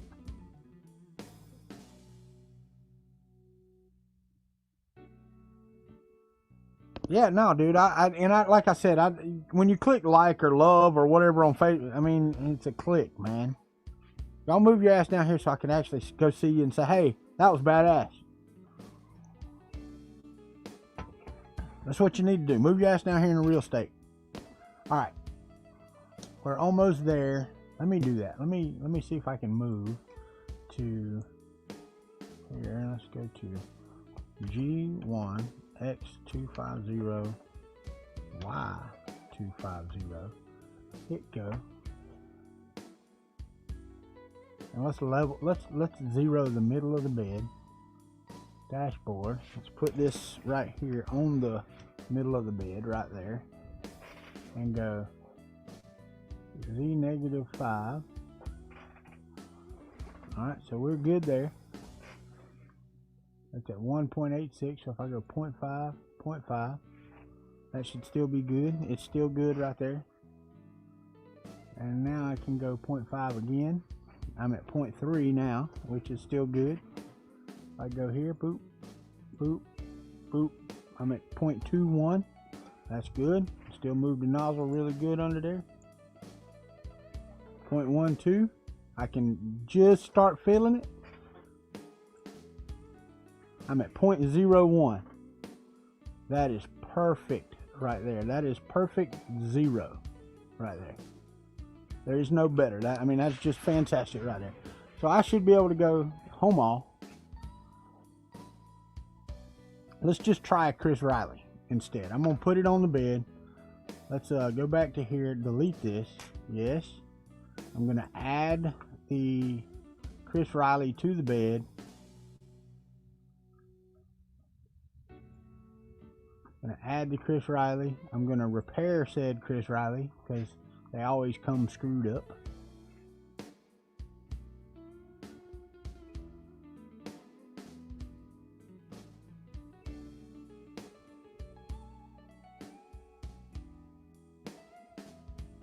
Alright, so it is net fabbing the model because the Chris Riley is jacked up right now.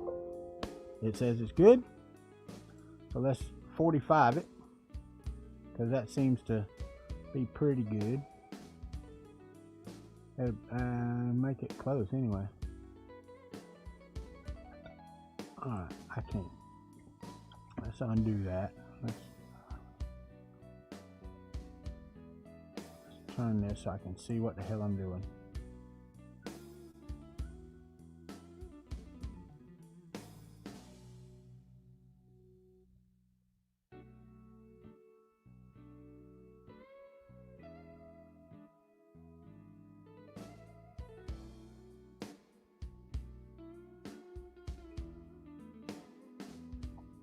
Alright, so that's 45.023, whatever.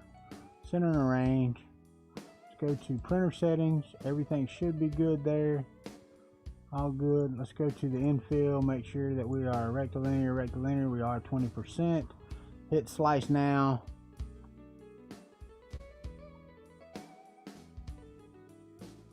And send it. 3D Benchy G code. You're going to hit that window. Boom. Job picked up. The bed is already done, so it should. Boom. There goes the nozzle. It says no tool is selected, which is BS, of course. So let's see if this one says out of bounds. And I am zero. Y'all saw me zero the nozzle in the middle of the bed, perfectly flat in the middle of the bed. So baby stepping is all I should need. It's at 0 right now. So I should be able to print a Chris Riley in the middle of the bed with no problems. Should be able to.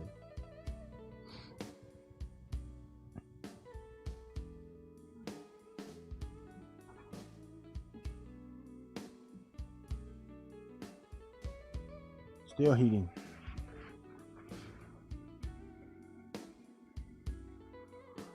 All right, we have put plastic on bed today, so I'm happy with that.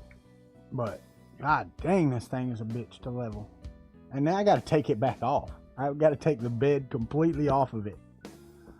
But if I can get it to print, I will print the parts on it that I need for the other. Yeah, I'll take that down and put another spool up there and run it to that. As a matter of fact, I'll probably bring that up here once I get the wires mounted some semblance of some way.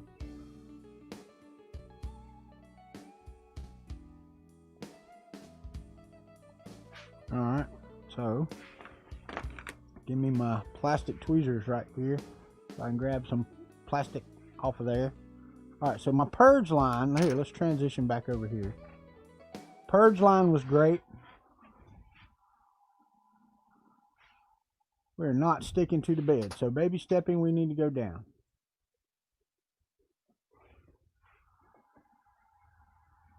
Nothing sticking.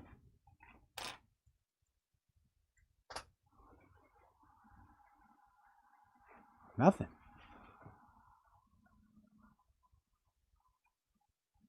Are you even putting out plastic? You are putting out plastic. Why are you not?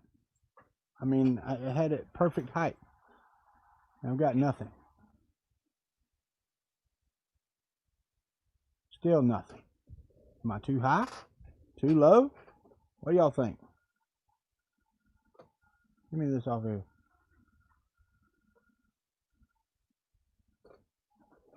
Oh, it's friggin' a mile off of the bed.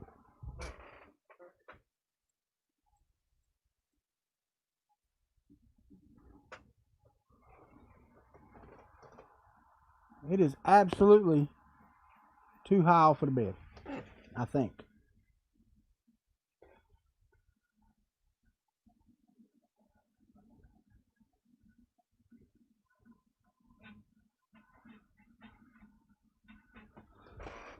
All right, let's try to go down some more.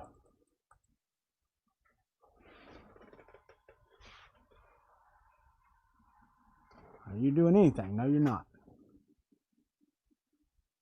Too low? You think it's too low? It was too high earlier. Let's take it back to 0 then. Let's see what we get. All right, so we're back at 0. Now nothing is sticking. It's just printing in the air. I mean, I can pass the tweezers underneath the nozzle. I mean, completely underneath the nozzle. It's like it's not reading the fucking model. Okay? I had this last night. Pause the print. It lays down. I mean, this is perfect right here. 0.35 layer height. But when it gets to the middle, here, let's do this right now while we're doing what we need to do. Let's cancel the print. Let me get the stuff off of the nozzle. Let me get that off of there so that we're good to go when we get there. And I'm going to take it right out to the middle, and I'm going to drop it down to 0 again, right in the middle of the bed. It's like the model itself. It's like the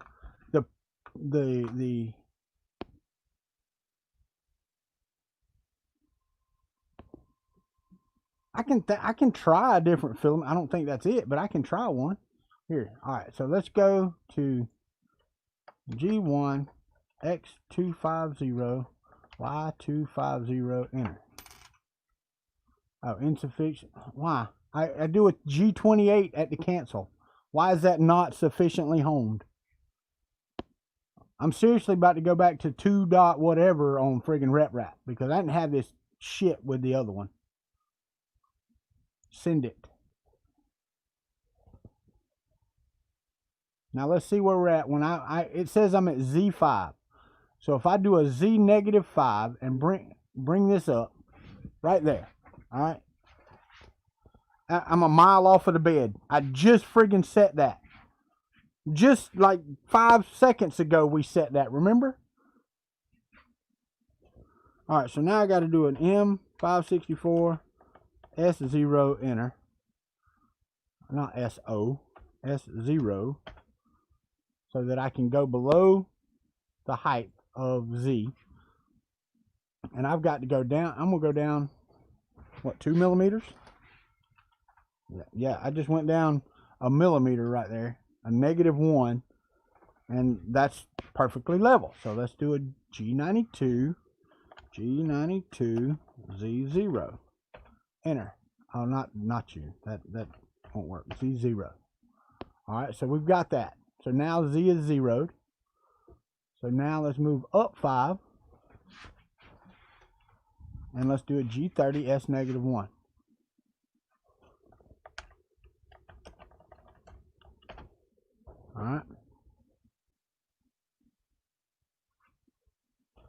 that could be, you know, that absolutely could be, Tony Ryan. I've got one right over there, and what I can do is pull the entire firmware off of this one, download the entire thing, everything on it, and drop it onto another one and try that. I have another SD card, several of them laying up here somewhere. I mean, SD cards are cheap. So, I mean, that's an absolute fact that that can be done. And I will try that, because you're right. Not only that, I mean, this insufficient access home, the being out of bounds, all of that crap. All right, so that one said, what did it say? Console. That one said it hit at 2.875. My system config is set at 1.865 or something like that, right? Yeah. See, this is a whole millimeter that it needs to come down. So I'm going to save that. Yes. Now let's go ahead and hit this at 50. Oh wait, I got to wait till it restarts. Then home it. Dashboard. And if this doesn't get a Chris Riley printing, then I will do that. Probably won't be on this stream, because like I said, I need to go spend some time with my grandson. So let's go to dashboard. Let's home the whole damn thing. Let's go up here. Set this to 50. On a heater.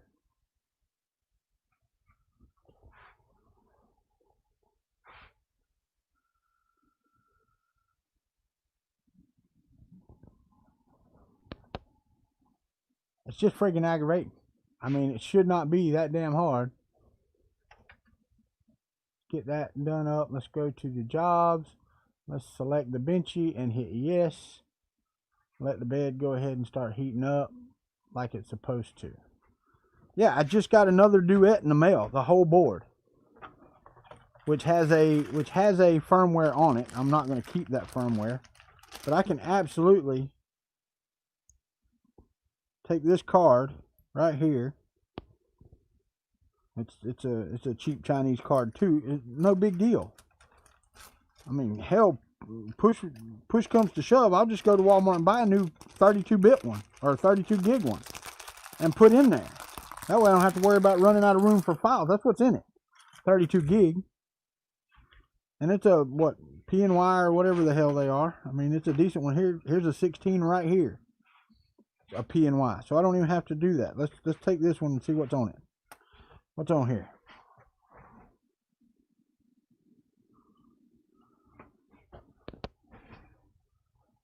Bunch of G code. I'm gonna save all these though.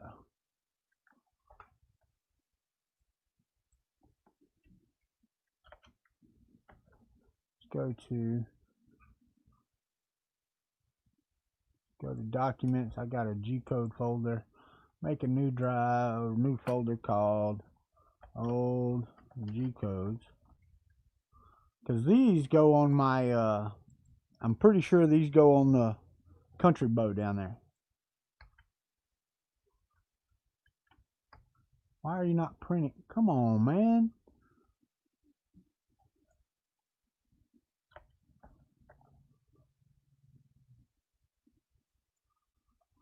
Oh, wait a minute. I think the reason I'm not using this one is because it's stuck. Oh, no, there it goes. Okay. It won't, I don't think I can format this one. All right, so I am waiting on that to heat up. The job is getting ready to run. My baby stepping is at 0 on this. Minimize so I can see what I'm doing. Now, these are both original duets, or this one and that one are originals. The one behind me that's printing is a fouet.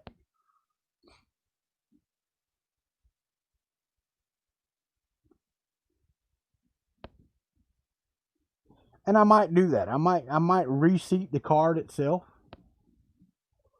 But first, let's see what we get. Let's see what we get on the Chris Riley right now. All right, so the prime line was too low, which is okay.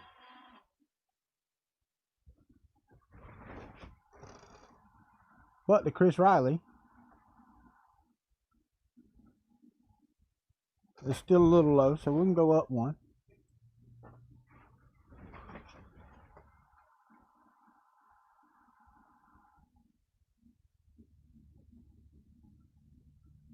That's still a little low, I think.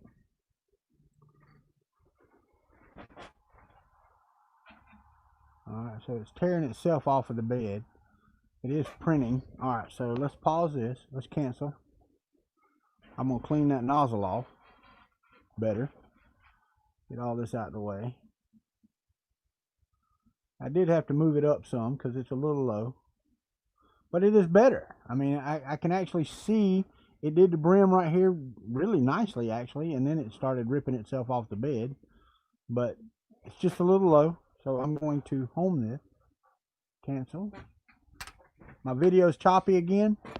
Do I need to reboot the modem again? I can. I don't know what the deal is. This modem normally doesn't go up and down like that. Alright, so I canceled. We are canceled. And as soon as it turns off, I'm going to hit the print again button and let it go ahead and pick its thing up there. It's going to home. Then it'll heat. Bed is setting at 50. It shouldn't take it very long.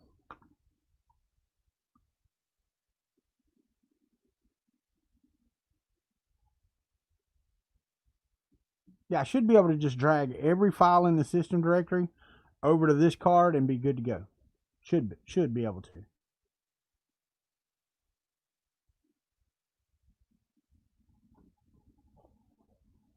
All right, so now it's going to go to the middle. It'll do the 1G30 probe.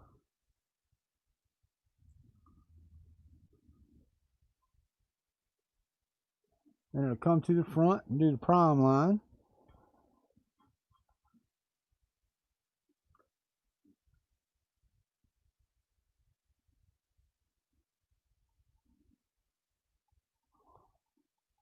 All right. That was no better.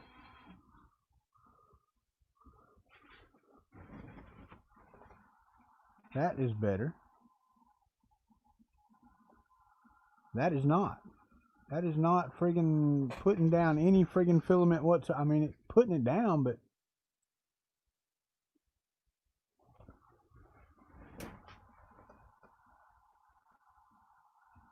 there's nothing sticking to the damn bed. I mean, nothing at all.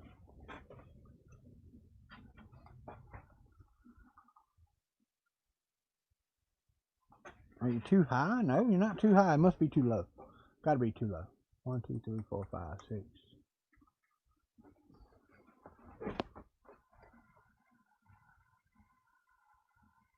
All right, let's do it again right here.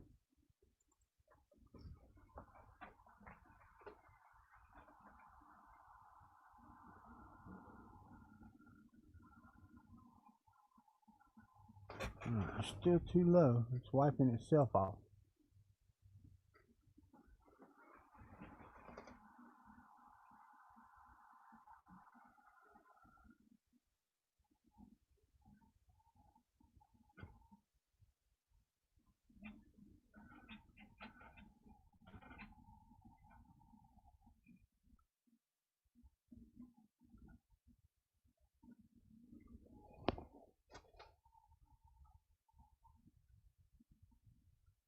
It's laying plastic, guys. Let me see if I can zoom in a little better. I ain't screwing with it. I'm just going to let it print. If it'll stay stuck to the bed, I can't get any better. I mean, good as I can get right there.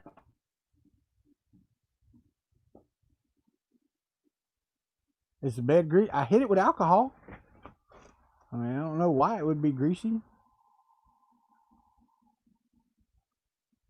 I hadn't hit it with alcohol today, but I did yesterday. But it might finish this Chris Riley. We'll see. See if I can get some of this other plastic gooped on there off. That'll work.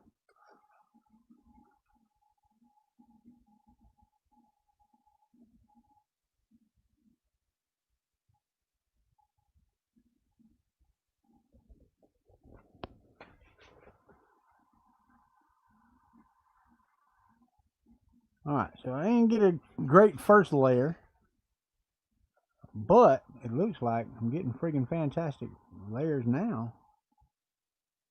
It's running over some gluten here, but it's melting that on down, so I'm going to try to get this off of the nozzle if I can. I can't. It's fine.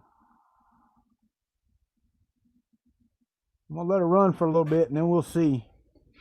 You may get to see. It is PI. Oh, I can pause it.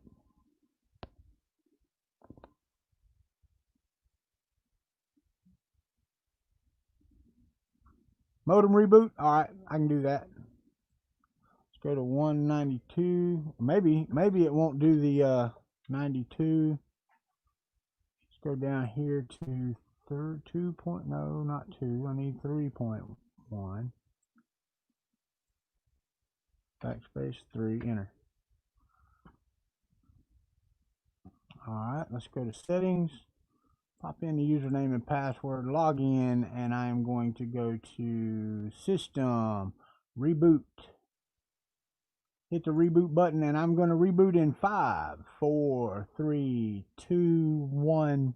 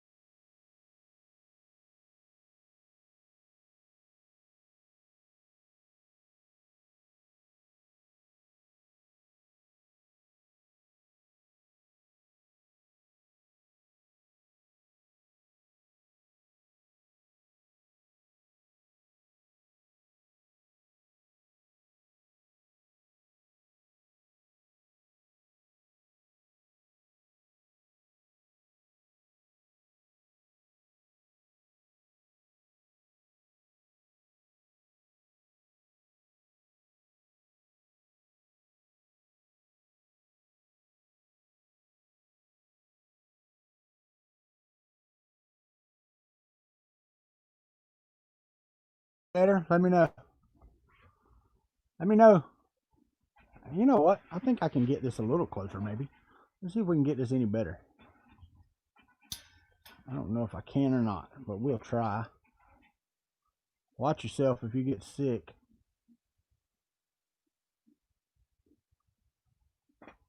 Now, this is a regular size benchy. I did not miniaturize it. All right. I don't think I can. Can I zoom in better? Let me see. That is as far as I can zoom in with this camera.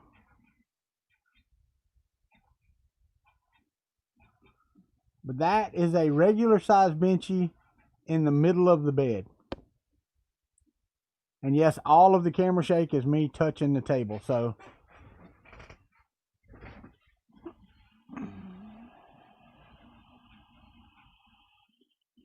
all right, so my baby stepping is at plus 0.30 millimeters.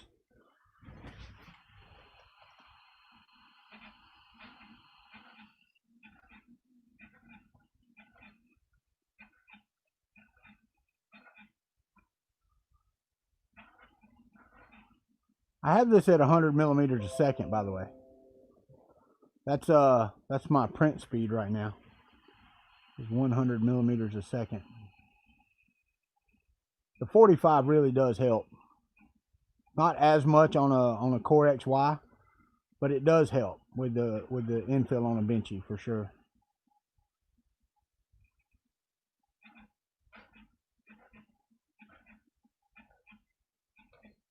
Oh, what's it say? It says it's still got 1 hour and 13 minutes left. 55 minutes and 47 seconds left. We shall see. That'll take us right on to 12 o'clock. I might leave it with y'all and let y'all watch it print and go over there and hang out with my grandson for a little bit and then come back and see where we're at, because I got plenty of filament, so I shouldn't have a problem with that.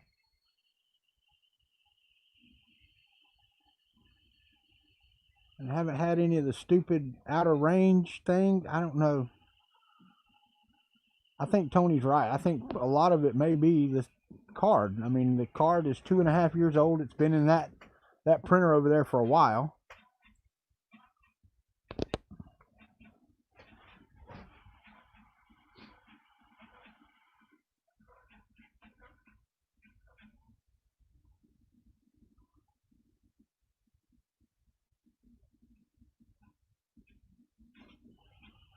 Oh, perfectly splendid. This is a 0.4 millimeter nozzle at 0.1618 layer height, I think it is. Isn't that the golden ratio or whatever it is for printing out? I will need to set the retraction a little better because, yeah, this one's just not. It's going to be stringy. But I also haven't tested this with filaments or anything. Looks like it's dragging. No, that was me. This was me moving this. This is fine. Let me get that tail out of the way. Hey, what the hell is that? I mean, that light is killing because I couldn't even see that. Yeah, that was the skirt. All right. It is not gouging. It is absolutely laying good filament lines for sure.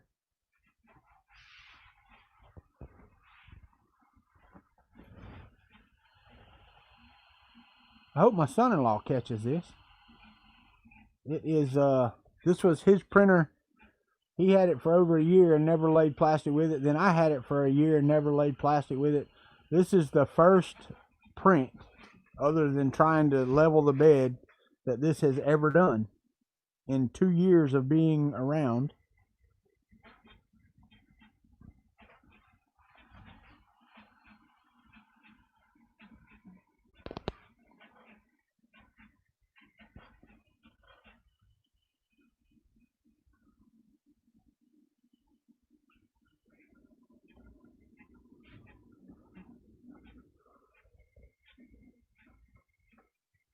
And of course it ain't gonna fail, which is fine. That's fantastic. Like I said, I don't care if it does jam now. It's to the point where I'm good.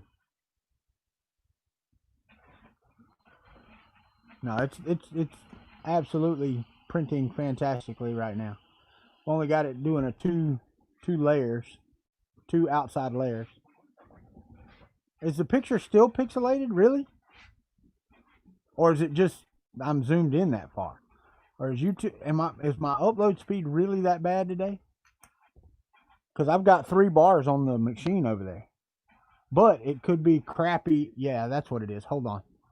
I know how to try to fix that anyway. Go to settings. The problem is it's got me on a 3G or something. Mobile connection. What do I got here? What is it showing? Nope, that's fine. Network settings. It's on auto. I want the mode to be 4G only and hit apply. I may lose you for just a second.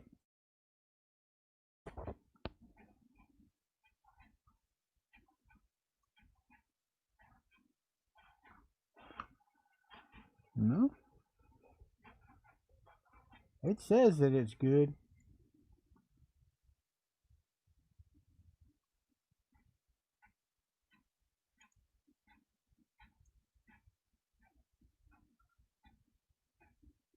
Why are you opening StreamYard? That's not what I wanted. The hell was I opening? Oh, I don't want StreamYard. I want YouTube. Here, you on YouTube. There we go.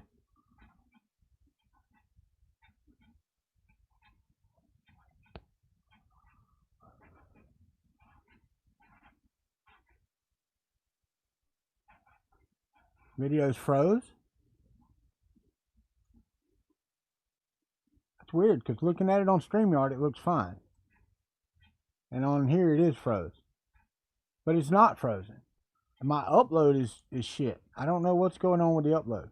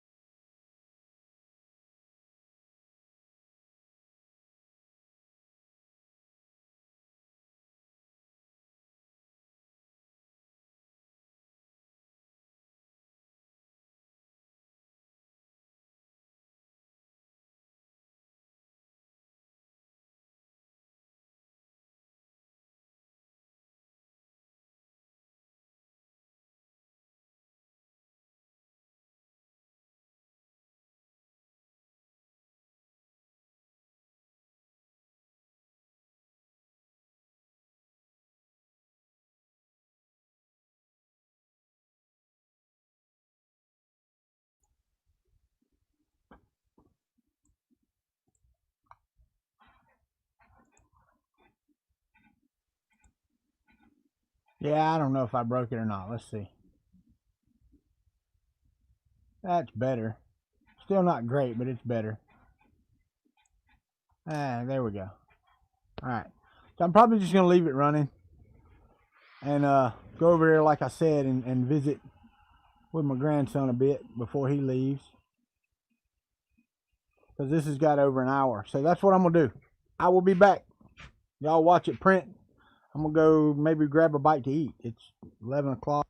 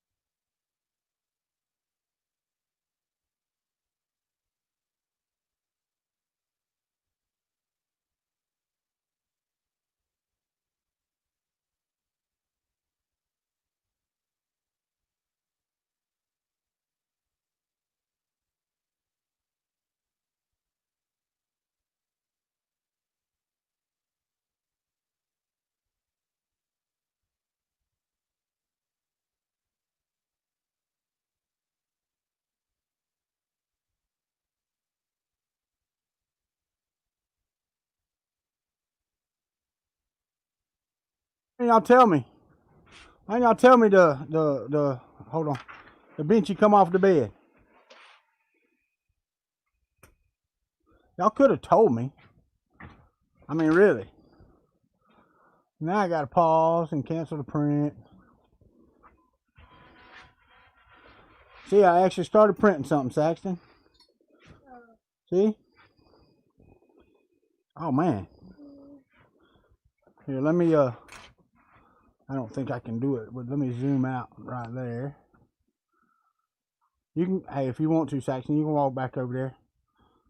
Give me just a second. Alright. As you can see, the print is fantastic though. Oh, you can't see. Zoom. Focus. Focus. Focus, focus. It ain't focusing. Anyway. Oh, I got you. No, thing about it is you still could have typed it. I wasn't back. That filament, because the layer adhesion on that filament is crap right now. Tell you what I will do. Watch out, Saxon. Got my grandson over here. I'm going to unload this while this is still hot. And I'm going to put in some different filament. I am going to try something different. Got to take him back over to get some spaghetti here in a minute. But I figured I was going to come over here and say, yay, it's working, and cut the stream off, and everybody would be happy and go lucky. But I've got some blue silk here. And to me, silk filaments print a lot easier than some of the other filaments. So what I'm going to do is I'm going to restart this benchy in silk. And I don't know what the additive is that makes them silky, but the humidity doesn't seem to bother them near as bad. They don't get near as brittle in the humidity as other filaments.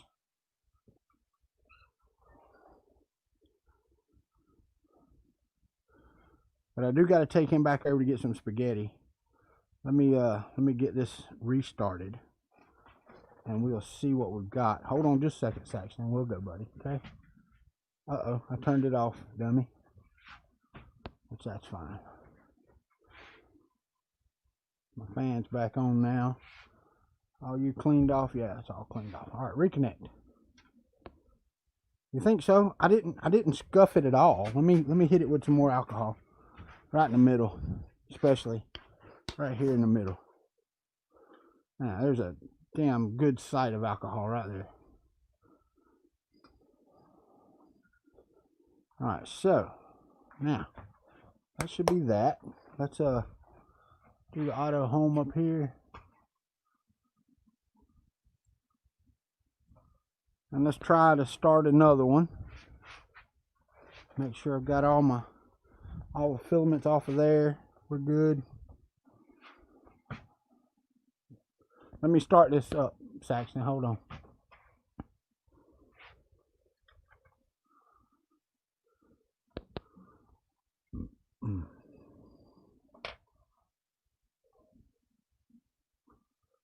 All right, heater active, 50 degrees. Let's go to jobs, 3D benchy, and yes.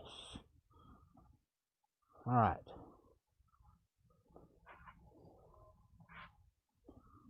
All right, got a couple minutes, Saxon, then we'll go, okay?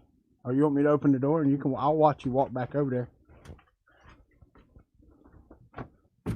All you do is push it. I want it open anyway. It's hot. Oh, Aunt Shauna's here.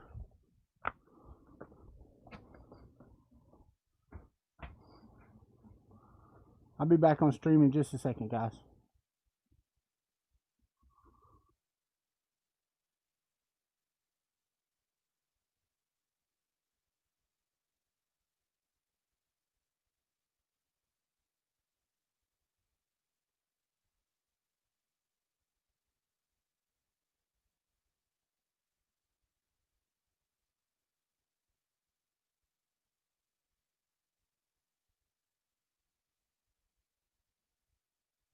Nozzle.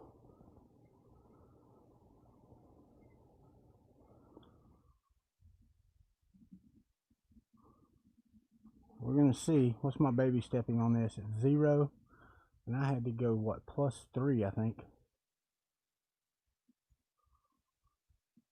I'm gonna leave it at 0 for right now and see what we get. 212, 213, 214, 215. Go to the middle. Give me a probe. Boop. Go over here.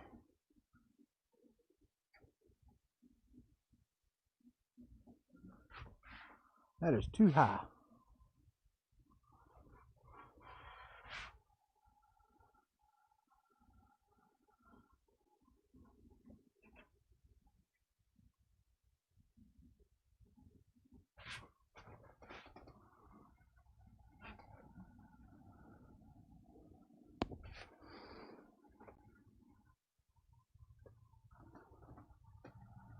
Oh yeah, that's much better. That one I can actually read the letters. See how we do here with the fill in.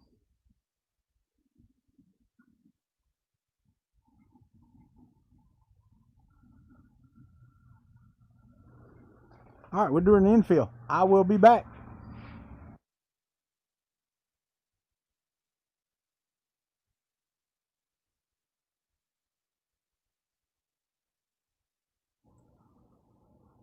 All right, y'all know my Twitter. I'll be back.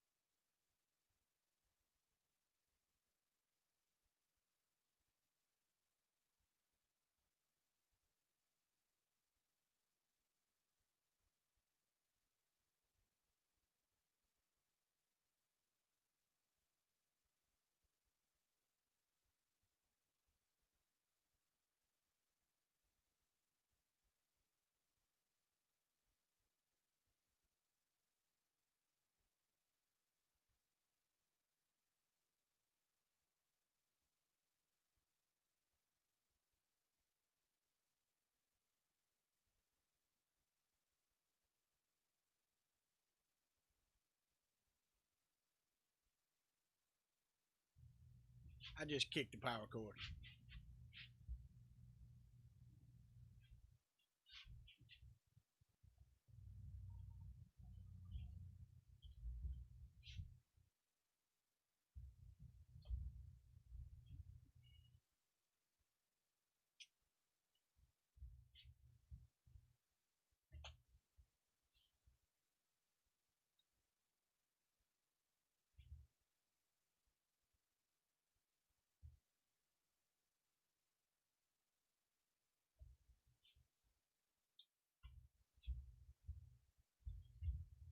Hold on. I think my 9-volt battery died actually. What's up, Hoogland? Hey man, this sheet's working great, dude. Hold on a second.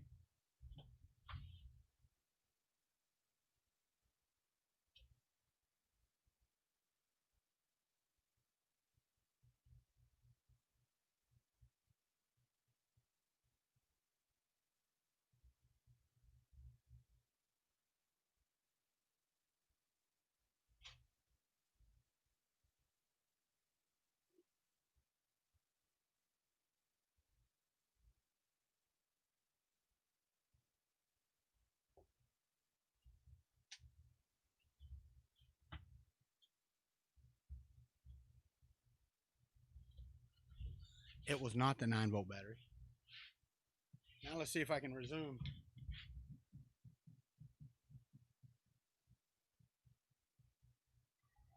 It was not the 9-volt battery. I kicked the wire off of the power supply. So I don't know if this will resume or not. I don't think I have a macro to resume, which you have to have. So I will have to start this again. Let me see, macros. Resume print with homing. Yes. Let's see.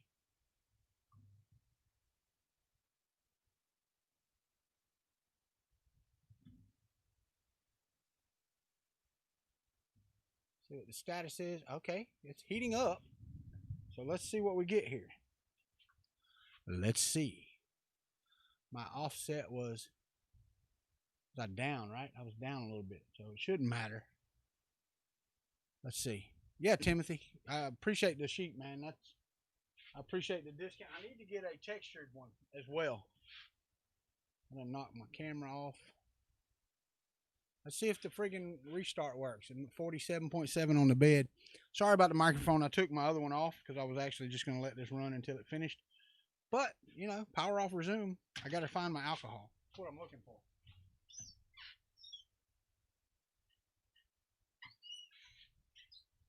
I have 3 full bottles of alcohol somewhere, and I have no idea where they are.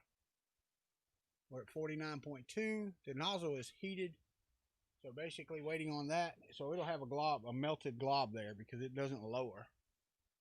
It might if it had a 24 volt, if I had a 24 volt power supply, but I do not. All right, so we're at 50 C. It's not doing anything. So apparently it doesn't know the job.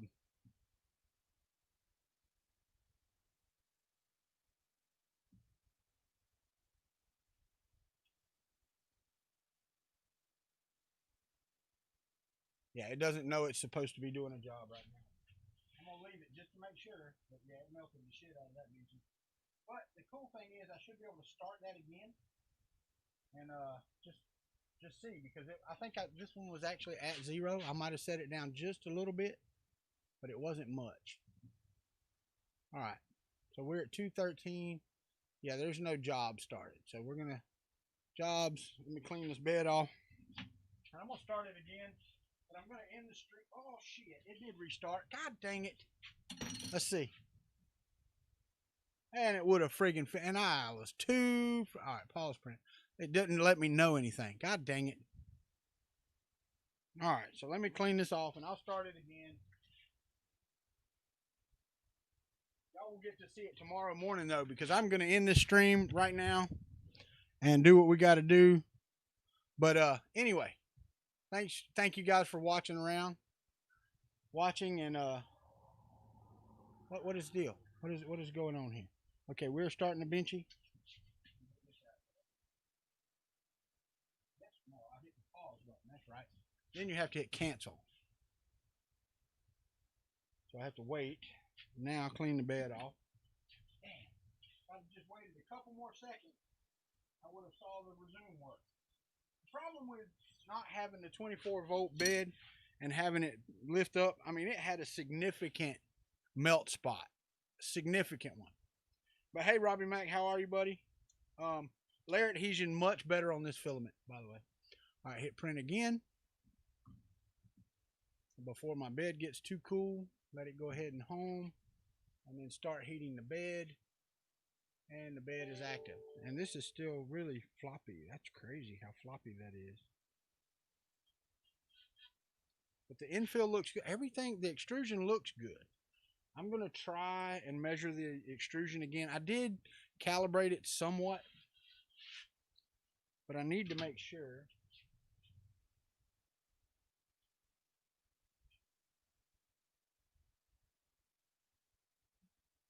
No, I'm just going to leave that. That's what I did last time. Yeah, just let it print. All right. So I'm going to end this. It's printing again, and maybe tomorrow morning we'll see a benchy. Thanks, guys, for hanging out. Appreciate it, and y'all have a great day.